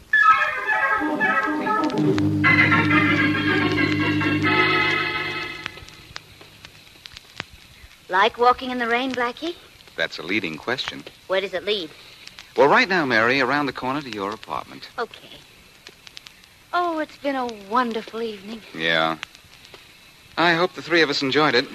The 3 of us? Sure. You and I and the man who's been following us. Someone following us? Why? Never had a man follow you before? Oh. Did you see someone? Yes. What do we do?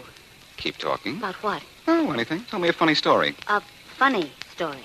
So when I get through with him, this guy following us will have something to laugh about. All right. After we turn this corner here, I'll stop. But you go ahead. Cut across the grass and keep talking all the time. Here's the corner. Now, keep going. I'll hug the wall and get this fellow as he goes by. But what if he puts up a fight? About the only thing he'll get to put up is a squawk. Now, keep on talking. I stop here.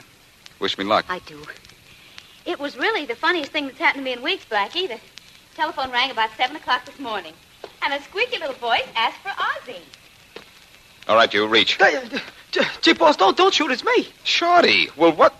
Oh, wait a minute. Hey, Mary, come on back. It's all right. It's a friend of mine. I've been telling you all night, boss. I got to talk to you. But not with a dame, Blackie. I can't. Since when have you turned girl shy? This is Mary Wesley, Shorty. Mary, this is Shorty, an old pal of mine. Oh, how do you do?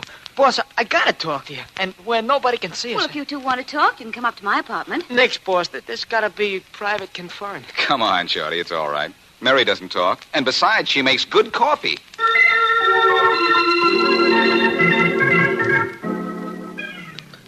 Oh. Hey, boss. Hey, you're right as a parson. This is sure good coffee. How right are you about this frame? That's what I'd like to know. Well, I told you all I know, Blackie, and that's all I know.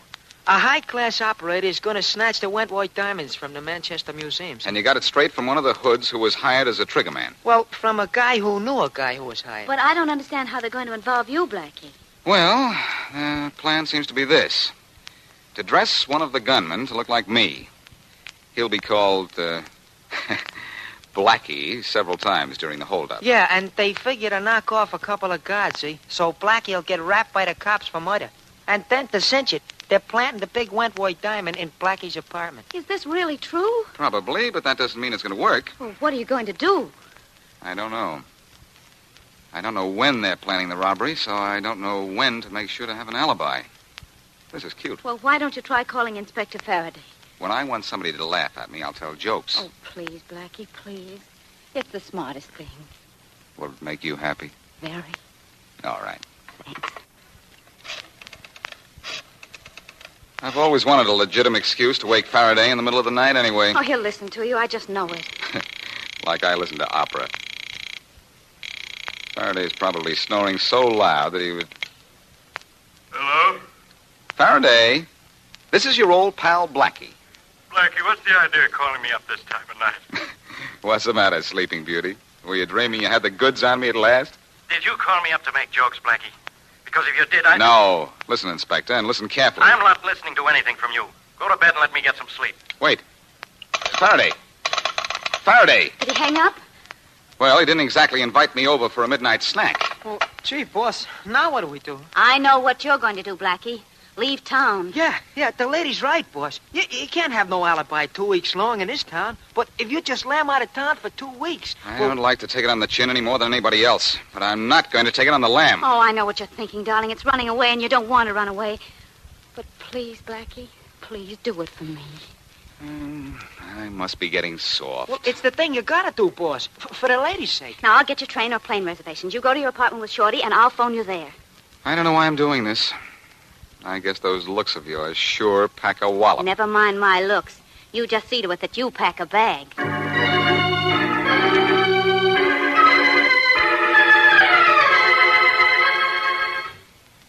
How many shirts you want in this suitcase, boss? Oh, I don't know.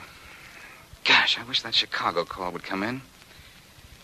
Oh, well. Shorty, is there something that maybe you haven't told me yet? For instance, what time tomorrow are the diamonds being taken from the National Vaults to the museum?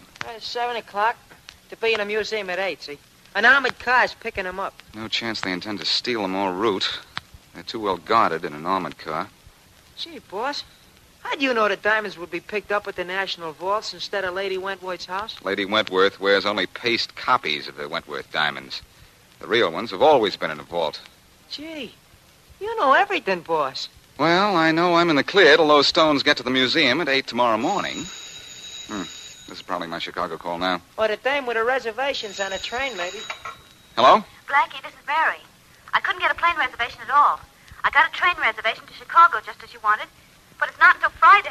All right, then I'll leave on Friday. Oh, but Blackie, to be perfectly safe, you have to be out of town before tomorrow morning. Look, honey, don't worry. I'll play Invisible Man until Friday. But I am worried, darling. What if they rob the museum before Friday? Then I'm in a jam. Well, if having an alibi will help, can't someone be with you all the time? You like the job for yourself? Oh, Blackie. Oh, Blackie, be serious. You know I can't meet you until 4 o'clock. That has to be a date. All right. But be careful, darling. And call me in the morning. I'll give you a ring at 10. See that you do. Night. Good night. Well, Shorty, looks like you and I have a chance to have a little fun. I can't leave town till Friday. Oh, gee, boss. But you better tell your pal Kingston in Chicago. And tell him you're not coming to see him until Friday, huh? Not at all, short one. He's going to help me. Oh. But, gosh, what can he do? He's in Chicago. He can give me a hand through one of his branch offices here. If I was... Oh, that's probably Charlie now. Hello? Mr. Charles Kingston of the Kingston Corporation in Chicago calling Mr. Boston Blackie. I'll take it, operator. Here's your party, Mr. Kingston. Hello, Blackie. Hello, Charlie. How are you, fella? Oh, swell, Charlie. Is the man who does favors in? Good. You can write your own ticket, Blackie. What is it? Can you hear me clearly? Sure. Go ahead. All right, Charlie. Here's what I want you to do.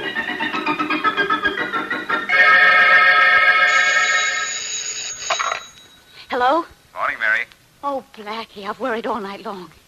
Where are you? In my apartment. Stop worrying. But, Blackie, as long as you're in town and those... Look, Mary, everything's going to be all right.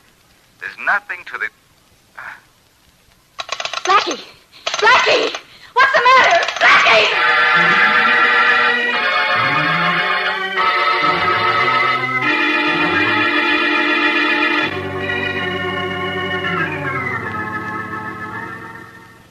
May I see the timetable of the Wentworth diamond robbery, Hazel? Here you are, Mr. Farthing. Good. Now, here on the chart, we can see what progress we will make today. Mm-hmm. It's 1:30. The men are here at this moment, 1.5 miles south of the museum. Mm-hmm. In 15 minutes, the first of them will enter the museum and take their places. In 30 minutes, it'll all be over. You're smiling. Yes. You like the way I plan. Obviously. Ah, if my schedule's right, this should be Mr. Boston Blackie. Come in. Here he is, Mr. Farthing. Boston Blackie. Oh. Won't you come in, Blackie? Do I have a choice? Not for the present. That'll be all, Tom. Right. I'm Roger Farthing. This is Miss Hazel Arden, my secretary. Hazel, the famous Boston Blackie. How do you do? How are you?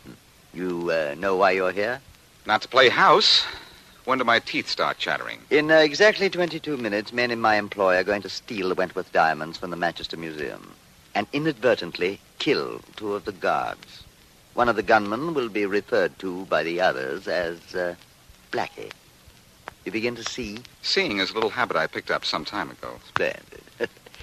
As you probably know, the main Wentworth diamond is too distinctive to be of value to anyone other than its rightful owner. So?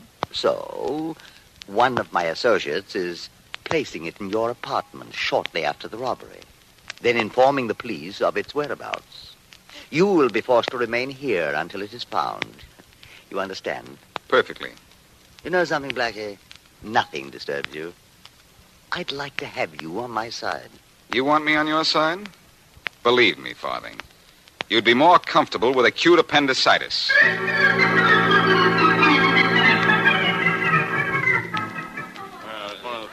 This way to the display of the Wentworth diamonds, the Arling Galleries to the right. This way. Saw a couple of the cars drive up across the street. Boy should be coming through the front door in a minute, right? There they are. Took care of the guards at the door. Go ahead, do your stuff. All right, everybody get back. Keep quiet. This isn't any fooling. Over this way, Blackie, in here. Come on, gang. Blackie, over this way. Blackie, get those 2 guards. Cut them down. Cut them down. I got the diamonds. Let's go. Nice shooting, Blackie. Nice shooting. Those guards never knew what hit them.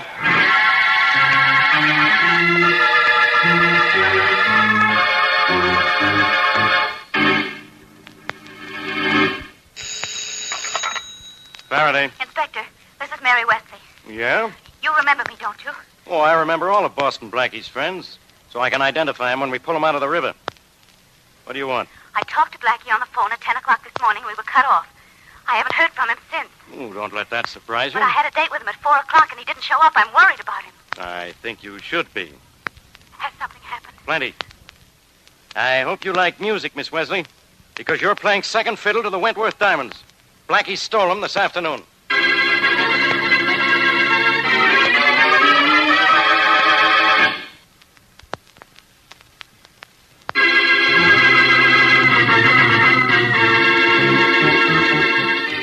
Now back to our story.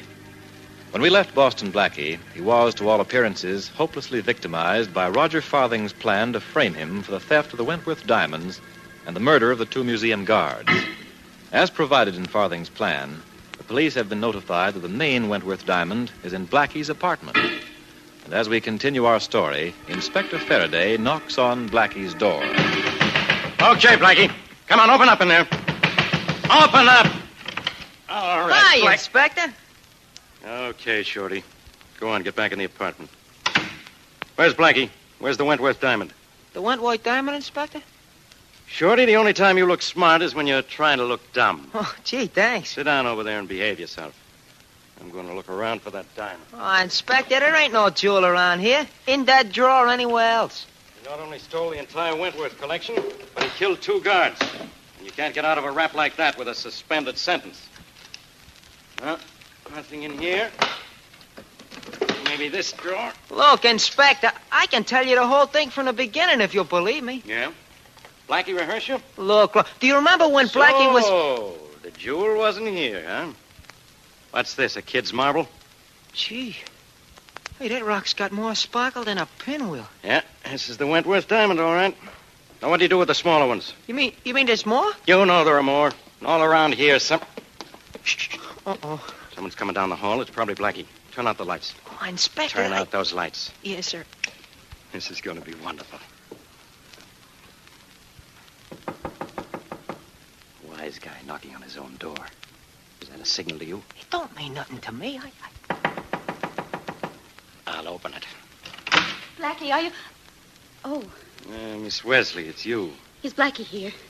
Turn on the lights, Shorty. Oh, sure thing. Hi, Miss Wesley. Shorty, where is he? What happened to him? Well, didn't he meet you? No. And when he called me, we were cut off. I don't know what happened. Oh, gee. Okay, you two. Make yourselves comfortable. Because we're going to wait right here for Blackie. Oh, gee, Inspector, I think you're way off base. Think so, huh? Well, we're waiting here all night if we have to.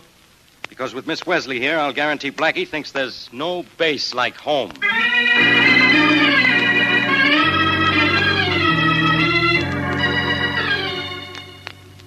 Mr. Farthing. Oh. Mr. Farthing. I must have fallen asleep, Hazel. Sleep well earned. You've released Boston Blackie? Yes, yes. Before very long, we shall hear that he's been picked up for robbery and murder.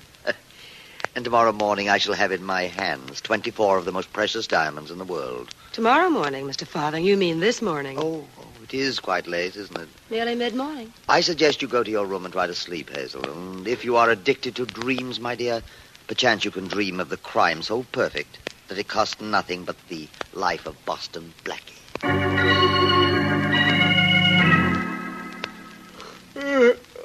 Gee, Inspector, it's the middle of the morning. Hey, when do we get out of here, huh? When I say you do, not before. So don't keep asking. Uh-oh, there's a key in the door. It's probably Blackie. Quiet. Mary, Shorty, good morning. What? Hold it, Blackie. Oh, Inspector, do you have to turn up when I feel refreshed and happy? One look at you and I'm 20 years older. You're not going to live 20 years, Blackie. What they do to you for murder in this state isn't good for your health. What did I do? Kill one of your jokes? You killed 2 guards at the Manchester Museum yesterday. Don't be a fool, Faraday. I wasn't near the Manchester Museum when those guards were killed. Then where did you get this diamond I found in your drawer? At the 5 and 10? I could get one like that off a chandelier, Inspector. That's a phony. It's the central diamond from the Wentworth collection. And you know it. I don't even know that the diamonds were stolen. What? For all I know, they're still in the Manchester Museum, just where they ought to be. Sometimes I think you ought to have your head examined. There are witnesses who saw you there. I find the diamond in your apartment, and you tell me the Wentworth jewels are still in the museum.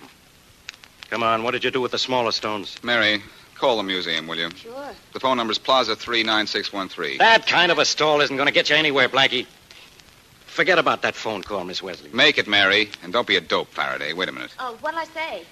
Tell the museum you're calling for Inspector Faraday. All right. I'm not going to wait around for any phone call. Where would you like to meet us, Inspector? At the Ritz or the Roni? Very funny, Blackie. But I don't need a phone call to prove those diamonds were stolen. I got one of them right in my hand.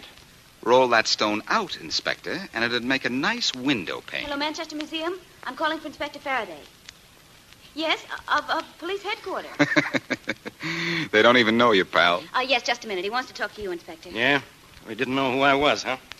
Give me that phone. Blackie said he's been trying to reach the inspector Hello, all this morning. is Faraday Most people talking. don't know when they're well What off. do you want? The Wentworth diamonds are in their display case. What?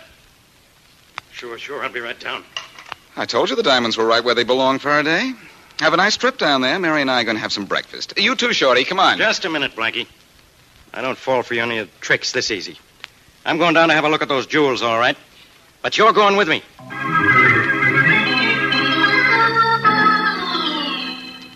Here are the diamonds, Inspector, just as they were before the robbery. I don't understand it, but here they are. How do I know these aren't phony? I beg your pardon, Inspector, but I'm an expert in such matters. What about this diamond in my hand? It's paste. And what's this gag about the jewels being stolen, 2 guards killed? Well, it's all very true, Inspector, but this morning when I came into the museum, here were the diamonds just as they were before the unfortunate incident. It's amazing. Happy, Faraday? All the diamonds are here?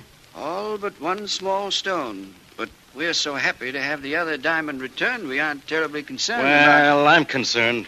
Especially about those 2 murdered guards. I'll tell you where you can find that missing stone, Faraday, and the man responsible for the death of the 2 guards. In your apartment? No, in room 909 in the Winston Hotel. In the handkerchief pocket of a friend of mine. Blackie, you're getting deeper and deeper into this every minute. I'll be in plenty deep if a certain party had a cold last night. A diamond that size is nothing to sneeze at.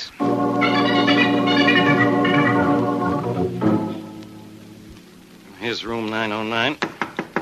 Whose room is this? You'll see. Yes? Hello, beautiful. What do you want? In. Come on, Inspector. I'm with you. How dare you force your way in here? I seemed welcome enough here yesterday. Where's Farthing? Who's out there? Don't talk, beautiful. He's in there, Inspector. Come on. Mr. Farthing, it's the police. What's the meaning of... You two know each other, don't you? Hello, Farthing. I didn't know you were in town. Oh, good morning, Inspector. I was just in town for the day on a buying trip. Buying diamonds, Inspector. Diamonds? For free. Look in his handkerchief pocket, Faraday. I'm in no mood for practical jokes, gentlemen. I have a business appointment that You may have to reach inside for the stone, Faraday. The handkerchief may not pull it out. We'll see. There. What fell on the desk, Inspector? Looks like a diamond to me. Farthing, if this is from the Wentworth collection, I'm arresting you for murder and robbery. It's from the Wentworth collection, all right. From the looks of it, I'd say the same thing. Congratulations, Blackie. Farthing, do you admit this is a Wentworth diamond? Oh, I see no reason why I shouldn't. You'll discover it for yourself in due time. I know when I'm beaten, but I don't know how. Blackie? Sorry, Farthing. That's a secret of the profession. If we of the same profession were alone... Same profession? Don't flatter yourself, Farthing. Inspector, would you be so kind? Let us have 5 minutes alone, Faraday. It's all right. I'm not the type to run away from anything once I run into it. It's entirely safe. Well, with Blackie in here and me outside the door, I guess it's okay.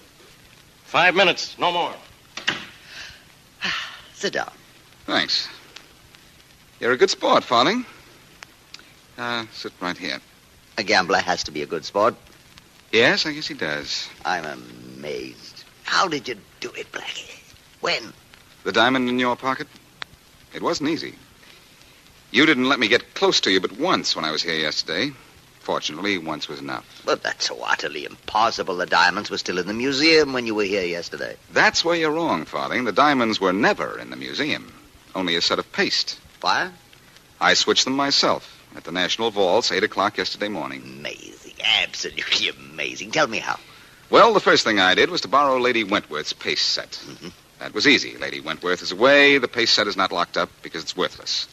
Then I hired an armored car. That alone is no simple matter. It was simple enough for my friend Charlie Kingston. Of Chicago? Yes. He hired an armored car for me through his local office. Oh, and how did you use this armored car? My friend Shorty and I dressed as bank guards and went to the delivery entrance of the vaults a little before 8 with the paste diamonds in a case just like the ones the real diamonds were in. I see. You stayed just inside the delivery entrance until the armored truck came along, then walked out with the paste diamonds and gave them to the driver. Well, that was no problem. We weren't stealing anything, just handing to the driver something he expected to get. So far, brilliant, brilliant. Then what? Then Shorty and I got our own armored car from around the block, drove it to the delivery entrance of the vault, and picked up the real diamonds from the real bank guards. That was simple, too, because the bank guards expected to see an armored car outside the delivery entrance. So a set of phonies went to the museum, and I kept the real set. Until after your men robbed the museum. Then I broke into the museum at night and delivered the real diamonds, that is, all except the one small stone which I planted on you. Brilliant. Absolutely brilliant. Thanks. That's a lot coming from you under the circumstances. I am an artist in my way, Blackie, and you're an artist in yours. Does one great painter scoff at the work of another because the other's artistry is superior to his own? Maybe you're not the artist you think, Farthing. Why do you say that? The idea of involving me. It seems to me that a good artist concentrates more on the picture and a little less on the frame.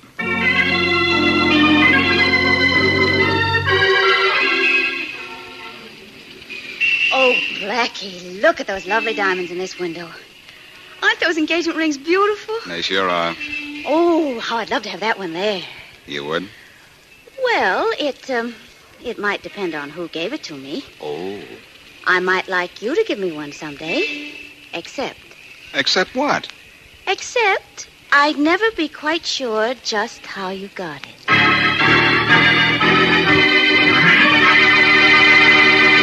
Calcium helps grown-ups to a more vigorous life. And now there's calcium in hot wheat meal. Calcium helps your body run smoothly. And now there's calcium in hot wheat meal. Calcium helps you to enjoy a more active life. And now there's calcium in hot wheat meal. Yes, a 1-ounce serving contains 1/3 of your daily calcium needs. And Post Wheat Meal is a whole wheat cereal, creamy, smooth, delicious, cooks instantly. Get new Post Wheat Meal with more calcium than any other cereal, hot or cold. Stay tuned to Hojo Radio.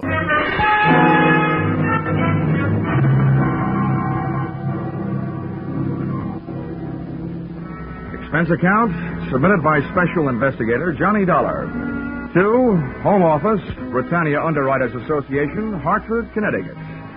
The following is an accounting of my expenditures during my investigation of the unscheduled performances in Maximilian Sandro's animal show. Or, all they needed was a clown, and then I showed up. Or, I once thought I'd run away with a circus. This one I wanted to run away from. Expense account, item 1, $70.21. Train and cab fare from Hartford to a vacant lot just outside Brunswick, Georgia. The winter quarters of Maximilian Sandro's animal show. The first animal to show was an elephant. Bravo! Bravo! Hey, mister, where can I find Maximilian Sandro? Come on. Hey, mister, I want to ask you a question. Please, you're not so loud. You upset the Blanca. I'm going to try to teach you an aria for next season. An aria? Well, that should set opera back 10 years. Sweet, Blanca, sweet. That's the only musical elephant in the world. The Pachyderma chanteuse. Well, look, I'll stop interrupting rehearsal if you'll tell me where I can find your boss, Maximilian Sandro. My boss? Yeah. It is I. I am Maximilian Sandro. Oh, good. I'm Johnny Dollar from the insurance company. Oh, let's make it something else. Blanca, you rest. I'm going to come back when I'm through with Mr. Dollar. Well, as I understand it, Mr. Sandro. Oh, that's a poor Blanca. She don't like to see me go. You know, she's like a puppy to me. But it's the new black leopard that's the beginning of all of my trouble. I'm going to show you to her. Someone has tried to steal her. And that's what I don't want, Mr. Dollar. Well, since Britannia Underwriters insured her for $20,000, that is what they don't want, too. See, that cost me too much to get her from Africa. To lose her, that would ruin my financials. Everything would go. Ah, these are my monkeys. Yeah. Hi. Look, Mr. Sandro, how does anybody go about stealing a neat little package like a black leopard? And why? Why? Because she's a very special leopard. She's a very big, very shiny. I'm going to name her Ashanti. She's going to be my prize attraction. There's lots of animal shows would like to have her. Oh, you suspect your competition? Oh, see. Well, when was the attempt made? One night last week, they make with the truck. They tried to pull her cage away, and we saved her just in the time. Oh, see, my finches, the parakeets, and the toucan, and this is my crow. Yeah. Very nice. Colorful. Did you try and trace the truck? No, you know what to trace. They went away, whoosh, no lights. And it's something else that's not right at all. So, yeah, what's that? I'm going to make a big plan. I'm going to get all the money I can put a hands on to buy her from this man, Tex Randall. And then now he said the money that was enough before is not enough now. He thinks he cheated me, this Randall. Well, I'd like to help you with that, too, Mr. Sandro, but I'm afraid that's your problem. My job is to see that your leopard isn't stolen. I see, I know. You get to pay for your job, but you do it. And then... Oh, no. There is the shot. There is my leopard.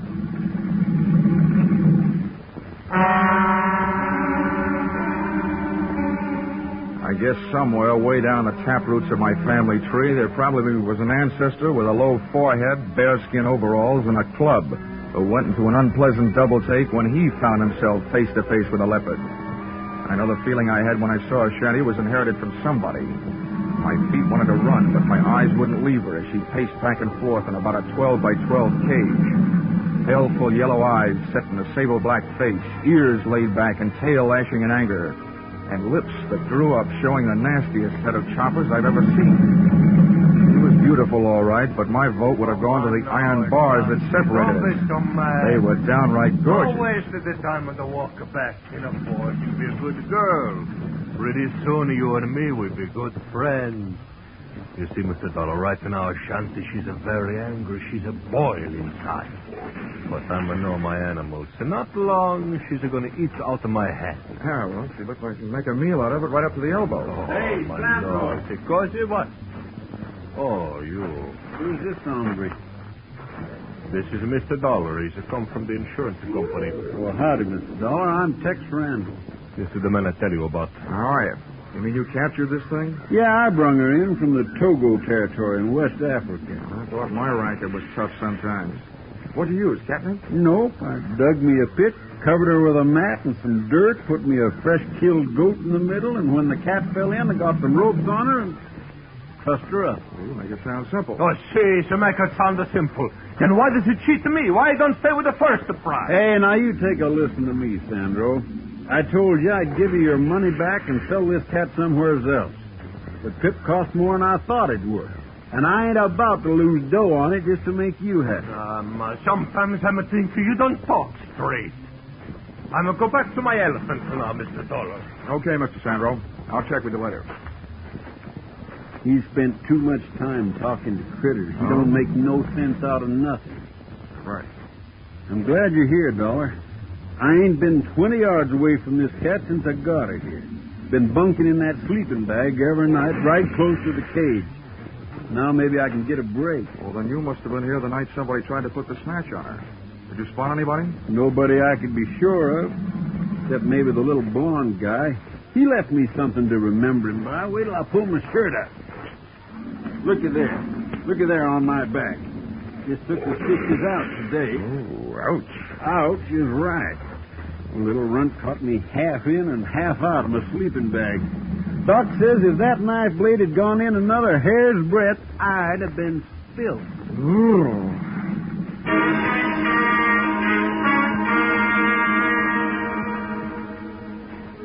And with that happy thought, Tex Randall, a hard man to kill, left to go into town. I watched the shanty tear into enough raw meat to keep a kennel of Great Danes happy for a week, after which she settled down for what you might call the original catnap. Sandro's elephant settled down to a short vocal lesson, and I settled down for a game of mumbly peg. But before I could get warmed up, I had a visitor. Hello. Wow, the Ava Gardner type with darker hair and olive skin. You look as though you could use some company, Mr. Dollar. Well, who couldn't? I was beginning to think the only females around here walked on all fours. Oh, I've had the same feeling about the males. Then he didn't mention me. Who? Pop, the boss. Oh, no. Sandro didn't mention much of anything but his black leopard. Well, I'm Angela, his daughter. Oh, I see. He probably forgot to mention you on purpose. hoping to keep my mind where it belongs, on my work. Well, that's what I came to talk to you about. What can you do? You can't stay with the Shanty for the rest of her life, can you? And before I found out about you, I would have said no. Please be serious. All right. There's only one thing to do. If the leopard isn't safe here, and from what I've seen and heard, I don't think she is, I'll just have to take her someplace else until this is all cleared up. Take her someplace else? Mm-hmm. Well, that would break Dad's heart. It would break the heart of the company that hired me if a Shanty turned up missing. Look, he can't take her on the road until next summer. We'll keep her safe until then. I'm sorry, but it's all I can do. Oh, poor Dad. He's going to hate you for it, you know. Oh, well, that I can stand. But there's no sense you're wasting our time feeling the same way. I didn't say I would, did I? As a matter of fact, I was going to stay right here until you asked me out to dinner. Or something. Oh, well, let's not hurry. Stick around. I'll figure out where to invite you when I know you better.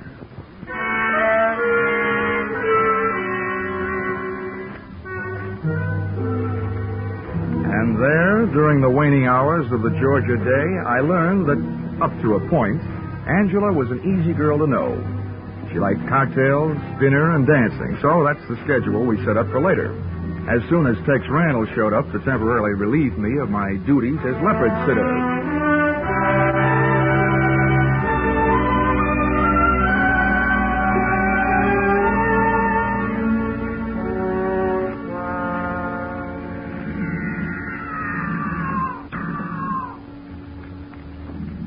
But at martini time, I was still sitting. And may I say that the cocktail hour spent in the middle of a menagerie is not the restful period it's supposed to be. As soon as the sun dropped, the noise rose. Wild brains and caged bodies reacting to the night, instinctively telling the countryside that whether they were free or not, this was their hunting time. I not only felt like Tarzan of the Apes, I felt uneasy. The Shanty complained to me. A light from somewhere behind me glinted in her eye, then disappeared as she started her back and forth pacing again. Sounded like she was trying to tell me something. She was. I was too stupid to understand it. Oh! Whatever hit me from behind didn't land hard enough. I stayed on my feet, but a pair of strong hands twisted my arms behind my back, and one hand pushed my wrist into a double hammerlock. The point of a knife jabbed into my back and started moving me forward toward the cage. The leopard stopped her pacing as she saw me coming. She reached out between the bars for me, her great paw spread. Claws extended. The last thing I saw was her snarling face and the paw reaching. There was a lunge behind me and something hit my head again. The cocktail hour was over. I'd passed out without a drink.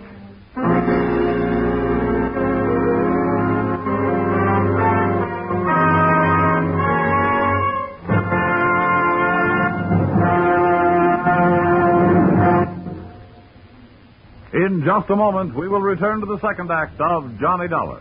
But first, last week, Vaughn Monroe's Caravan saluted the Rose Bowl team. Tonight, Vaughn will play the favorite songs of Louisiana State and Oklahoma, the Sugar Bowl team.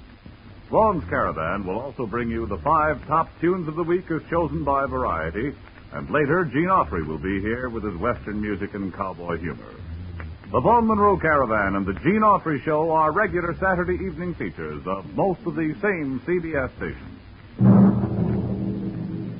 Now, with our star, Charles Russell, we return to the second act of yours truly, Johnny Dollar.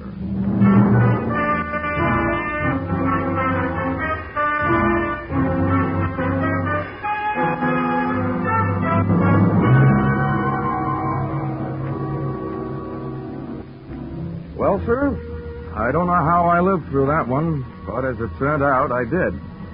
When I opened my eyes, I was still in Georgia, but that condition was about all that hadn't changed, for the worse. My head was not only aching in the back, but a new lump had been born above the bridge of my nose. But nothing else had been added. When I finally got to my feet, I saw that only a trace was left of a Shanty, the Black Leopard. A pair of ruts in the dirt made when her wheeled cage had been hauled away. I started out to find Sandro and a telephone, but one of my feet found something else before I'd taken 3 steps. I didn't know how he had gotten where I was supposed to be, but he'd made it. Tex Randall, his neck twisted and the marks of claws on the side of his battered head.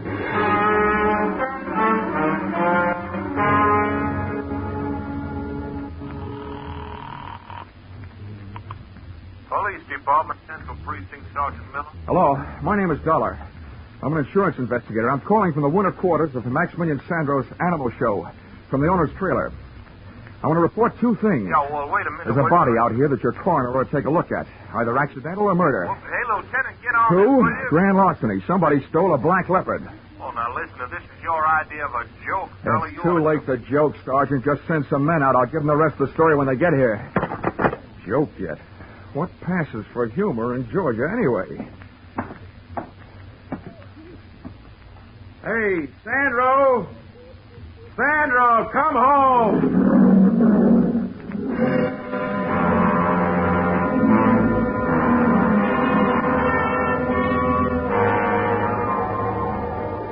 Nobody answered me but an old Libyan lion. So I shut up.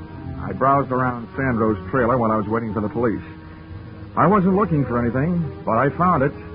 On a table, there was a small Christmas tree that had been transformed into what is commonly known as a friendship tree, meaning that about a half a dozen Christmas cards were hung on with cellophane tape. There was nothing else to read, so I scanned through those. And the third one I opened my eyes. It was inscribed, "Sorry, I can't be with you. Greetings from San Francisco. Your loving daughter, Angela." Before I could fully digest that tidbit, I heard a shoe scrape on the steps outside, and the trailer door opened. Well, here he is then. I told you we'd find him here. Yes. Very good, my dear. The man with the Angela by whom I had so recently been taken in looked 50-ish, capable, suntanned, and well-armed. Well, Mr. Dollar. You don't appear to be surprised. After what's happened already tonight, I wouldn't be surprised if General Sherman dropped in on his way back from the sea. Yes, splendid. I admire a show of courage, a sense of humor at the point of a gun. Oh, think nothing of it. Sometimes my jokes are so funny they kill people. I think we'd better get him out of here, Ben. I don't think it's safe. Yes, you took the words right off the tip of my tongue, my dear. Shall we go, Mr. Dollar? Should I ask where and why? I've taken a small place in town. There, at our leisure, we shall discuss a fascinating subject. Hmm? Namely, the whereabouts of a splendid black leopard.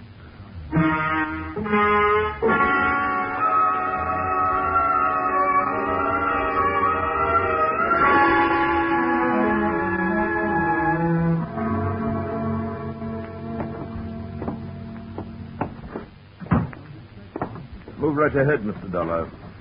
Oh, my dear, run up to Harold's room. Fetch him down. I may need him. All right, then. Into this room, Mr. Dollar. And, please be seated. If you don't mind my asking, Ben, how do you manage... My dear sir, it just so happens that my full name and title is Sir Bennett Mountford. The term of familiarity, Ben, is to be used only by my closest friends. Now, if you will couch your question properly... Oh, it wasn't important. I just wondered, since that gun seems to be so much a part of you, how do you manage without shooting yourself while shaving? You've a ready wit, haven't you? I know the proper time and place for a weapon, my boy. I've learned from experience. I chose early in youth as my avocation the hunting of big game. If you had faced the last desperate charge of a wounded lion or a maddened rhino as I faced them, you, too, would realize that a good weapon, properly aimed, is man's best friend. Which brings us to the subject of our mutual interest, the black leopard. Where have you hidden her? What makes you think I have? No. Let's have no deception, sir. The report brought back by my charming accomplice, who so ably posed as the daughter of that stupid showman, Mr. Sandro, was that you made no secret of your plan to carry off the cat to a place of safety. You will not deny that. Why should I? You wouldn't believe me if I did. Yes. An admirable attitude, sir. Now, once more. Where is the leopard? Well, I told you it wouldn't be worth much as a hiding place, would it? If you do not tell me, your life will be worth very little. Come now. Perhaps your loyalties are misplaced. What did that market hunter, Mr. Randall, tell you about the cat? Not much. Except that he got a knife in the back, put there by somebody who was trying to steal her. Well then, sir, I'll spin you a tale that'll set your blood to pounding. What would you say, my boy, if I told you that that black leopard is worth a king's ransom? Well, I don't know. I'd probably ask why. Well, she is, sir. And I'll tell you why. She was captured in the Togo territory, West Africa. I am quite familiar with that section. I've hunted there. A district par excellence for elephant, buffalo, and situtanga. As a matter of fact, I was there before and shortly after Randall's infamous trapping of that fine beast. Did he tell you that? Well, if he did, it didn't make any impression. I hear there are a lot of people in Africa. Well, to continue. The Togo territory is inhabited by the Awe tribe, a group of long-headed patrilineal people whose most interesting characteristic at this moment is the fact that they are animal worshippers. Now, does the point sink home? Vaguely. That leopard Randall snagged is important to them. Is that it? Yes, precisely. You struck it. And they'll pay a veritable fortune for her return. $100,000 in gold. And now that I've let the cat out of the bag, so to speak, do you have a price in mind? In return for which you will share with me the hiding place of the animal? Yeah, you go on back to Togo, and I'll cable you the address. It's obvious, sir, that you are not in full command of your senses. Harold! Harold! Yes, hold your horses. I'm coming. Look, if Harold is your violence department, Ben, you can save your breath and his muscles. I'm not having any. Stay where you are, sir. I give you fair warning. I'm nuts to your fair warning. You want to find that black leopard, and I'm the only one that knows where she is. You're not going to do it by puncturing me. Come back here, you fool. Come back here. Take it easy, Ben. I'll get him from the stairs. That's far enough, Mr. Dollar. You better call off your infantry, Ben. All right, wise guy. In it comes. Harold, wait. Let him go. What's the matter? You crazy? He's going to steal me. Let him go. Let Randall have the upper hand. Oh, brother.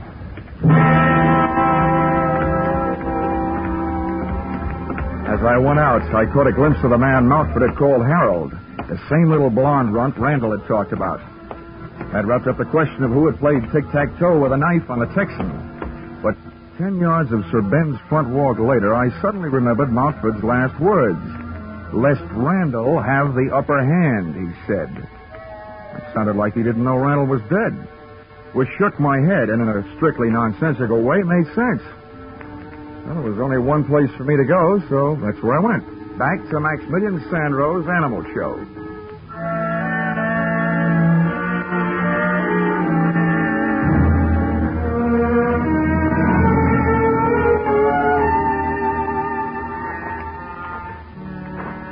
When I got there, I was awake, but all the smart animals were asleep. Maximilian Sandro hailed me from the lee side of a tent. Come in, Mr. Dollar, into the shadows. The police is by my trailer. Where have you been, Sandro? I was hiding, but I worry so much about you. When I come back where you are, you're not there. What do you mean by your black leopard's cage? I'd left. That place had unpleasant memories for me. Oh, see, me too. I'm sad with... You see, when I see that man, Randall, he'd push you to the cage with a knife, I'm going to go crazy. I'm a nothing. I'm a run up and a push. So then you fall, you hit your head in the bottom of the cage. And then Ashanti, she hit the Randall instead, and I'm so sorry. Don't bother with an apology to me. No, you don't understand. Look, I'm a commit a murder. With these two hands, I'm a push him on the leopard. Oh, well, there's such a thing as justifiable homicide. You were saving my life. So let's not worry about it until it gets to court. If it does. Where did you take your cat? How you know that? Nobody else has her, so you must. You were at the right place at the right time to haul her away. All right. I tell you true. See, I take her away where she's safe. I keep her where she is until this trouble is no more. Oh, now, listen to me, Sandro. I know how you feel, but I've met the people who are after your leopard. They say they can get $100,000 for her back in Africa. $100,000? Consequential. For that kind of money, they'll never stop looking for her. The only way to stop them is to let them find her. And then we'll try and wind this thing up. Wind up? Does it mean finish? Yeah. Oh. I'm pretty sure I've been followed here. Now, would you take me to the hideout? No, sir. There's the people. They follow you there. I'm not like that. I don't either, Sandro. $100,000 worth of cheese would even make a mouse dangerous.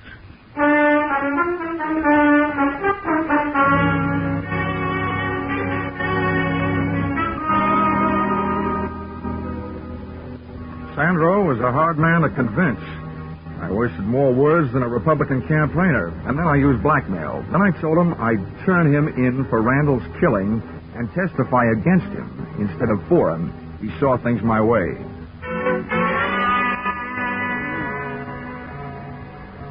The leopard's lair turned out to be an abandoned barn 5 miles farther out of town, to which we went in a truck that Sandro had driven into that jungle-type vacant lot.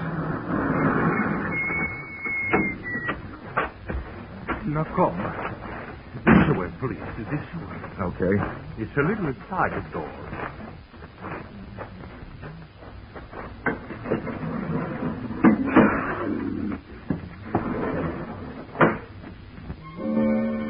Shanty was performing that old dance of hers again, pacing the length of her cage back and forth, her head swinging rhythmically each time she turned. We'd made ourselves easy enough to follow on the way out, but my neck was getting stiff from helping my eyes follow the leopard's movements before I heard a sound outside the door. It sounded like a bolt jamming a shell into the chamber of a rifle. And that's what it was, because a rifle was what Sir Bennett Mountford was carrying when the trio came in. Close the door, Harold. Oh, I just did. You, my dear, stay here out of harm's way. Yes, Dean. I'll be all right. Well, Mr. Dollar, I would say that the long stalk is successfully completed. The search ended. Quite a hunter, Mountford. Somebody should crown you with a coonskin cap, with a raccoon still living in it. Yes. I'm glad to see you enjoying yourself, sir. Since the time for levity is on the wing, so to speak. Harold. Yeah, name it. Keep these two in your sights with a ready finger on the trigger. I'll set about putting this vicious cat out of existence. No, he's not shooting my Ashanti. Hey, Mountford, are you crazy? Put that rifle down. Shut up, Dollar. You aren't running things. Mountford, if that cat's worth $100,000 alive, why kill her? Because we shall realize a much greater profit with her dead. Namely, 500,000 of uncut diamonds that are hidden in the floor of her cage. Diamonds? Well, they couldn't have been safer, could they? Precisely Randall's idea when he put them there in Africa. Now stand aside, sir. I don't wish to fire through your head, but I will if I must. No, he's not shooting my Ashanti. Hey, watch that maniac. He's going to let that cat out. Stop it. Stop fast. Don't move. I'll be her charge. No, Ashanti, run for your life.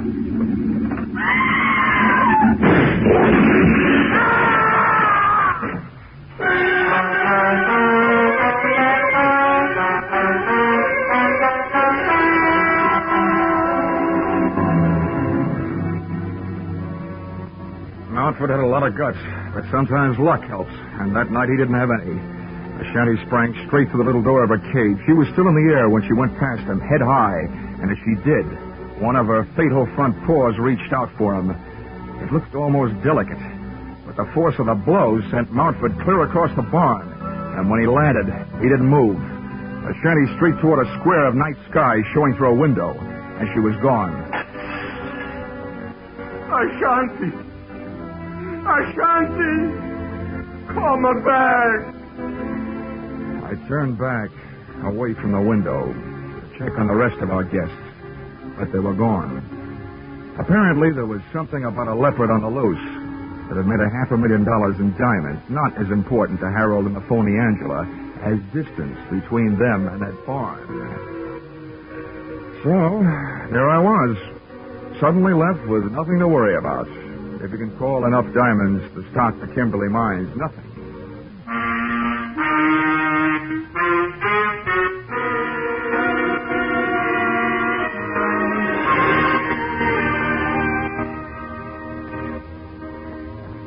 Expense account, item 2. Item 2? A case like this and I haven't laid up a cent. Oh, well, Christmas is coming. Item 2, $3. Cab fare from Brunswick Police Headquarters to hotel after giving them my statement, which they didn't believe until they saw those diamonds. Then they sent out a 3-state alarm to pick up the phony Angela and Montford shivman Harold. And expense account, item 3, $70.21. Train and cab fare, Brunswick to Hartford. Oh, and this advice I'll toss in for free. At last report, a shanty was seen headed west toward Okefenokee Swamp, and Sandra was organizing a group to go after her. My advice is this. Don't insure the lives of those men. If you want to throw your money away, throw it to me. Let's see, expense account total, $152.70. Signed, yours truly, Johnny, Frank Buck, Dollar.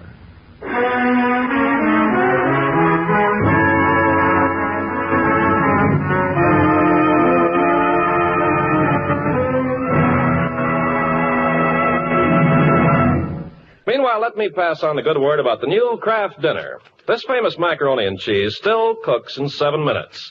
But the new Kraft Dinner gives you a richer, fuller cheese flavor. Just what you cheese lovers have been hankering for, the flavor of golden cheddar through and through a dish full of tender, fluffy, light macaroni. And to think you cook it in just 7 minutes. When the folks taste the new Kraft Dinner, they'll say it's incredible that you could whip up such swell macaroni and cheese so fast. Kraft's tireless research, of course, is responsible for the goodness of the 2 ingredients in each Kraft Dinner box. The special macaroni and the Kraft grater that gives such splendid cheese flavor. Let them work their speed magic in your kitchen to give you point-thrifty, good-eating main dishes. At your food store tomorrow, get a couple of packages of the new Kraft Dinner. Each box makes enough for 4 servings, and you get 2 boxes for 1 single red point. Hojo Radio, where the classics come alive. The FBI in Peace and War, ordinarily heard at this time throughout the year, is taking its usual summer vacation and will return to CBS 6 weeks from tonight on September 1st. Broadway's My Beat. From Times Square to Columbus Circle. The gaudiest, the most violent, the lonesomest mile in the world.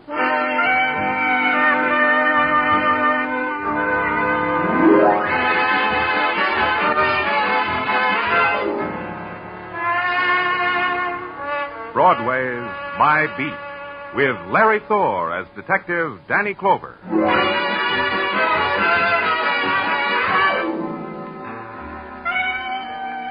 Broadway, where night slips over the canyon streets like a black silk stocking splashed with spangles. Then it's a flashy showgirl on an after-theater date. But during the day it wears a sleazy house dress, no makeup on its face, and stands on a street corner screaming. Day or night, it wears any face you're looking for. And it's My Beat.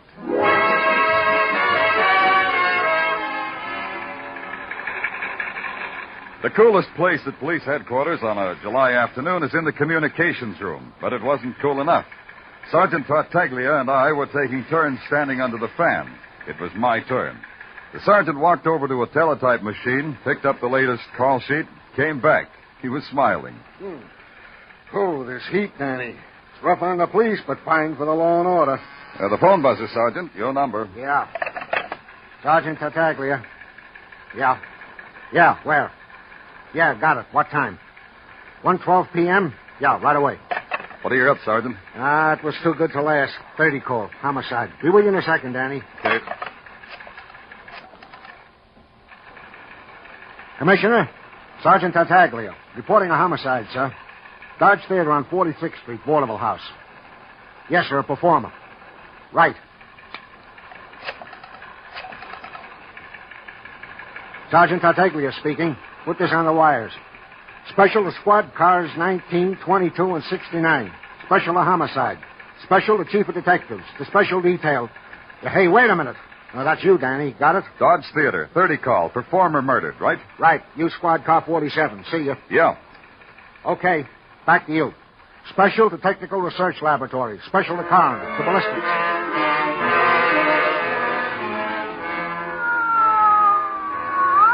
Your squad car stabs, tears, rips through a city, and its wail is like a piece of broken glass that flashes across its face. You can see the terror, silent and quick, in the blur of the city making way for you. It was maybe 1:25 when I hit the alley leading to the stage door of the Dodge Theater and twisted the car into it.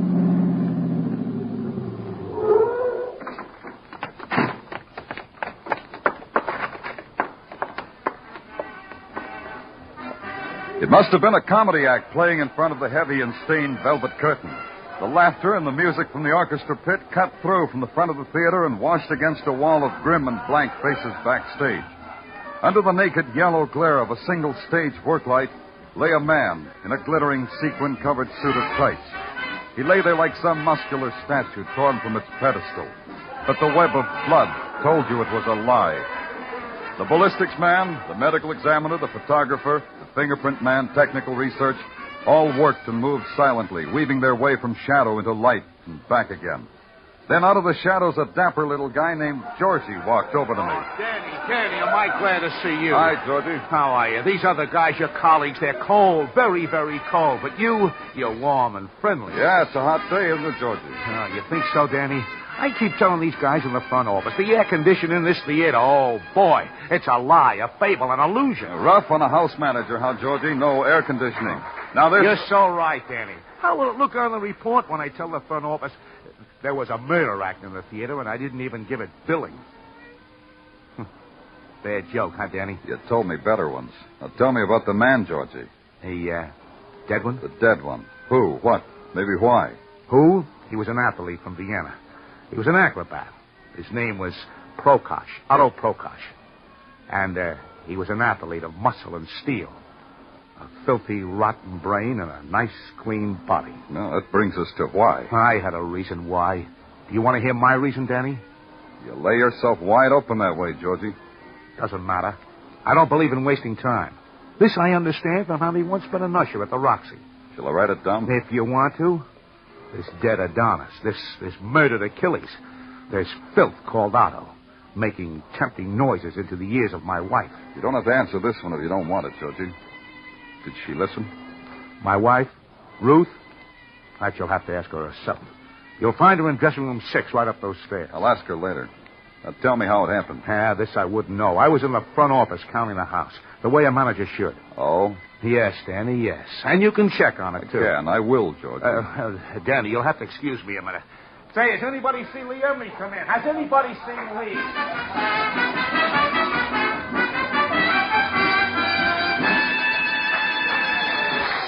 Hey, excuse me.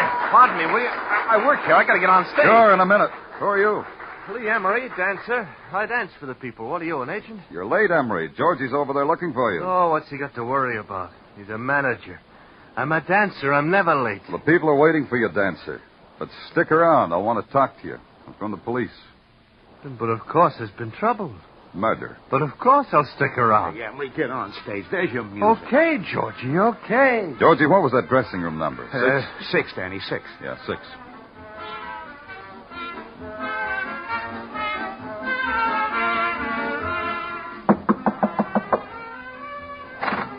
Yeah, what do you... No autographs, please. I'm Danny Clover, police. Looking for Ruth Houston. Georgie said she'd be here. Oh, Georgie always knows where Ruth is, doesn't he, Ruth? He always knows.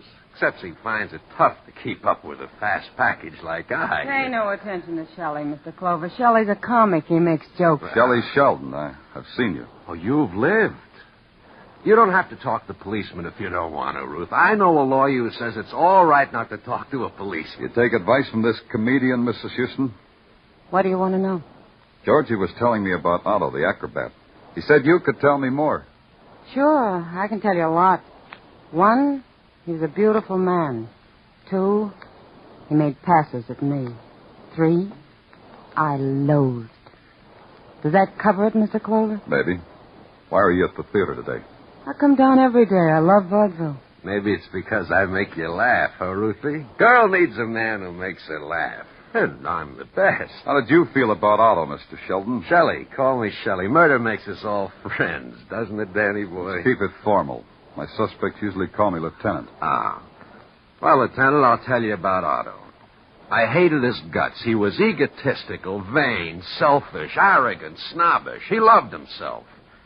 No, the kind of a guy I mean.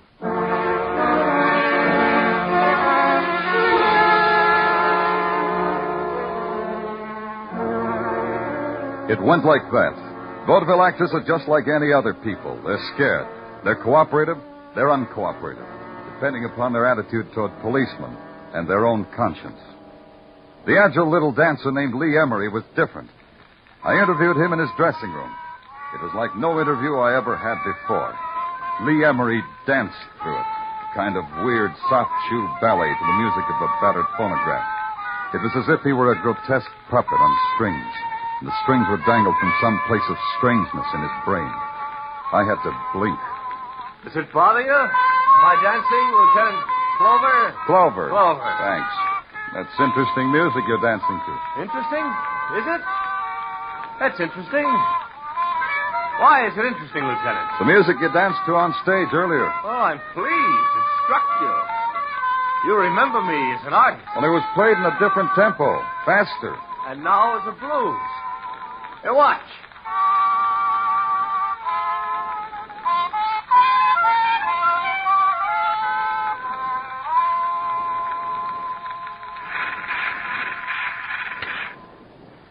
End of show, Lieutenant. Well, you're a fine dancer, Emery. Oh. Tell me, why the different tempos to your music? Doesn't it throw your performance off? Ah, not at all. You see, I had a half a dozen records made of this music. All different rhythms. All different moods. Before each performance, I practice the one I shall do. Depends on my feeling at that moment. Oh, you don't feel good now, huh? Oh, Lieutenant, I'm in love with the world. Last night I took a walk in the Bowery. I talked with the poor, sodden fragments of humanity who people it. Now I am disenchanted. Next performance, my dancing will be a mirror of that feeling. Oh, so the orchestra conductor will play your music as blues. Uh-huh. Must be a pleasure for him to work with someone as creative as you. Thank you. Dancing, Lieutenant Plover, is an ultimate within itself. The antics, the grotesqueries of humankind distilled into classic, flawless expression. Now you say something philosophical, Lieutenant. Yeah. Try this. Did you have any reason to kill that acrobat? But of course. As a performer, he was a bum. I wished him dead. From a purely artistic standpoint, of course. But you know what, Lieutenant? Tell me. I didn't kill him. I am a coward. You have music for that, too? But of course. Would you care to hear it?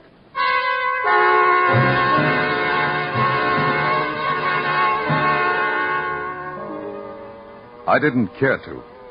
Emery looked at me sadly, bowed, and I made an exit.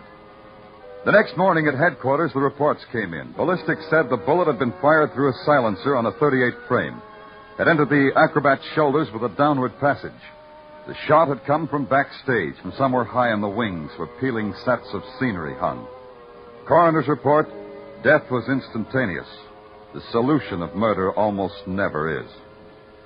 I found Sergeant Tartaglia out of the way and took my turn under the fan. That murder at the theater, Danny. A toughie, huh? Yeah, I don't know. It's too early to tell. Suspects? Any of them? Goes like this, Sergeant.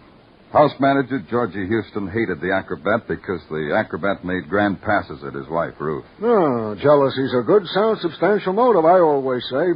Yeah, I always say it's 100% motive. The modest comic, Shelley Sheldon, he likes Ruth, too. Another 100% motive. Lieutenant Clover speaking. Lieutenant, I told you. Who is this? Lee Emery. I told you I was a coward, Lieutenant. So? A man. He was standing across the street for the last hour. What man? What are you talking about? Listen to me. I don't know what man. He was watching the window of my room, and just a minute ago he walked into this hotel. Lieutenant. Yeah, I'm listening. Lieutenant, there's someone opening the door. Lieutenant! Emery!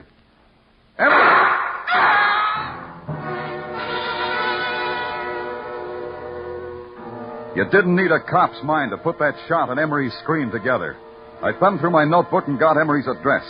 By the time I was downstairs, a squad car was waiting, its motor running. The siren channeled the street between headquarters and West 56. It took 4 minutes to get there. Emery's room was 3 flights up, and walked back. The room was empty. No Lee Emery, nothing. Correction. The room was filled with Emery's music coming from the phonograph. That and a narrow streak of blood that wormed on the threadbare grass rug. But most of all, it was Emery's music. It was happy, real happy. I couldn't stand it. The room needed another quality. The quality that came after terror. A sigh, maybe, or silence. And I had the feeling Lee Emery had just bought himself a large piece of that.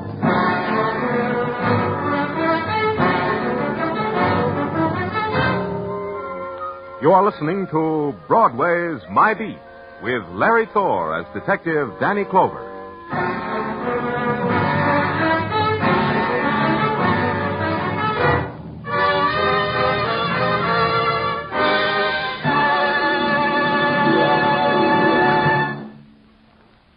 One of the most successful dramas ever presented on the CBS Escape series will be repeated tonight. C.S. Montague's story entitled Action, the tale of a man who scales a mountain contemplating suicide and who finds a reason to live when he finally reaches the top. On Crime Photographer, you'll hear the fascinating tale of Durable Dennis, whose head was X-rayed to solve a $75,000 theft. In case someone tells you to get your head X-rayed, hear the story of Durable Dennis on Crime Photographer, as well as Action on the series Escape. They'll both be here just a little later tonight on most of these same CBS network stations. Now, back to Broadway's My Beat.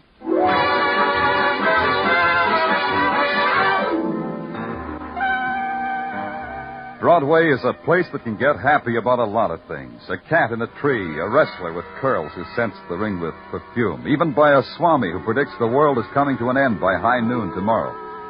Right now, the current happiness was touched off by a rumor that vaudeville was coming back. But I had proof positive that it was dying all over again. Item, a dead acrobat shot while opening the bill at the Dodge Theater.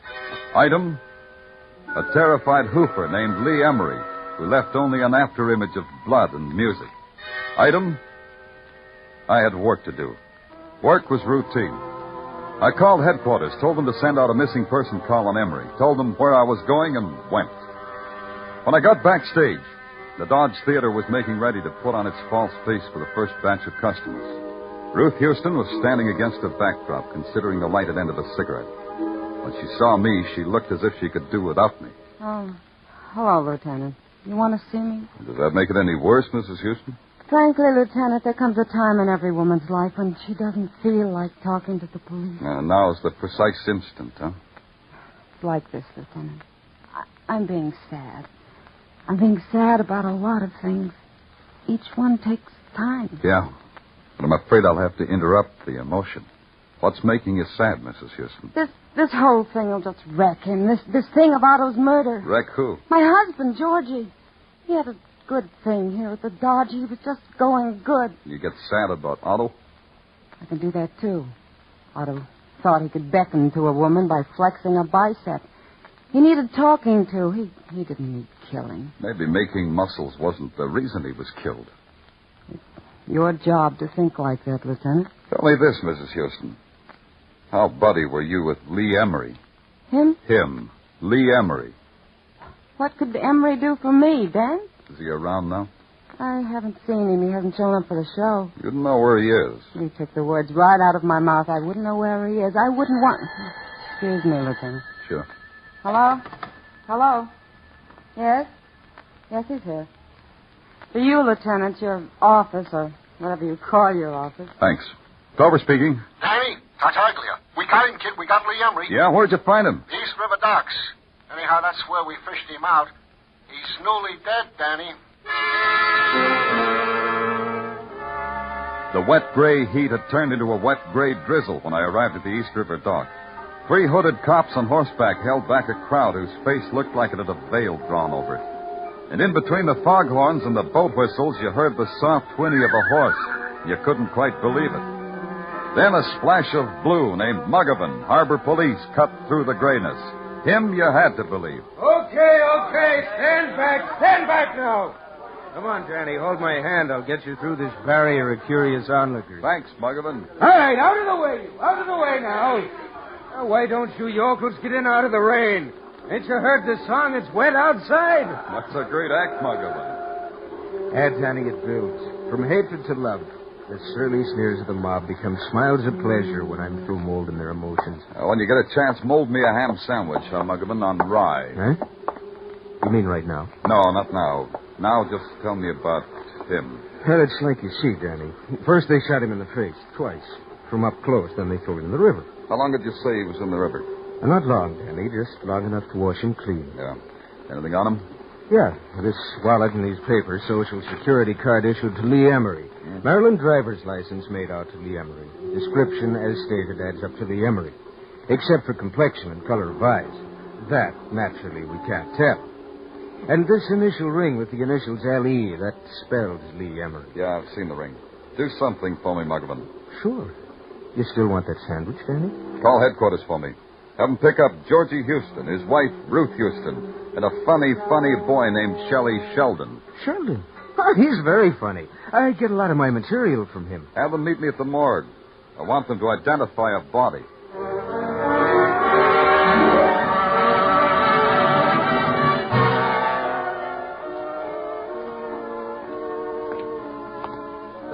Whole place you picked for me to play a matinee, Danny boy. How do I get yaks in the morgue? I wouldn't know, comedian. You work it out. You know, this hole reminds me of a theater I once played in Des Moines. Same type atmosphere, same type audience reaction. I was making with bombs, and those hayseeds just lay there like these stiffs. Shut up, Shelley. Shut up. Haven't you got any respect? What's the matter, Georgie? The silent dead make you nervous? No, Shelley. They bring me peace. That's why I give them respect. Oh. Danny, why did you bring us up here? I want you to identify a body that was washed up in the East River. Anybody we know? It's a good question. Here we are. Oh, the figure is familiar, but the face... What am I saying? What face? What do you say, Georgie? The suit. Yeah, I recognize the suit. It's exactly the same type suit Lee Emery wore every day of his life. He had them made in pairs. He always said if you found something that made you feel good, why change it? Is that Lee Emery, Danny? Shelley, is this Lee Emery? Yeah. How do you know? The shoes, they're a dancer shoes, soft shoe type shoes, the kind of shoes a dancer like Lee Emery wears when he's doing soft shoe type dancing. Do I make it clear, Danny boy? No, I lived without you. Do you recognize this ring? Yeah, Danny. That's Lee's ring, all right. He hocked it with me once when he needed some dough. All right. That's so. You mean we can go now, Danny? Yeah, you can go back to the theater, Georgie. They'll need you. Now, wait a minute, Danny boy. It's not that easy. I've got a twist. I'd like to ask you some questions. I thought you'd have some. I'll try to answer them, Mr. Sheldon. Lee Emery, the boy in the box, he was murdered, huh? We think so, Mr. Sheldon. That means you suspect that maybe Georgie or me murdered him. Could be, Mr. Sheldon. This is the snapper, policeman. What makes me rate so high in your favor? There are others who were involved with Lee Emery. Like who, Mr. Sheldon? Like any of the other people at the Dodge Theater. Like Ruthie, the wife of Georgie. Why, you lousy Take your hand. Hold it, Georgie. I'd like to answer, Mr. Sheldon. The cop, Mr. Sheldon, looks for motive. A good motive for killing the boy in there would be that he knew who killed Otto, the acrobat. That could be you, Georgie, or Ruth. By the way, Georgie, where is Ruth? I've been waiting for you to tell me why she isn't here. Why, she was at the theater last time I saw her. Why? She's not there anymore, Georgie. The boys upstairs tell me she's not anywhere. Maybe you can help the boys upstairs, Georgie. Danny, you mean you can't find her? You mean the whole police department can't find her? Danny, you've got to find her. You've got to. We will, Georgie. We will.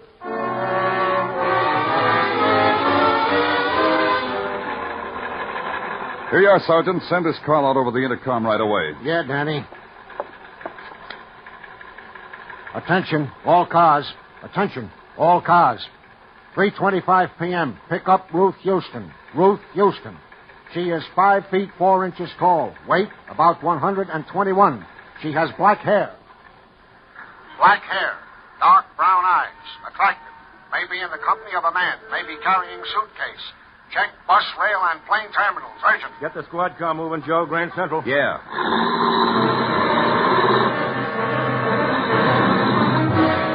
That's the Patrolman Michikov calling precinct headquarters at 3:45 p.m. Nothing that... Huh? Yeah. 5-4, 121 black hair. Yeah, I got it.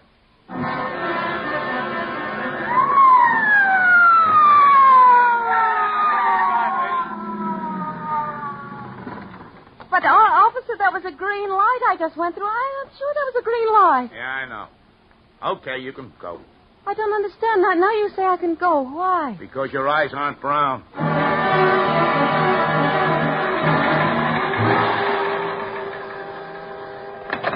Tartaglia speaking. Yeah? Good. 14th Street Precinct, right away. They got her, Danny. Holding her at the 14th Street Precinct. Let's go.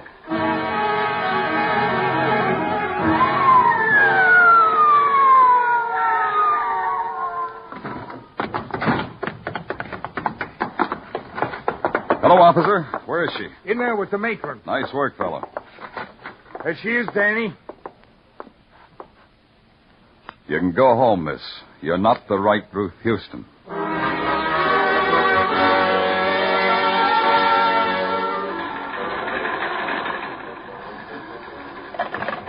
Lieutenant Clover speaking. Danny? Muggavan, Harbor Police. Yeah? We got something hot. Something directly from the laps of the gods. Don't make a production out of it, Muggavan. Just tell me what it is. Ruth Houston. Does the name bring a smile to your lips, Danny? Come on, Muggavan. What's the story? As follows. I was in a coffee joint on the pier, like I always am at 9 p.m., so I can talk to my friend Marty Udenfreud, the cab driver whom I befriended. We talked. And routinely I tell him this description of one Ruth Houston. Okay so far, Danny? Muggavan, the night's so long and lonely in Flatbush. What about Ruth Houston? Well, Marty has her for a fare about 7:30. Takes her to a pier on the Hudson River. How did he know she was Ruth Houston? Oh, she was a looker. The description tallies and the initials on her suitcase was R.H. Go on. Then she gets on a boat. The good ship Christina, a freighter. Great. Hold that boat, Muggavan. Don't let it move.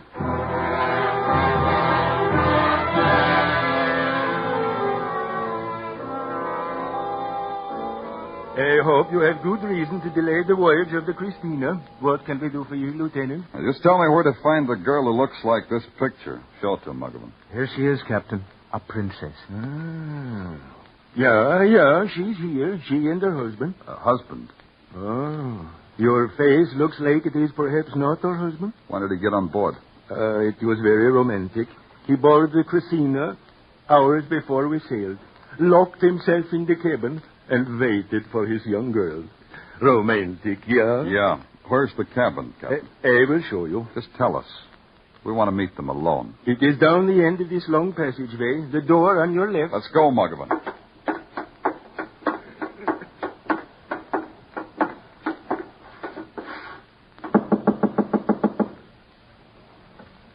Who is it? It's Danny Clover, Mrs. Houston. Open up. Open up. Get back. Get back. Yeah. Looks like the little lady don't want to see us. Looks like I'll have to open the door from this side.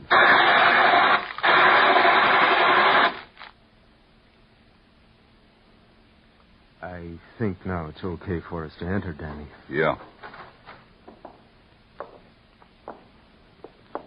I hurt her, Danny. Let me see. It's not too bad. Go get the captain. He'll know what to do. Yeah.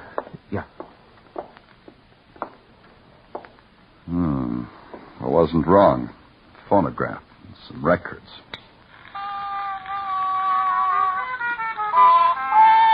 All right, Emery. Come out. I know you're here. Sure, Lieutenant Clover. I was coming anyway. That music attracts me. I thought it would. You okay? Sure. I ducked into the washroom when you started shooting back. Ruth's hurt, though, isn't she? Yeah. I'll take your gun. Here. You're clever, Lieutenant Clover. You're an artist. Only because you made a mistake. Play me my mistake. You shot that man's face away. It leaves more than just that trickle of blood you arranged in your room. But you know about things like that, Emery. Who was he? He was nothing. An absolute nothing. A zero. An empty circle. I knew you'd figure it that way. You told me you walked the Bowery for art. You walked it to find a derelict who was the same size, the same build as you. That was his only use, you figured. So you used it. You killed him. You thought I believed you were dead. That leaves Otto, the acrobat. Why should I have killed a useful man like Otto? Ruth being here tells me that, Emery. Otto liked her, too. Competition from a man like Otto frightens two lovers like you. So you killed him. But of course. I said you were an artist. Now, if you'll pardon me, Lieutenant Clover.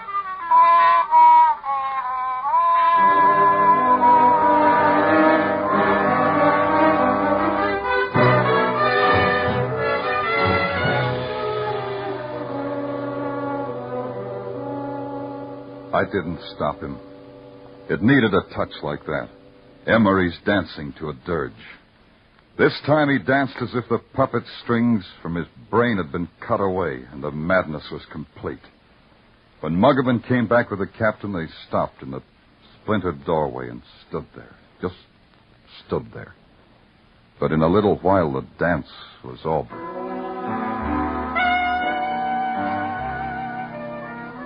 There's no fury on Broadway now. It's dawn. The angry avenues of the night are still. But in a few hours, it'll renew itself, the bang and the clatter and the rack and roar and the voice. Because it's Broadway, the gaudiest, the most violent, the lonesomest mile in the world. Broadway, my beat.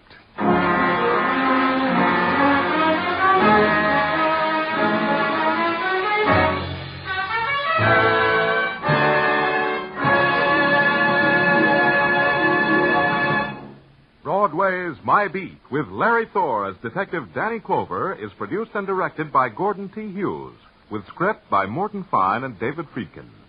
Musical direction is by Lud Gluskin. Be sure to join us again next week, same time, same station, for Broadway's My Beat. It's a sealed room mystery, a favorite of detection connoisseurs on Mr. Keene tonight. The victim, a wealthy book publisher. The sealed room, an air-conditioned, windowless library bolted on the inside. Mr. Keene's latest case, Murder in the Bolted Room, will be along not very many minutes from now on most of these same CBS stations. This is CBS, the Columbia Broadcasting System.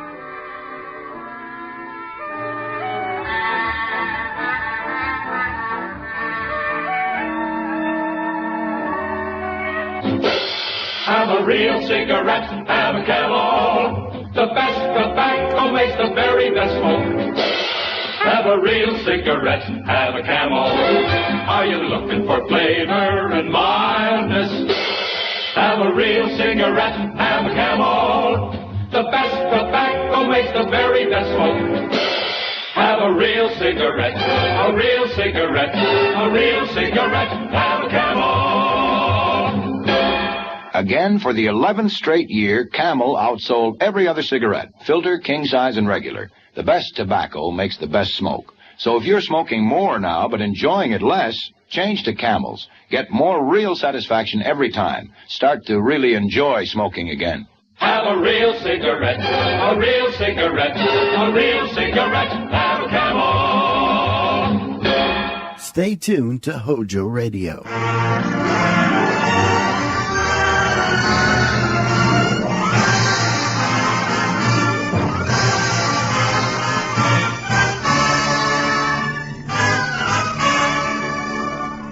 This is the NBC University Theater, presenting Aldous Huxley's brilliant modern novel, After Many a Summer Dies the Swan, another in our series of radio plays based on outstanding works of Anglo-American fiction.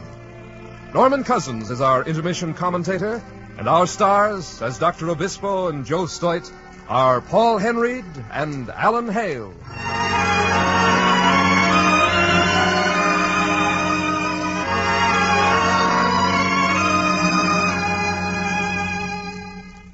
The grandfather of Aldous Huxley was a man who was one of Britain's most famous scientists.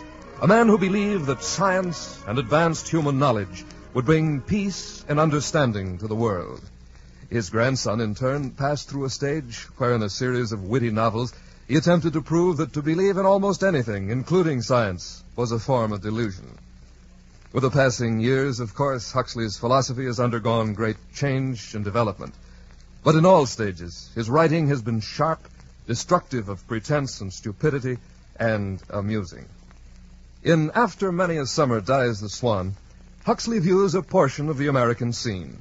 Views it through the eyes of a balding, middle-aged English scholar named Jeremy Portage, fresh from the literary atmosphere of London, and slightly bewildered by the strange new world of California in which he suddenly found himself one day in 1939.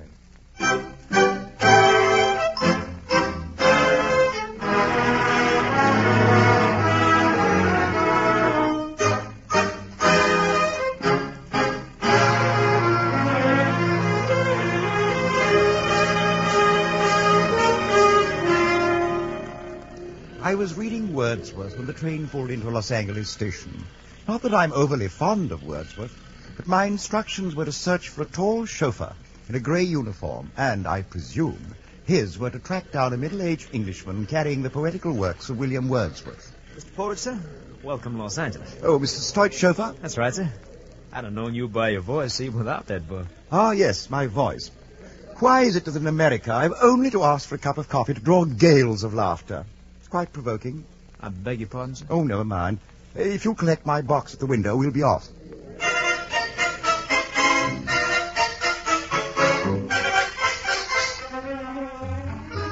Mr. Stoit's motor car rode exceedingly smoothly, and I abandoned myself to the pleasure of looking as Southern California rolled past the windows.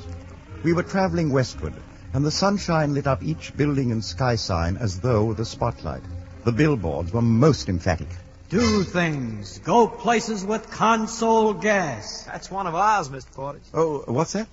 Consol Gas. That's Mr. Stoit's company, sir. He's president. Oh. Broken romance. Science proves that 73% of all adults have halitosis. Beverly Pantheon, the cemetery that is different. Funerals are not expensive. Well, that's ours, too. You mean the Beverly Pantheon? Finest cemetery in the world, I guess. We could stop by if you'd like to see it. Well, look there to the right. Beverly Pantheon? No, that's where Ginger Rogers lives. Oh. Yes, sir, Ginger Rogers. Pantheon's down the road, son. You, too, can have abiding youth with thrill form figure control. Oh, that's Groucho Marx's place over there. Here we are. Beverly Pantheon. Beverly Pantheon, the personality cemetery. That's the Tower of Pisa, isn't it? Except that it doesn't lean. It's the showplace of the Beverly Pantheon. Mr. Stoit had it straightened special. $200,000, that's what it costs. Yes, sir.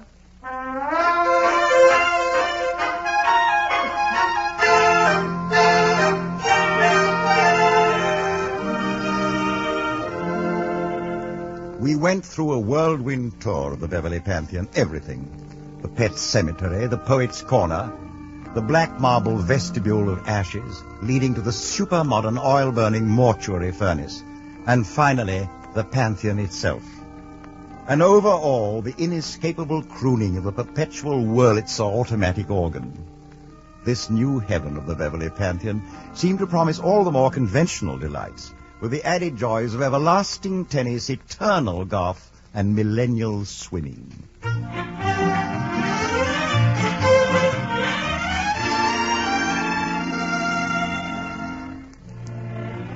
Some class, the Pantheon, eh, Mr. Portage? Oh, yes, definitely. Out of this world, what? Now, look up there between those hills. There it is. That's Mr. Stoit's place.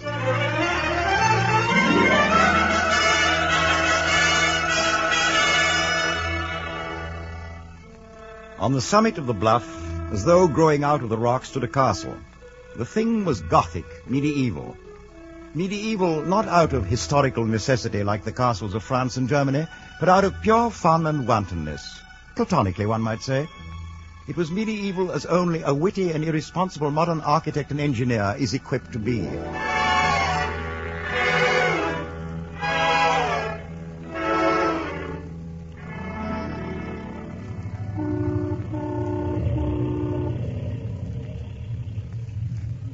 Want a ride, Mr. Proctor? Oh, hello, George.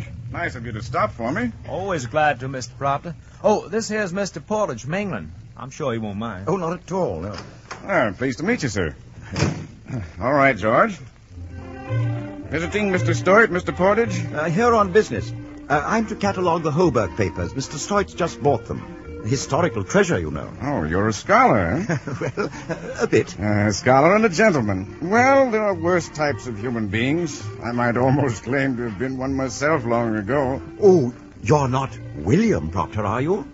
Not the one who wrote Short Studies in the Counter-Reformation? Well, I'm jiggered. Remarkable building, the castle, isn't it? Oh, poor Joe Stoit. Think of having that millstone round one's neck. Well, I shouldn't exactly think it a millstone. Well, neither does Joe, but it is. Perhaps it might help you if you knew about Joe.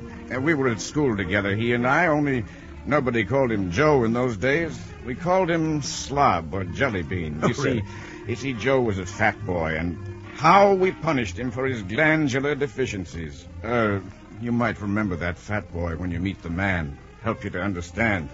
Well, here I am at home. George, I'll get off here. Have a good time, Mr. Portage. Thanks.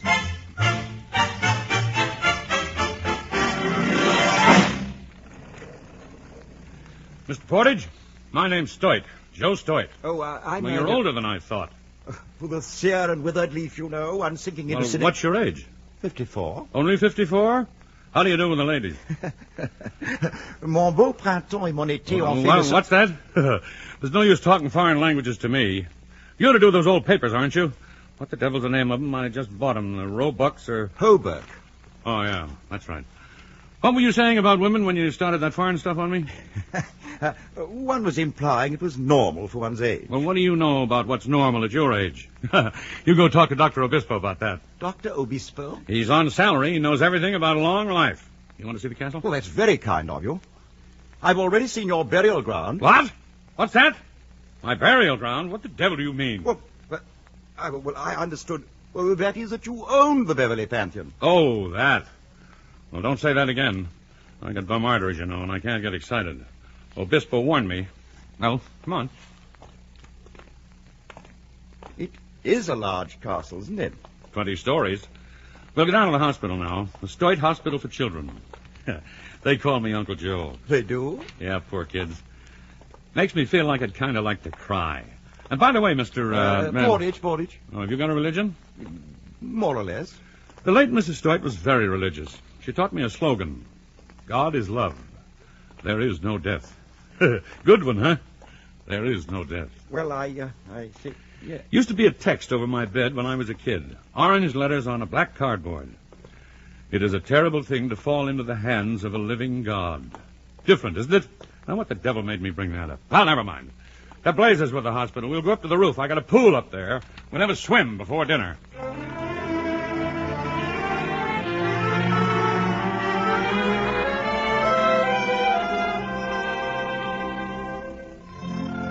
The view from the swimming pool was remarkable.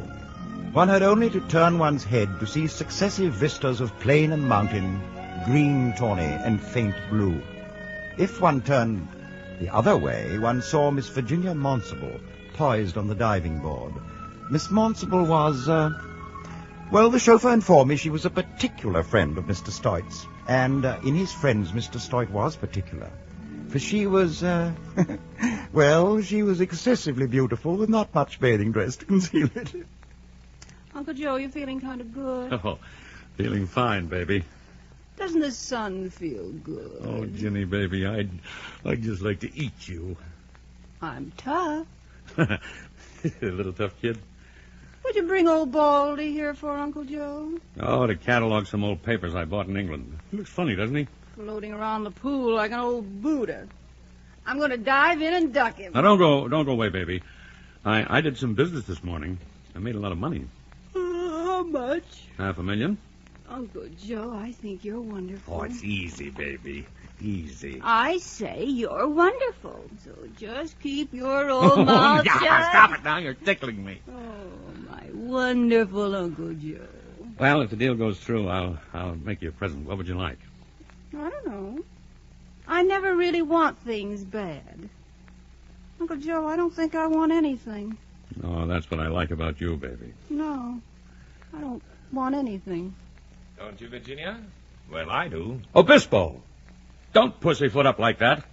I don't like to be startled.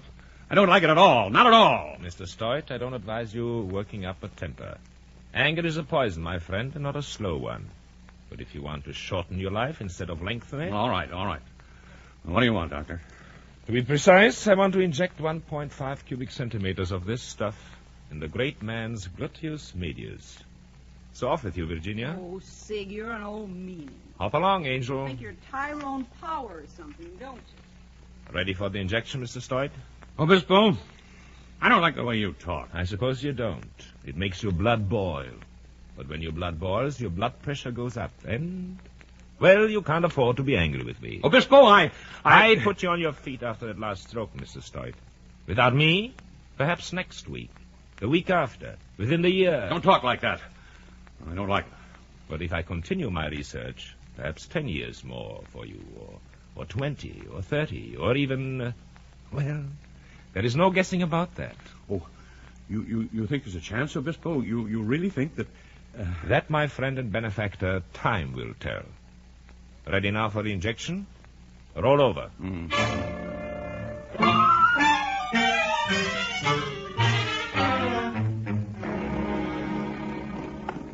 Oh, be careful with that, Tompkins. Those papers are valuable. They sure got them crated up solid. I got them. There. Beautiful, aren't they? Hundreds of years, Holberg after Holberg, knights, barons, earls, records, letters, papers, never catalogued. Look here. 1576. Yes, sir, that's right. Mr. Portage, I'll be going if you don't mind. Joe, here's something. A copy of the Marquis de Sade. I've never even seen one. Gracious, what an imagination. Delicious. Yes, sir. Just call me when you want them other cases open. Hello, Dr. Bismarck. Hello, Tompkins. Don't let me disturb you. I said don't let me disturb you. What? My name's Obispo, Dr. Sigmund Obispo, physician in ordinary to His Majesty King Stoit I. Oh, yes, I saw you at the pool. Quite a stack of words you got here, eh? What a dribble. Hmm? A string of words, religion. Another string, philosophy. I don't know how you liberal artists stand it. Don't you pine for some sense once in a while? It's a great deal of fun, you know. Just scrabbling about in the dust heaps. Mustn't worry about the meanings. Well, you're frank, anyway. Most of the Ph.D. boys are blasted snobs. At least you admit you're in your racket just for fun. That's what I'm in mind for. Say, is that book the Marquis de Sade? Well, matter of fact... It is. Quite a man. Mind if I borrow it? I've got a particular use for a book like this. Well, but I said I hadn't... Come on down to the hall and see my laboratory. Well, really, you know, I should. I mean, these... They've waited 500 years. Come on. Well, I suppose they can wait. Longevity is my racket. I wouldn't be able to follow it if I was in practice. Devil of a nuisance looking after patients. That's why I've fastened on to Joe Stoit. Oh, he's concerned with longevity? Concerned? The old goat is scared silly. It's a panic with him, fear of death. And I've been living on that panic for 5 years. It's a researcher's paradise. I've got everything I need with old Joe thrown in as a guinea pig. Cooperative, hmm? Yes, he's ready to submit to anything, provided it gives him some hope of staying above ground a few years longer. Oh. Interesting thing, old age, isn't it? Why should dogs be senile at 14 and parrots alive and kicking at 100? Or a fish live to 200 without signs of senility, while poor Joe's Stoit... Here we are. Fragrant, eh? It's our mice. We've got nearly 1,000 of them. Hello, Doc. Oh, my assistant, Pete Bone. Pete, this is Mr. Portage. Oh, glad to meet you, sir. Oh, pleased to meet you. Pete's a bright boy. Here, look at these mice, Portage. Lively, aren't they? They're shot full of what I poured into old Joe this morning. Not that the old devil needs it with young Virginia I'll around. go get the diet sheets, Doc. Well, put my foot in it again. I beg your pardon? Poor old Pete. He's fantastically in love. Thinks our Miss Monsiple's like something in Tennyson. You know, chemically pure. Well, if it makes him happy, I won't spoil it. Speaking of Uncle Joe, take a look at this. Fish, by Jove. And what fish? Joe had them stolen from an estate in Europe. They've got rings in their tails. dated 1761. 1761? Those carp are nearly 200 years old. Perfect health. No reason why they shouldn't live another 3 centuries. Incredible. There's something about the flora and the intestinal tract of those fish. Something that kills the poisons that produce senility. Something that... Rather a fountain of youth. Go ahead. Laugh, friend. Laugh. But we are working on the operation. It will transfer that something from the carp to, now we are working on mice. After that, larger animals. And if it works all right on dogs and baboons, it ought to work on Uncle Joe.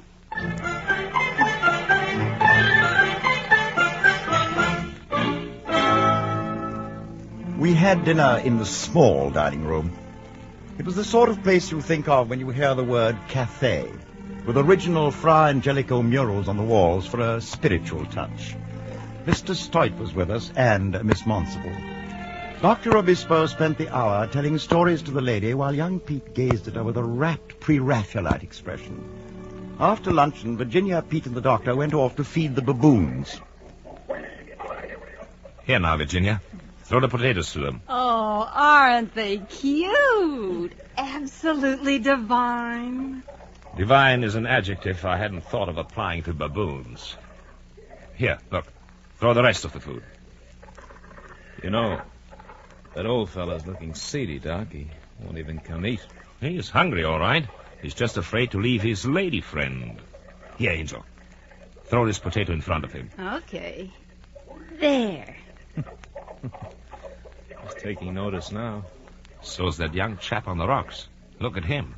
He's just waiting till the old boy gets away so he can dash for the lady. Come on, funny face. Go get the carrot. Here.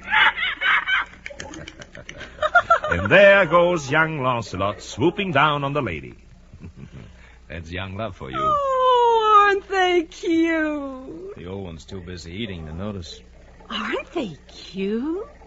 Aren't they human? Mr. Proctor would say it the other way around. Aren't we baboon-like? Oh, that's silly. Oh, I don't know. He's a pretty smart man, Mr. Proctor. Say, look, as long as we're half down the hill, why not let's go see him? I'll get Mr. Proctor to go see you. Oh, probably scares me stiff. And besides, I think I've got a headache. Couldn't you give me something for it, Sig? Mens sano in corpore sano, eh? Does it taste bad? I don't like nasty medicine. No, it's Latin. Sound mind in sound body. Well, the mind has just been demonstrated. The body's evident. You talk too much, Sig. I know, dear, I know, but only a trifle of it filters down into that pretty head. If you're not going with Pete, come on back to the castle, and I'll read you an old book I borrowed from our English friend. Who's interested in old books? Don't worry. You will be in this one.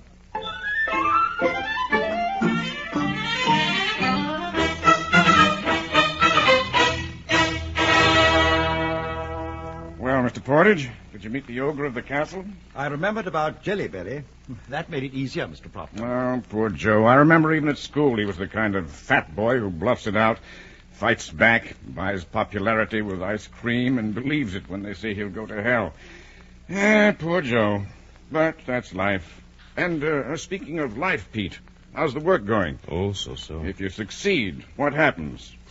Why, life is prolonged. Yes, I know that, but I meant something else. A dog, for example. Isn't that supposed to be a wolf that hasn't fully developed? Sort of unborn wolf? Well, yes, there is a theory like that. It's a tame animal because it doesn't have time to grow up to savagery, is that it? Sort of, yeah. But what will happen with man? What would he grow into if you lengthened his life? You know, Pete, time and craving. That's our life. Now, what are you offering us?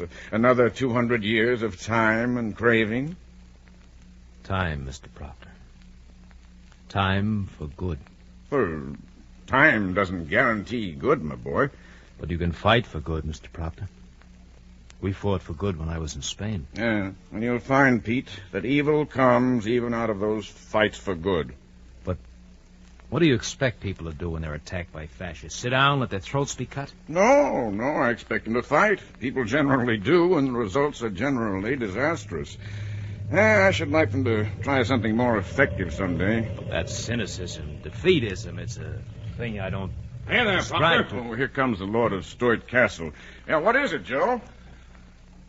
Why the devil can't you leave my man alone? Which man, Joe? My estate manager.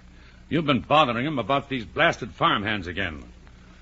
Now, what do you think you're doing, and what's the idea? The idea? What, it's an old one, Joe. Your manager's treating those harvest hands like vermin, not like men and women. They haven't enough to eat. Ah, you're trying to make reds out of them. You're a lousy agitator. Well, I thought we were talking about eating. Now, I've put up with you for years, Bill, but you're making the place dangerous for decent people.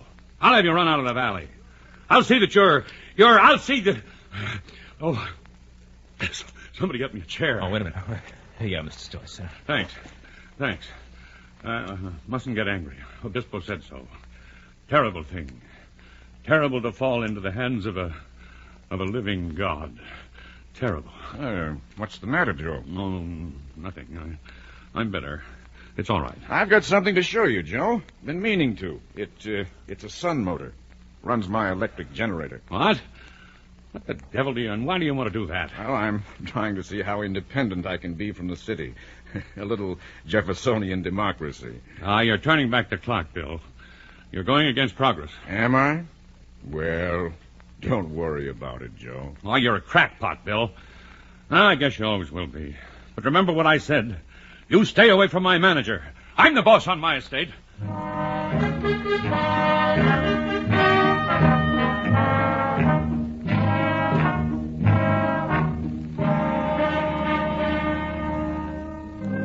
Mr. Stoit forgot all about his blood pressure and the living God and felt suddenly happy. It occurred to him that in spite of everything, Bill Proctor liked him.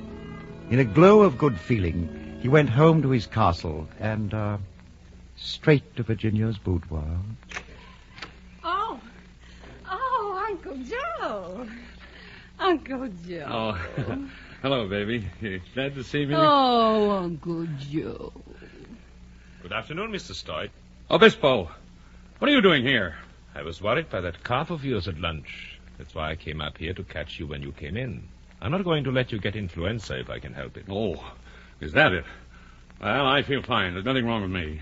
I'd like to listen in.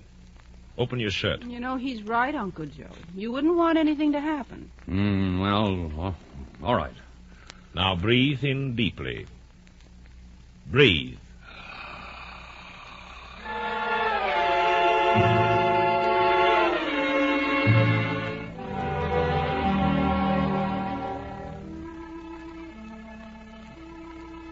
Night fell on Stoit Castle, and the long halls were shrouded with shadows.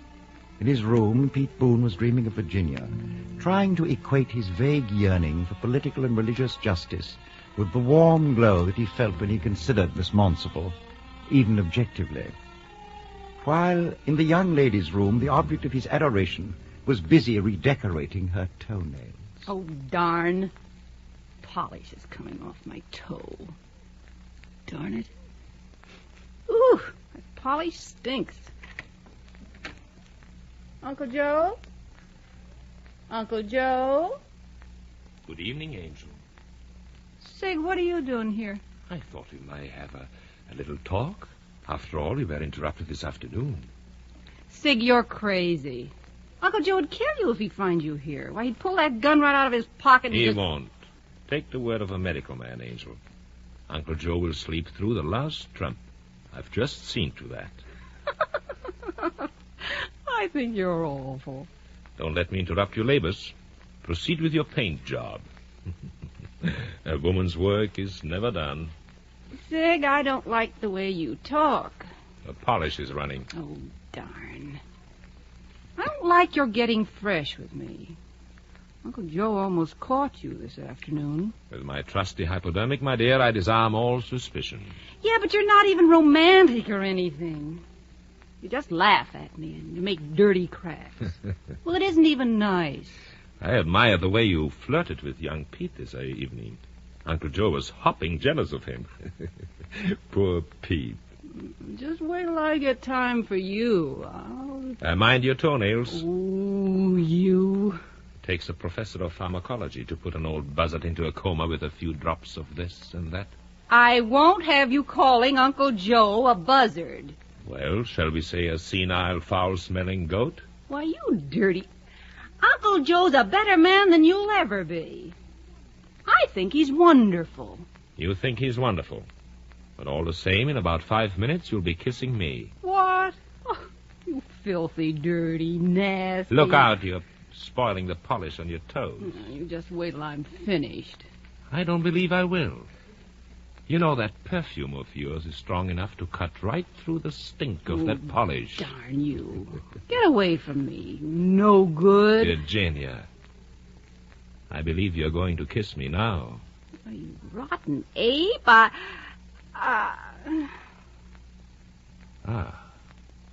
That's much better.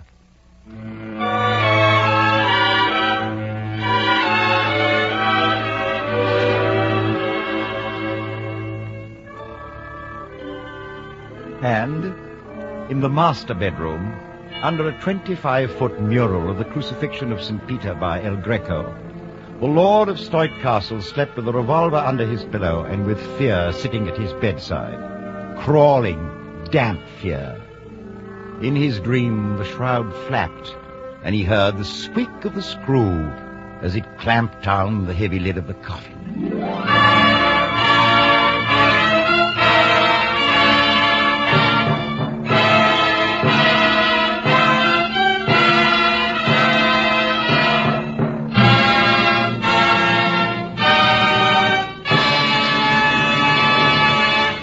From Hollywood, the NBC University Theater is starring Paul Henreid and Alan Hale in a radio play based on the Aldous Huxley novel After Many a Summer Dies the Swan, another in this series devoted to outstanding works of modern British and American fiction. In presenting this radio adaptation, we do so in the sincere hope that it will encourage our listeners to an actual reading of the book, since it is impossible, of course, in a single hour, to do full justice to Huxley's work in all its implications. These productions are part of the NBC College by Radio plan, and information on how to enroll in college-supervised courses and how you can obtain free materials on the authors and books presented in this series will be given at the close of the program. Now, here is our intermission commentator on Aldous Huxley's work, the distinguished editor of the Saturday Review of Literature, Mr. Norman Cousins, speaking to you from New York.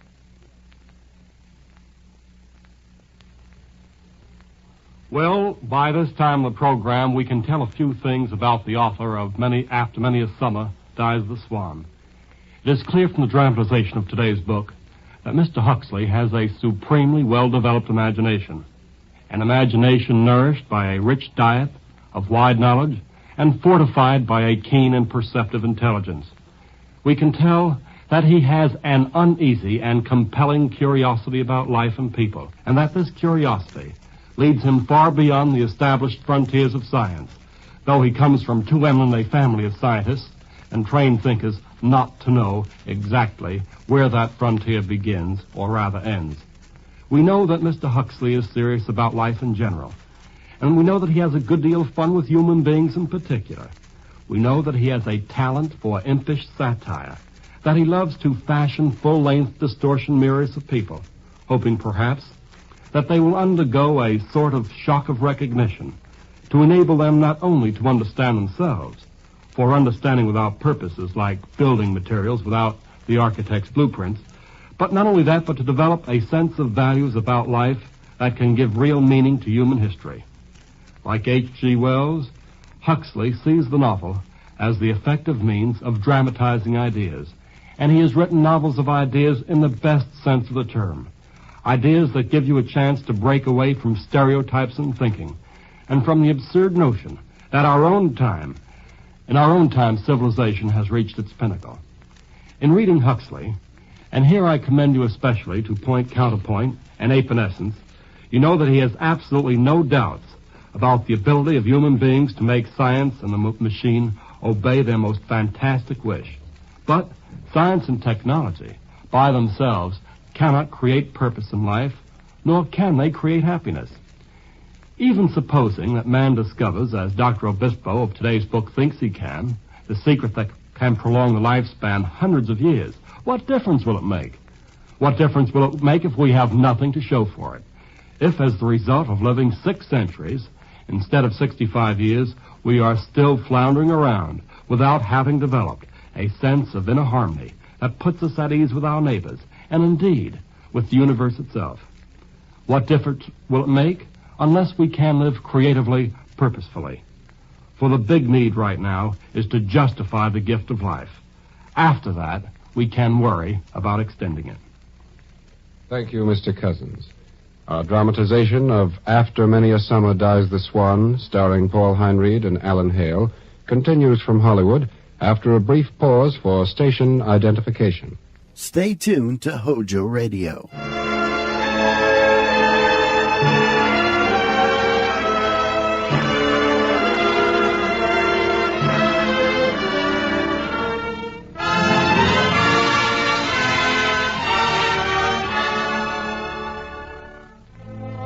Muddling through the Hoburg papers was completely fascinating. The 5th Earl of Gonister, about 1789, writes as follows. If men and women did woo as noisily as do cats, what Londoner could ever hope to sleep o' nights? There speaks the 18th century.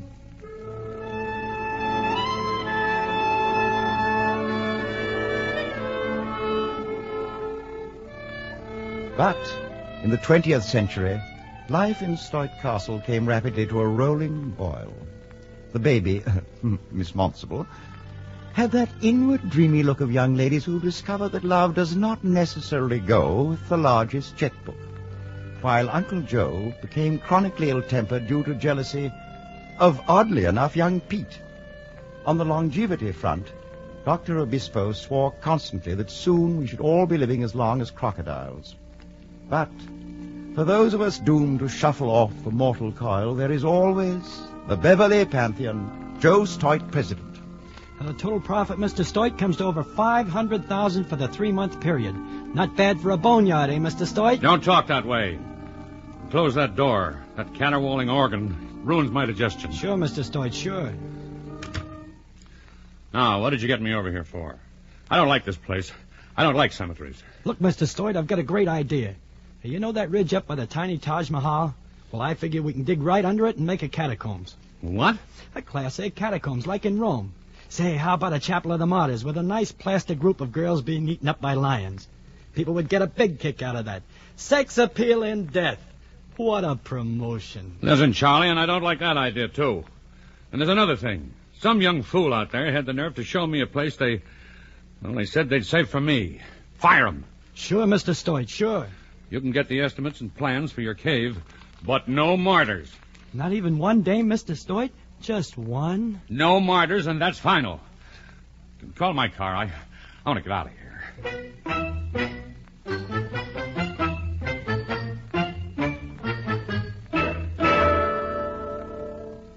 Hello, Joe. What brings you down among the peasants? Now, listen, Proctor. I want to talk to you. You know about people, don't you? In a way, Joe. Well, then you tell me about Pete Boone. He's a confused young man, if that's what you mean. Well, I want to know what I should do about him. Why? Well, Ginny keeps patting him like a big dog. If the kid would only make a pass at her, I could throw him out. But you just can't fire a big dog. You still like your Virginia, eh? Yeah, I guess so. She makes you feel good. Like when you get tanked up on scotch or when you give a toy to a kid. She's kind of like a daughter. But more than a daughter, eh, Joe? Better than a daughter. A combination, is that it? Sort of. But she's changed. She isn't the same. And I haven't been feeling good. That blasted cemetery always gets me down. Nobody left, eh, Joe? No friends, no religion, no philosophy, and only Virginia left. There's no sense to anything. That's what's wrong. It's an idiot world, Joe. We all live in an idiot universe. Of course, we can't all afford to build it out of concrete and steel the way you did. You mean the castle? What's wrong with the castle? Nothing, if you can stand idiocy. Well, never mind. Never mind the whole thing. I can never get a straight answer out of any of you lousy professors anyway. Forget it. I never should have talked to you in the first place. No. No, Joe, you shouldn't. And you lay off those harvest workers. You've been stirring them up. This is my place, Bill. My place.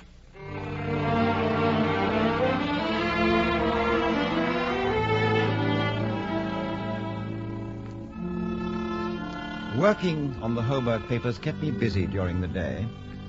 Most of it was dull, merely accounts, legal documents, and business letters. Not at all my cup of tea. But at 12 o'clock I found the parchment-bound notebook belonging to the 5th Earl of Gonister. The first entry was July 1780, and as I read, I could hear in my mind's ear the strong voice of the 5th Earl, author of this remarkable journal. July 1780. One of the church livings in my gift being vacant, my sister sent to me today a young divine, whom she commends for his virtues. But I will not have him. Give me the parson who drinks deep, rides to hounds, and games the night away. Such a parson tests the faith of his flock, and it is thus we come to salvation. Wicked old fella. Let's see now, let's see. March 1784. Open the old tombs beneath the house today. Hello. Tombs beneath Gonister House. That'll cause quite a ripple in England. Let's see. 1789, 94, 95. I'm an old man now, weak and shrunken, without desires. Oh, so the 5th Earl suffers from Uncle Joe's complaint. Well. July 1796. There are carp in the fish ponds at Gonister with leaden discs, which were attached to their tails in the days of Charles I, these 100 years ago. By George, so he's onto the carp too. I marvel at the strength and unimpaired agility of these great fishes. The secret of eternal life is not to be found in old books or even in heaven. It is to be found in the mud, and only awaits a skillful angler. The secret of life in the mud. Well, won't that give Obispo a jolt? His best ideas on longevity anticipated in the 18th century and by the 5th Earl of Gonister.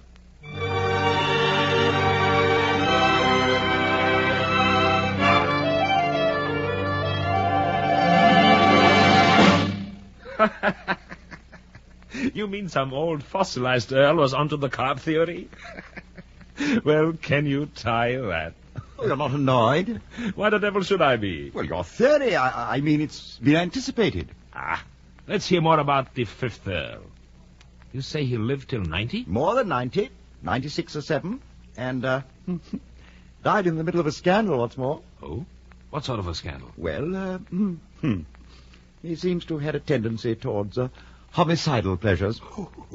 Killed somebody? Not actually killed, just damaged. The old buzzard's line. The secret of life is to be found in the mud. That's almost a definition of science. I was up to 1796. The old chap was feeling pretty seedy. A pharmaceutical tragedy. I'll bet he could have been fixed up with a week of injections. But, get to that diary. Let's hear the old goat speak for himself. Oh, certainly. January 1797. Why should a man die at 70 years and 10, when a fish can retain its youth for 2 and 3 centuries? Man cooks his food before eating it, and generally throws away precisely those organs of the fish in which it is most reasonable to assume that the substance preventive of decay is contained. Good Lord! Don't tell me the old buzzard is going to eat raw fish guts. That's exactly what he is doing. Listen. My first 3 attempts provoked an uncontrollable retching. At the 4th, I was finally able to retain a few spoonfuls of the nauseating mincemeat. Talk about courage. I'd rather go through an air raid than that. February 1797. It is now a month since I began to test the truth of my hypothesis. And I'm now ingesting each day not less than 6 ounces of raw minced viscera of freshly opened carp. Good Lord. The fish has more parasites than any other animal. It makes my blood run cold. Oh, you needn't worry. Diary goes on, you know. March, improved in strength. April, horseback riding again. Blast it all. This is more than a joke. Raw fish guts, prevention of senile poisoning, and rejuvenation. Rejuvenation. And in October, he's been out fox hunting, after which there's no entry till 1799. 3 years. There's an entry a little further on. The age of 81, the 5th Earl is the proud father of a bouncing baby boy. At 81. What do you think of that? And here in 1820, he seems to be in the prime of life. For in 1826, he's taken on a new housekeeper called Kate. And in 1831, he has repairs made on the dungeons of Gonister House. And how about his health? Oh, he seems to have taken it for granted. Now, wait. Now, listen to this. March 1834. Priscilla, my young serving girl, has escaped from a subterranean place of confinement. Unfortunately, she bears upon a person the evidence that for some weeks she has been the subject of my investigation. She holds in her hands my reputation, and perhaps even my liberty and life. Well, there it is. That's the scandal. The old devil. The girl must have told her story. Well, what next? I can't really make it out. It's devilish odd. My funeral will be conducted with all the pomp befitting my rank and virtues. My only regret is that I shall be unable to leave my subterranean retreat to see the pageantry of woe. I go now to my own private hell, deep beneath the walls of Gonister House.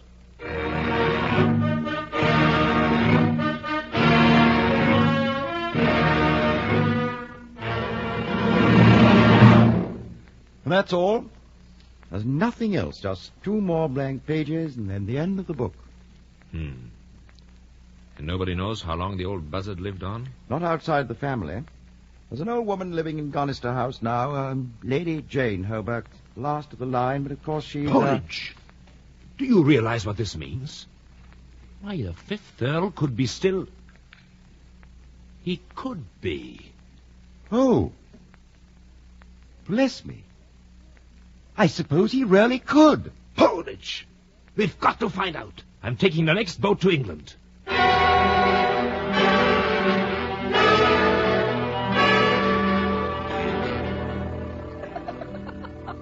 Oh, Sig, you're crazy. You're absolutely crazy. Why are we going to England? It's a secret, Angel. I haven't even told Uncle Joe yet. But take it from me, we'll go. Well, I wish you'd go somewhere. I don't mean England. Harsh words, Angel. Well, I mean it. I don't like the way you act.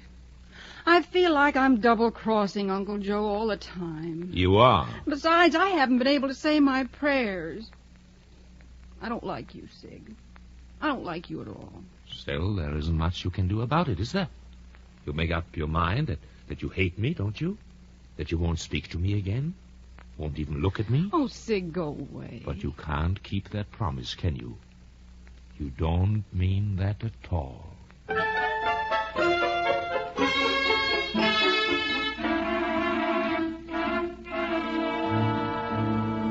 Hi there, Portage. Yes, Mr. Story? Come on up to the roof with me. I want to talk to you. Oh, yeah, well, of course, yes. Get in the elevator. Oh, thank you.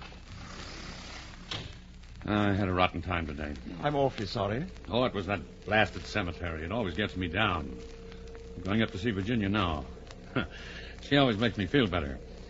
Wouldn't know what to do without her. She's mine. She loves her old Uncle Joe. You can bet your bottom dollar on that. Well, here we are. After you, Mr. Story. Oh, cut it out, Sig. If you kiss me again, I'll hate you. Sure, Angel, sure. Go ahead, hate me.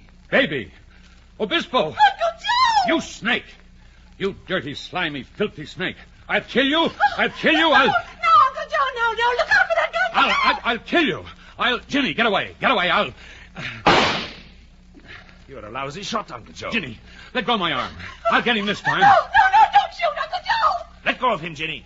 Let him shoot if he dares. Yeah, if he... What do you mean, if I dare? I'll kill you, Obispo. No, you won't, Uncle Joe. Because then you'll die, too. What? What's that? If you kill me, it won't be long before they got you stretched out under that black marble mausoleum at your Beverly Pantheon. What? What the devil do you mean? I've just found a new way to keep you alive. But without me, you'll be a dead man in a month. No, you don't mean that. That isn't so. That isn't true. Is it, Obispo? You've had a stroke, Joe. But I've got good news for you. There's a chance we found the secret of life. In the mud. You found it? What is it, Obispo? What is it? I've got to have it. Now. Drop the gun, Uncle Joe. What? Oh, yes, the gun, sure. What is it, Obispo? I'm going to live. I'm not going to die. We'll see, Joe. Well, you've got to keep me alive, Obispo. You've got to. After you tried to kill me? Oh, it was an accident. I didn't mean to. You can't let me die when you know how to stop it. You just can't. If you don't mind all, I'm going to sit down. Well, you've got to keep me living. You've got to. You can have anything you want. I can pay for anything. Anything? Well, Uncle Joe, now you're talking turkey. Yes, sir. You're talking turkey.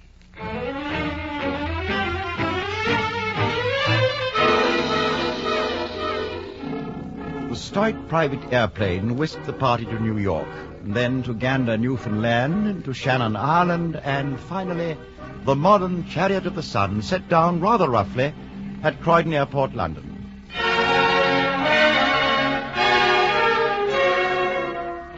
Council Gas supplied a tremendous black limousine, and off it drove through the diluted London sunshine down into the country towards Gonister House. Mr. Stoit sprawled under a fur rug in the back seat. He was on sedation by the doctor's order, so he slept fitfully as the car roared on. Dr. Obispo was at the wheel, while Virginia sat aloof on the front seat. I dreamed I dwelt in marble hall. Oh, shut up. Will you sing? No fear, I'll wake Uncle Joe, honey. He's out like a light. Will you love me in December as you do in May? I could kill you. Why not? It's open season on doctors, but don't worry. Angel, we understand each other, Uncle Joe and I. We even understand about you. I dreamt I killed the golden goose that laid the golden egg. Stop it! What? What's the matter? What's wrong? She objects to my singing. Goodness knows why. I have a charming voice. Oh. What is it? Are we here? Right, Uncle Joe. Gonister House.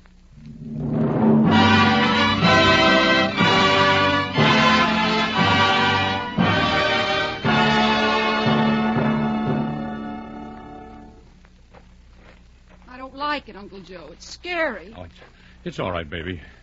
It's all right. Look out for those creepers on the path. Not much of a garden, eh? It's all grown over. What's the matter? There's someone behind that bush. Where? Come on out, youngster. Look what I've got. I've got a gas mask. That's what I've got. Oh, that's nice. A gas mask all filled with flowers. What's your name? Millie. I'm 9. 9. Granny says I'm undernourished. Oh, does your granny live here, Millie? In the kitchen. She's deaf. Do you like candies? Huh? What the devil do they call candies in England? Oh, would you like some sweets? Let us in and you can have them all. Well, I don't know. Oh, they're nice chocolatey sweets. A whole box of them. Well, all right. Come on.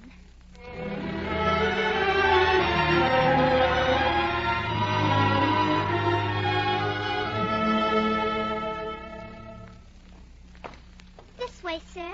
Right along this hall. I don't get this, Obispo. I don't understand why we're here. Why can't you tell me? Don't get worried, Uncle Joe. Obispo, Can you prove absolutely there's no such place as hell? Can you prove the wrong side of the moon isn't inhabited by green elephants? Oh, no, seriously, though. Don't bother me with nonsense. Well, do you think hell is possible? Everything is possible. Millie, Yes, sir? where's the cellar door? No, What do you mean, no? Just show us the door to the cellar. I won't. I'm afraid. There's ghosts down there. You don't have to go. Just show us. If you don't, you shan't have any more candies, sweets. Give them back. I'm going to eat them all myself. They're good. Poor little Mary. She isn't going to have any more sweet chocolates. They're so I good. want my sweet. Not till you show us the door to the cellar.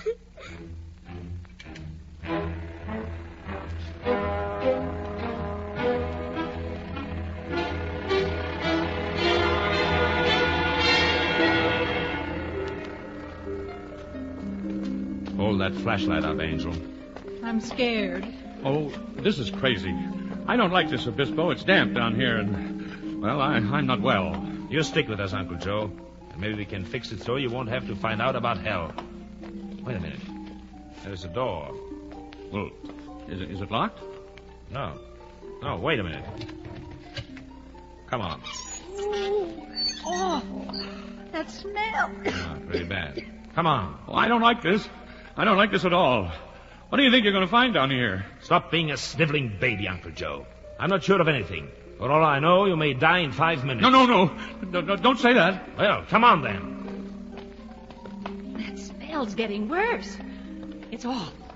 Around this corner. Keep that flashlight up. Here, give it to me. I'll go ahead. There's an iron bar door here. Wait till I get it in my focus. It doesn't quite...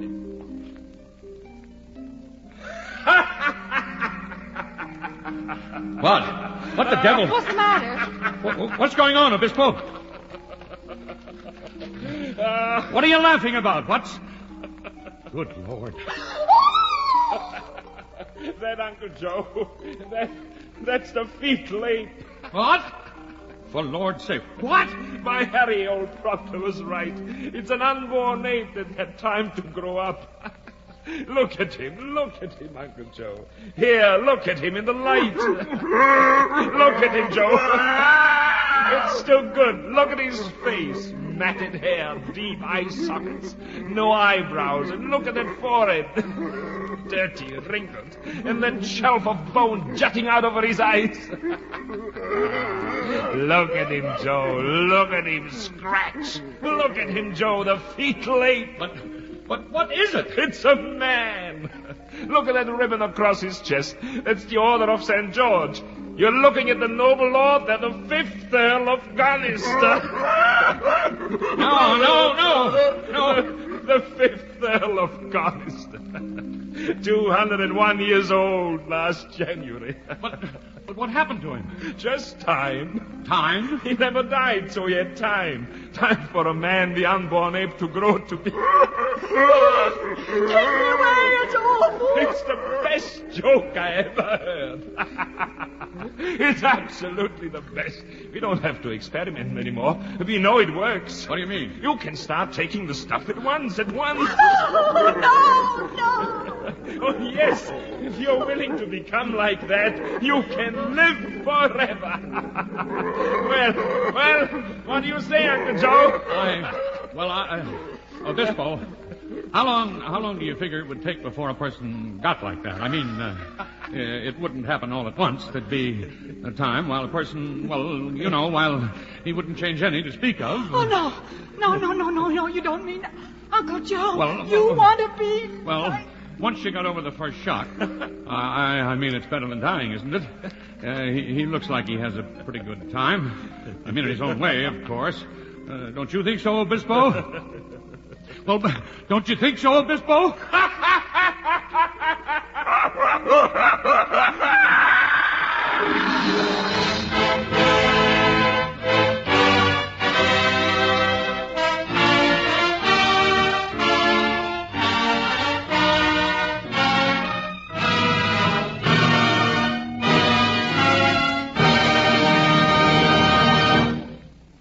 The curtain falls on our dramatization of the Aldous Huxley novel, After Many a Summer Dies the Swan, the 12th in this series of radio plays based on outstanding works of modern Anglo-American fiction.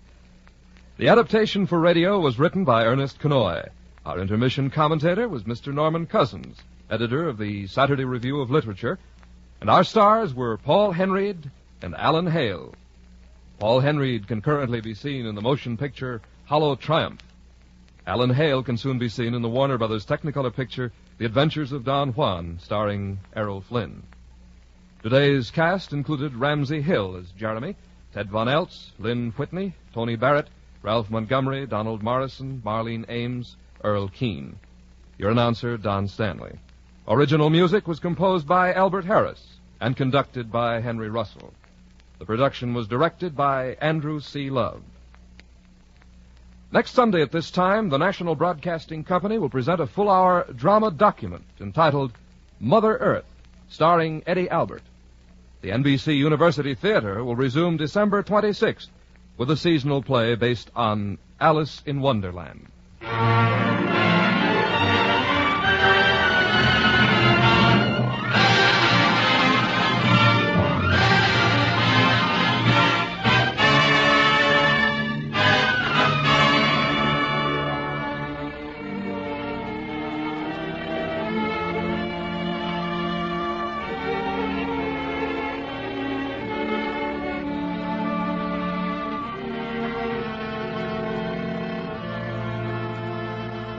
Productions of the NBC University Theater are currently being used in conjunction with college home study courses in Anglo-American fiction under NBC's National College by Radio plan. This plan permits NBC listeners to obtain college-supervised, organized education at home by means of radio listening and supplementary study. For full information about the authors and how to take advantage of this home study plan, which has been developed by the University of Louisville and is currently being developed at other colleges and universities, send a penny postcard to College by Radio Courses, National Broadcasting Company, New York 20, New York. That's College by Radio Courses, National Broadcasting Company, New York 20, New York.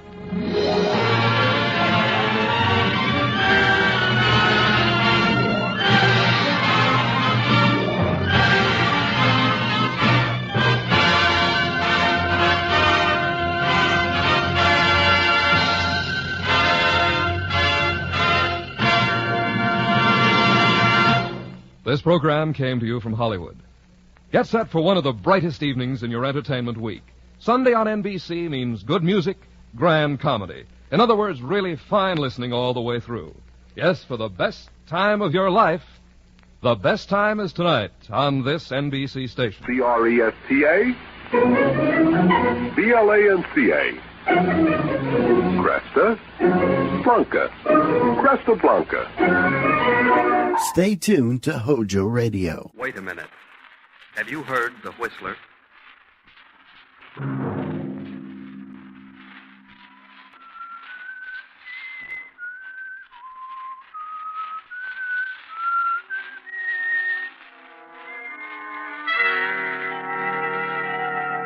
I'm the Whistler. No. Don't come near me. I didn't plan to kill you, no. That was John Hendricks. He waited for a chance to sell his soul to the devil. Money is not enough, John. Money is not enough. We want you, John. We want you. That was his wife, Martha, the former widow Mazda. Yes, Mother. Yes. And her simple-minded son, Henry. Go ahead, son. Go ahead. We must have John Hendricks. Yes, Mother. Yes, Mother. Tonight, CBS presents a new mystery series, The Whistler.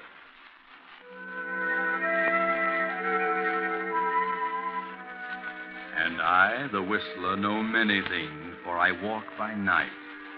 I know many strange tales, many secrets hidden in the hearts of men and women who have stepped into the shadows. I know the nameless terrors of which they dare not speak. And so I tell you tonight The strange story of Retribution.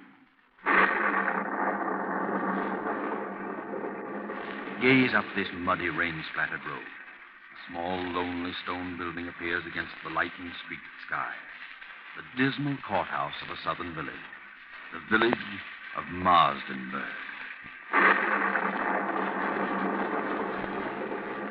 It is nearly midnight. A trial is in progress. A murder trial. John Hendricks is on trial for his life. The state versus Hendricks. Killed his wife and stepson. He killed his wife and her simple-minded son, Henry, for the $10,000 in cash she kept in her big house on the outskirts of town. Open the door.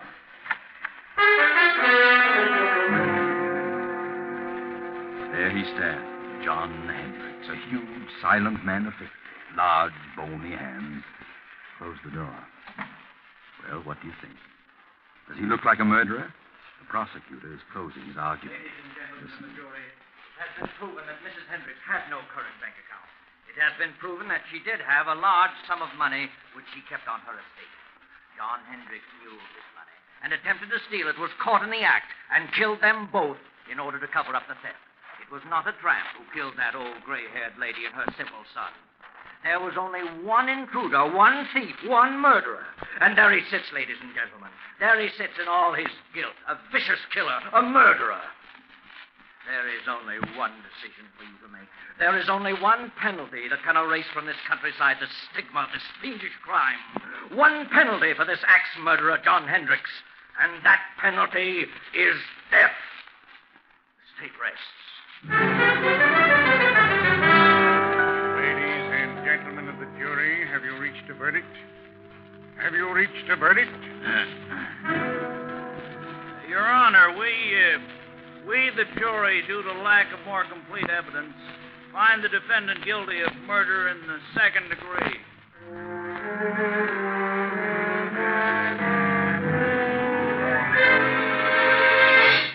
Second degree. Cheated death. You'll get life. Surprised? Of course you are. But it had to be. Yes, it had to be. I know. John Hendricks, stand up. Yes, John, stand up. Face the court. Watch him now. He's on the speed. John Hendricks, I wish to state that I am not in accord with the findings of this jury. However, there's nothing for me to do but sentence you to the state penitentiary for the remainder of your natural life.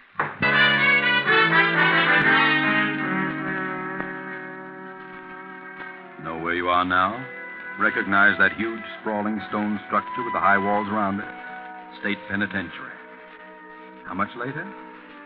10 years. John Hendricks is in there. He has a number now. It is 1013. Let's go through the gates. Up the steps. Down the corridor. Here we are in cell block 2.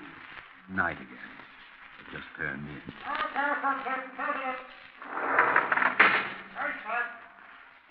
This has been going on for 10 years for John Hendricks, 1013, and his cellmate Bill, 1014. Bill, 1014, is a gangster, or rather, he was. But he's changed during the 5 years he's been here. Bill has decided to go straight if he ever gets out, which is very doubtful. But he holds no resentment, has become more or less happy. Bill started reading here, philosophy and so forth. He's changed. But what about John Hendricks? Oh, no. Not Hendricks. Because he has a plan. He has a purpose. Move closer to the cell door and listen. All I got to say, Bill, is I think you're crazy enough to make the try with me. That's a matter of opinion, John. But it'll be simple. I got everything all set. It's all fixed. Not a chance of a slip-up. All fixed? Who with? Well, a friend of mine. Oh, I see. Crooked guard. No, he ain't a guard. Don't tell me you got it fixed with a warden. What difference does it make who it is so long as the whole thing is set and fixed? Well, you've got to have some help, inside or out. Oh, Hendricks, I think you're nuts. You're stir-crazy. I'm getting out of this place. I got a reason, a good reason. I got something waiting for me outside, something I can enjoy, something that belongs to me. I'm the only one that knows where it is, and I'm going out. You're in here for a good long time, but then if you don't want to go with me, you can stay and rot. Look, Hendricks, I still think you're nuts. All right, what of it? I got the right dope, ain't I? And it'll work. Suppose it does. Suppose you find this money hidden away on the old lady's estate. What good will it do you? You killed her and her son to get it, didn't you? That's a lie. I didn't. Didn't kill anybody. I say you did. It ain't true, not a word of it. But I know where the money is. Okay, you can break out. You can have the money, but... Well, I've done a lot of reading and thinking since I've been here. Ah, you gone soft. Maybe so. But I know this much now. If I ever do get out, I'll do things a lot different. Believe me, Hendricks, I'll tread the straight and narrow. I've done a lot of things that I'm sure sorry for now. I can't undo them. But I won't do them again. No, sir, I'll do things different. Not the way I did them before. Ah, you just got religion, but it won't get you out. Maybe not, but I'm resigned. I got exactly what's coming to me. And believe me, Hendricks, so will you. So will you. If you break out, they'll have you back one way or another. You watch and see. Well, I'm going, so you watch and see. Watch and see.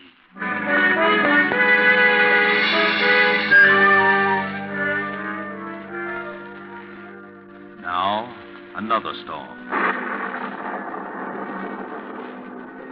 Another night, a lonely country road, a car. We're in the south. That village we passed a few miles back, that silent, sleeping village, was Marsdenburg. Yes, Marsdenburg, remember? That small, lonely stone building was the courthouse. The courthouse where John Hendricks was tried and convicted. We're on the outskirts now, on a lonely road. A young man is driving the old car, and there's a girl beside him. Motor trouble? Well, there, just ahead, a light. Yes, it's a little crossroads store. Pull in. There's a light, but I don't see anybody. Oh, it's closed. We better drive on. I guess you're right. Good evening, folks. What's your trouble? We're having motor trouble. Oh, is it? What are you doing driving around on a night like this? On our way west. Mister, is there an inn or something around here where we can stay for the night? An inn? Yes, there's a place about 8 miles up the road. They'll probably put you up. There's a sign on the left-hand side of the road. Can't miss it. This road's pretty bad when it rains. Gotta be careful or you'll find yourself walking. Thanks. We'll try. Good night. Good luck, mister. You'll need the luck.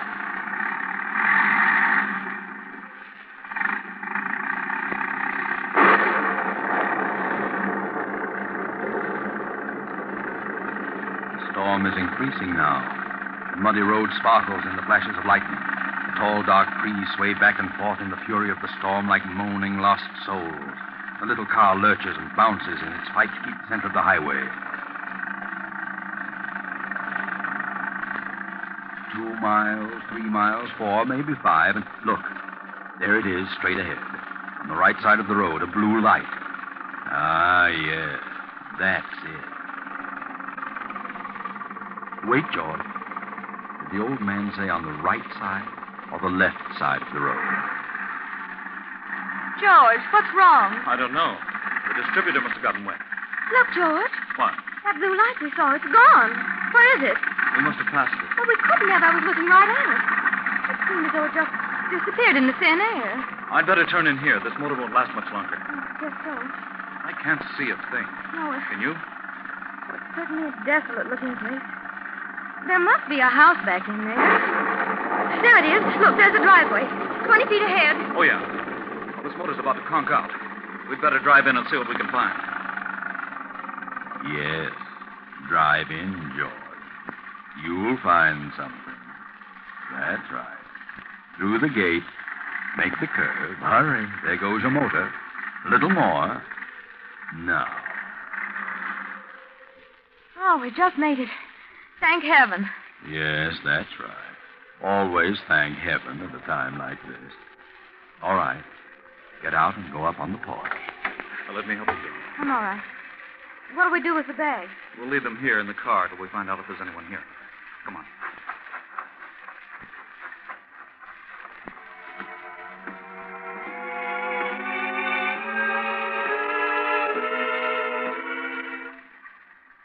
You see a bell? No, can't see a thing. Gee, this place looks completely deserted. I don't think anyone lives here. I don't either. Let's go.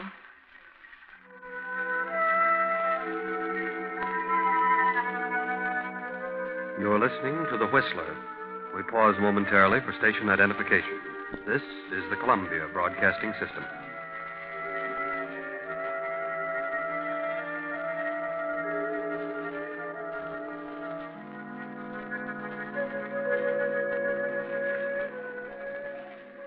George, let's don't knock. I don't like this place. Let's go on. How with a dead motor? Where could we go? I'll knock. Well, all right. Ah, that's right. Knock, George. Knock. Go ahead. Louder. Again. We've got to have shelter. Yes, we can't stay in that car any longer. Can we? No. Afraid not. Here it comes. Now you're on your own, George. On your own. There is someone. Yes? Oh. Good evening. What is it? Well, you see, our car... Yes, our car stalled. And we can't go any farther, and it's such a terrible night out that we thought we could stop here for the evening. Stop here? Why, yes, we saw your light and... Light? What light? Why, the little neon out in front. There is no light. Well, have you a room? Yes, there is a room. Well, could we come in? I mean, it's awfully wet out here. You may come in, if you wish. Oh, thank you. Well, this is quite a relief. We were afraid you'd closed up for the night, especially when all the lights were out. Are the lights out? Yes, you see. Huh? Of course the lights are out. Oh, I didn't know. You do take tourists. Do we? Oh, yes, that's what they told us. Who told you? Well, the old man at the little store back at the crossroads. Little store? Yes, at the crossroad about 5 miles back. You know where the crossroad is, don't you? There is no store at the crossroads. There isn't? No. I see. Look, madam, would you mind turning on the lights? I can't see a thing. We have no lights here. No lights? Give me a flashlight, Jim. She means there's no electricity. No. There is no light here. Well, throw the flash around. There must be a lamp. No. Don't make a light. We see well in the dark. We? Who's we? Is there someone else in the house? My son. Oh, he's going to bed? No. He is standing beside you. Beside who? You. Son. Yes, Mother. Oh! Gee, give me that flashlight. Got it. You got it. Oh, yeah. Gee whiz. How long have you been standing there, Bub? Since you came in. Is that so? Well, I didn't see you. You make a noise like a spook. Who are you? What is your name? George Kimball. This is my wife, Joan. We're on our way west with travelers. Travelers? So are we. What? Quiet, son. Quiet. No, let him talk. He's quiet enough. How long have you folks been living here? We lived here all our lives. Say, how about closing the door? Is the door open? Why, of course it's... What? George! Now, take it easy, Joan. Don't get excited. Oh, look, madam, there's a candle on that table over there by the fireplace. Is there? Yes, and if you don't mind, I'm going to light it. Please don't. Oh, wait a minute. If you want us to stay here, we insist that we have some light. You want us to stay here, don't you? Do we? Do we, son? Yes, Mother.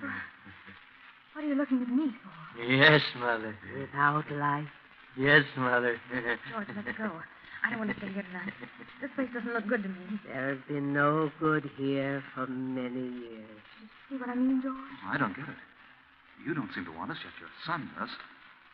How do you make any money that way? We don't make money. You don't? You mean you haven't had any guests lately? No, not for many years. Well, you can't expect any if you act like this. But we do expect a guest. Don't we, son? Yes, Mother.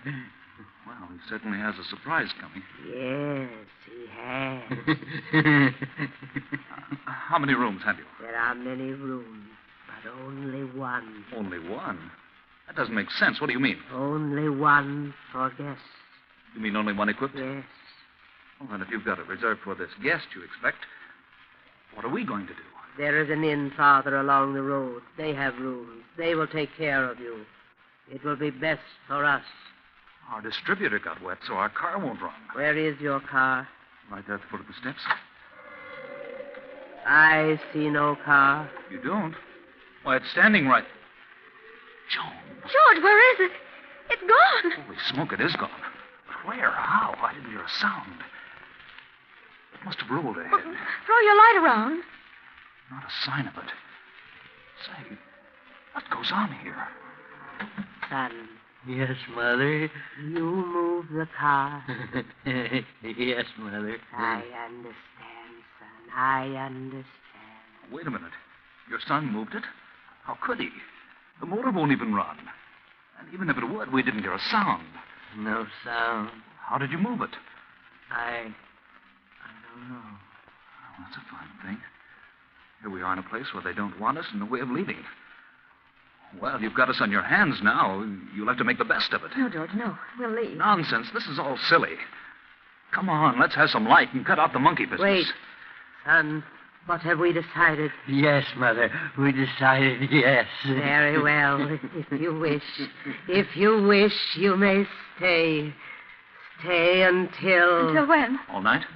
Yes, Mother. If you wish. That's better. That's more like it. Now I'll light this candle. There we are. George, look. Well, look at the dust and the cobwebs. This place looks deserted, like an old cellar. Well, how about the room? Do we get it, or the guests are expecting it? There is another room that will do, perhaps. Well, could we see it? Yes. And by the way, how much do you charge? We charge nothing. You charge nothing? Nothing. Sounds silly, but it's right for us. We're running short anyway. Well, let's see the room. Very well. It is upstairs. After you, madam. No. You go first. Very well. Come on, Joe. Bring that other candle. Come, son. Follow me. Yes, Mother. I never saw so much dust. Well, they must like it. You know, nice, clean dust. That room at the head of the stairs. Why, this room was well furnished. Is this the room reserved for your expected guest? No. But you said you had only one room furnished. Who sleeps here? I stay here now. I see. Or do I? It's a nice, soft bed. It was always comfortable. We'll leave you now. Come, son. We must leave them alone now. Yes, Mother. Leave them alone. Good night. Good night. You will lock your door? Huh? Oh, yes. We'll lock it. Goodbye. Say, did she say good night or goodbye? I don't know. I thought she said... She did say goodbye. Golly, what a screwy outfit. I wish we hadn't had car trouble. That's what we get for trying to drive in this storm. How much money have we left? Not much. Just enough to get to Los Angeles the way I figure. Once I get there, I know there'll be a job for me. We'll make it, don't worry. You'll see me in a nice job in Hollywood. I'm not worried about seeing you in Hollywood. No? No. I'm just worried about seeing you in the morning.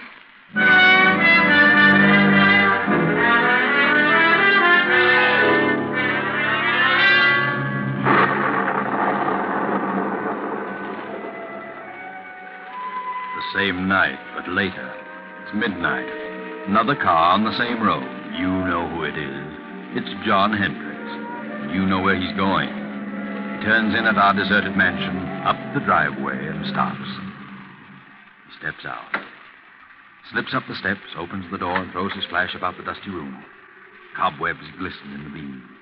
A few moments, and the light comes to rest on the fireplace. He steps quickly to the mantel, draws a small hammer and chisel from his pocket, and sets to work removing a brick. Now he's finished. The brick is loose. He reaches in and withdraws a heavy yellow envelope. He starts to put it in his pocket, but suddenly freezes in his tracks. He can't move. He turns icy cold. Turn around, Hendricks. Turn around. Look.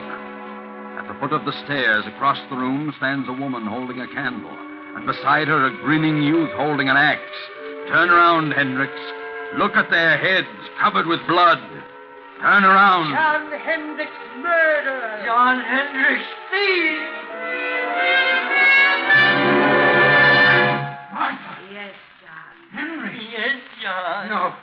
We've come for you, John, the same way you came for us. We've been waiting for you, John. We knew you'd come back for the money. We've been waiting. We've come to take you, John.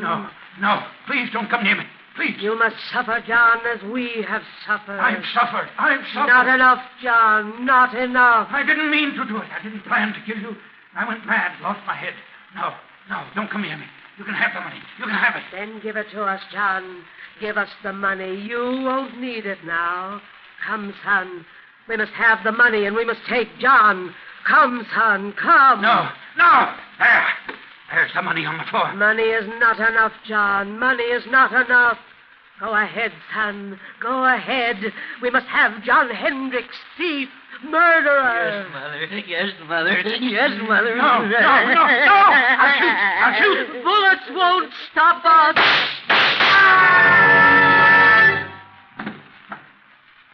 Good Lord, George. What was that? I heard a scream. Downstairs. So did I. And shots. I'll open the door. It must have been downstairs. I don't see a thing. Here's your flashlight. Great Scott. Look. A man down there on the floor. Come on.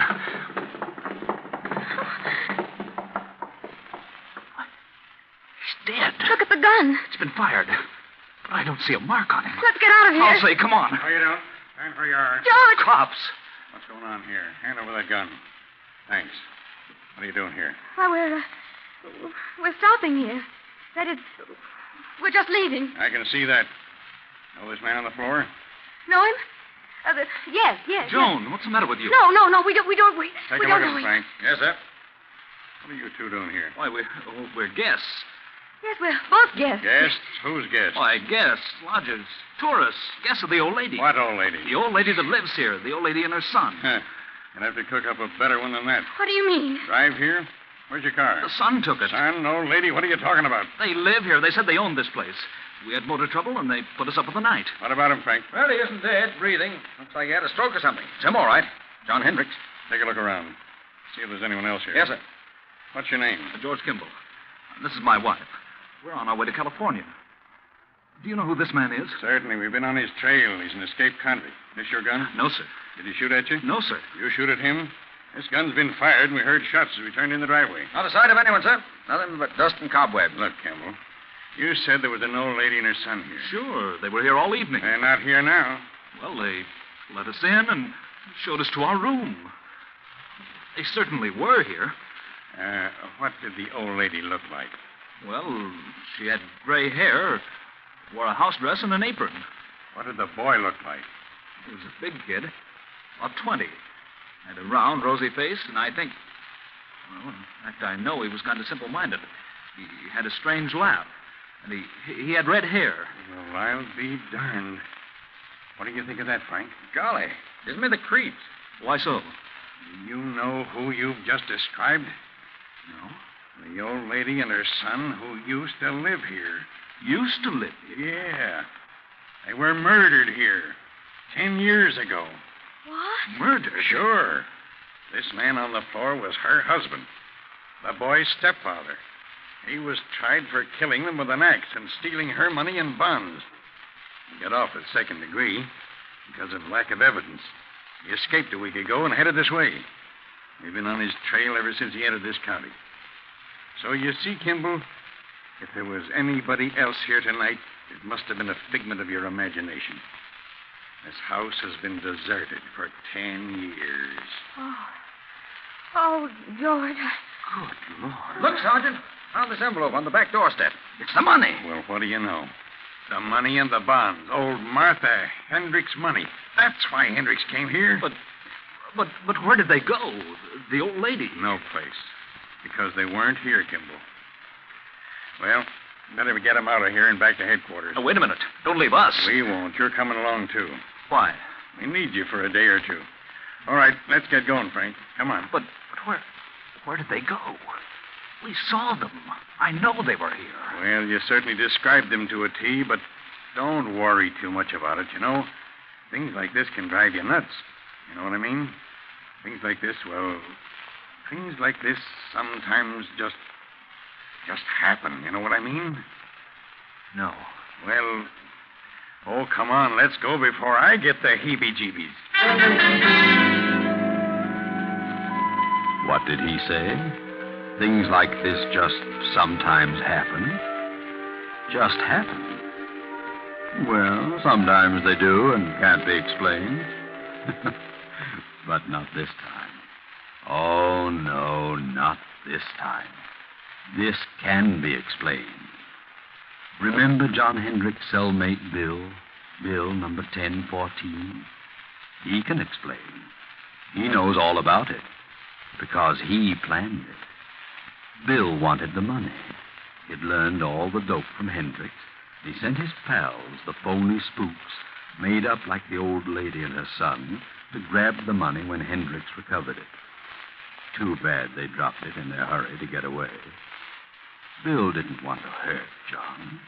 He wanted to scare him out of it. Remember? Bill 1014 had changed. He said he'd never do things the way he'd done them before. And he didn't. Bill meant what he said. Good night.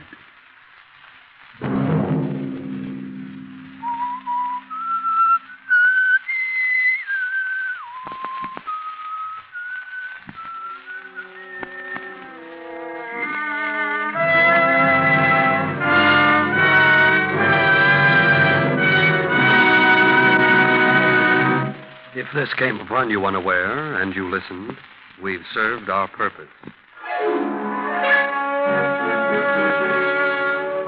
The Whistler, with original music composed and conducted by Wilbur Hatch, is written and directed by J. Donald Wilson and originates from Columbia Square in Hollywood.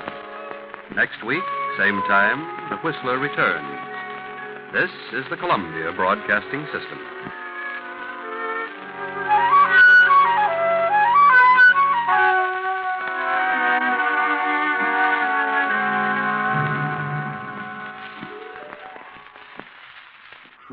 Is stranger than fiction. And this is the proof. This is Ripley's Believe It or Not. Bono was a French dwarf. He was only 18 inches tall at the age of 11. However, he ate 40 large cucumbers, 30 figs, and a whole watermelon for dessert each day. Believe it or not. In a moment, I'll tell you about the guard who was faithful even after death. Stephanos was a guard at the monastery of St. Catherine on biblical Mount Sinai. On his deathbed in the year 580, he pleaded to be permitted to continue his services. This unusual request was honored, and so after his death, Stephanos was placed outside the house of the dead. There, his fully clothed skeleton still guards the entrance today, a macabre reminder of the loyalty of a man many years after his death. Believe it or not.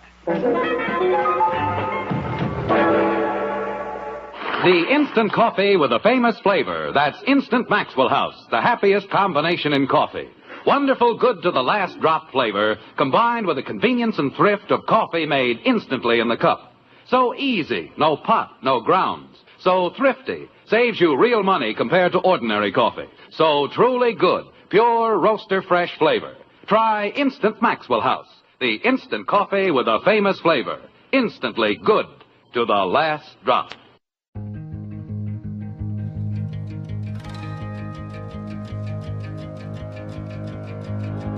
Thanks for listening to Hojo Radio. We'll be back again very soon.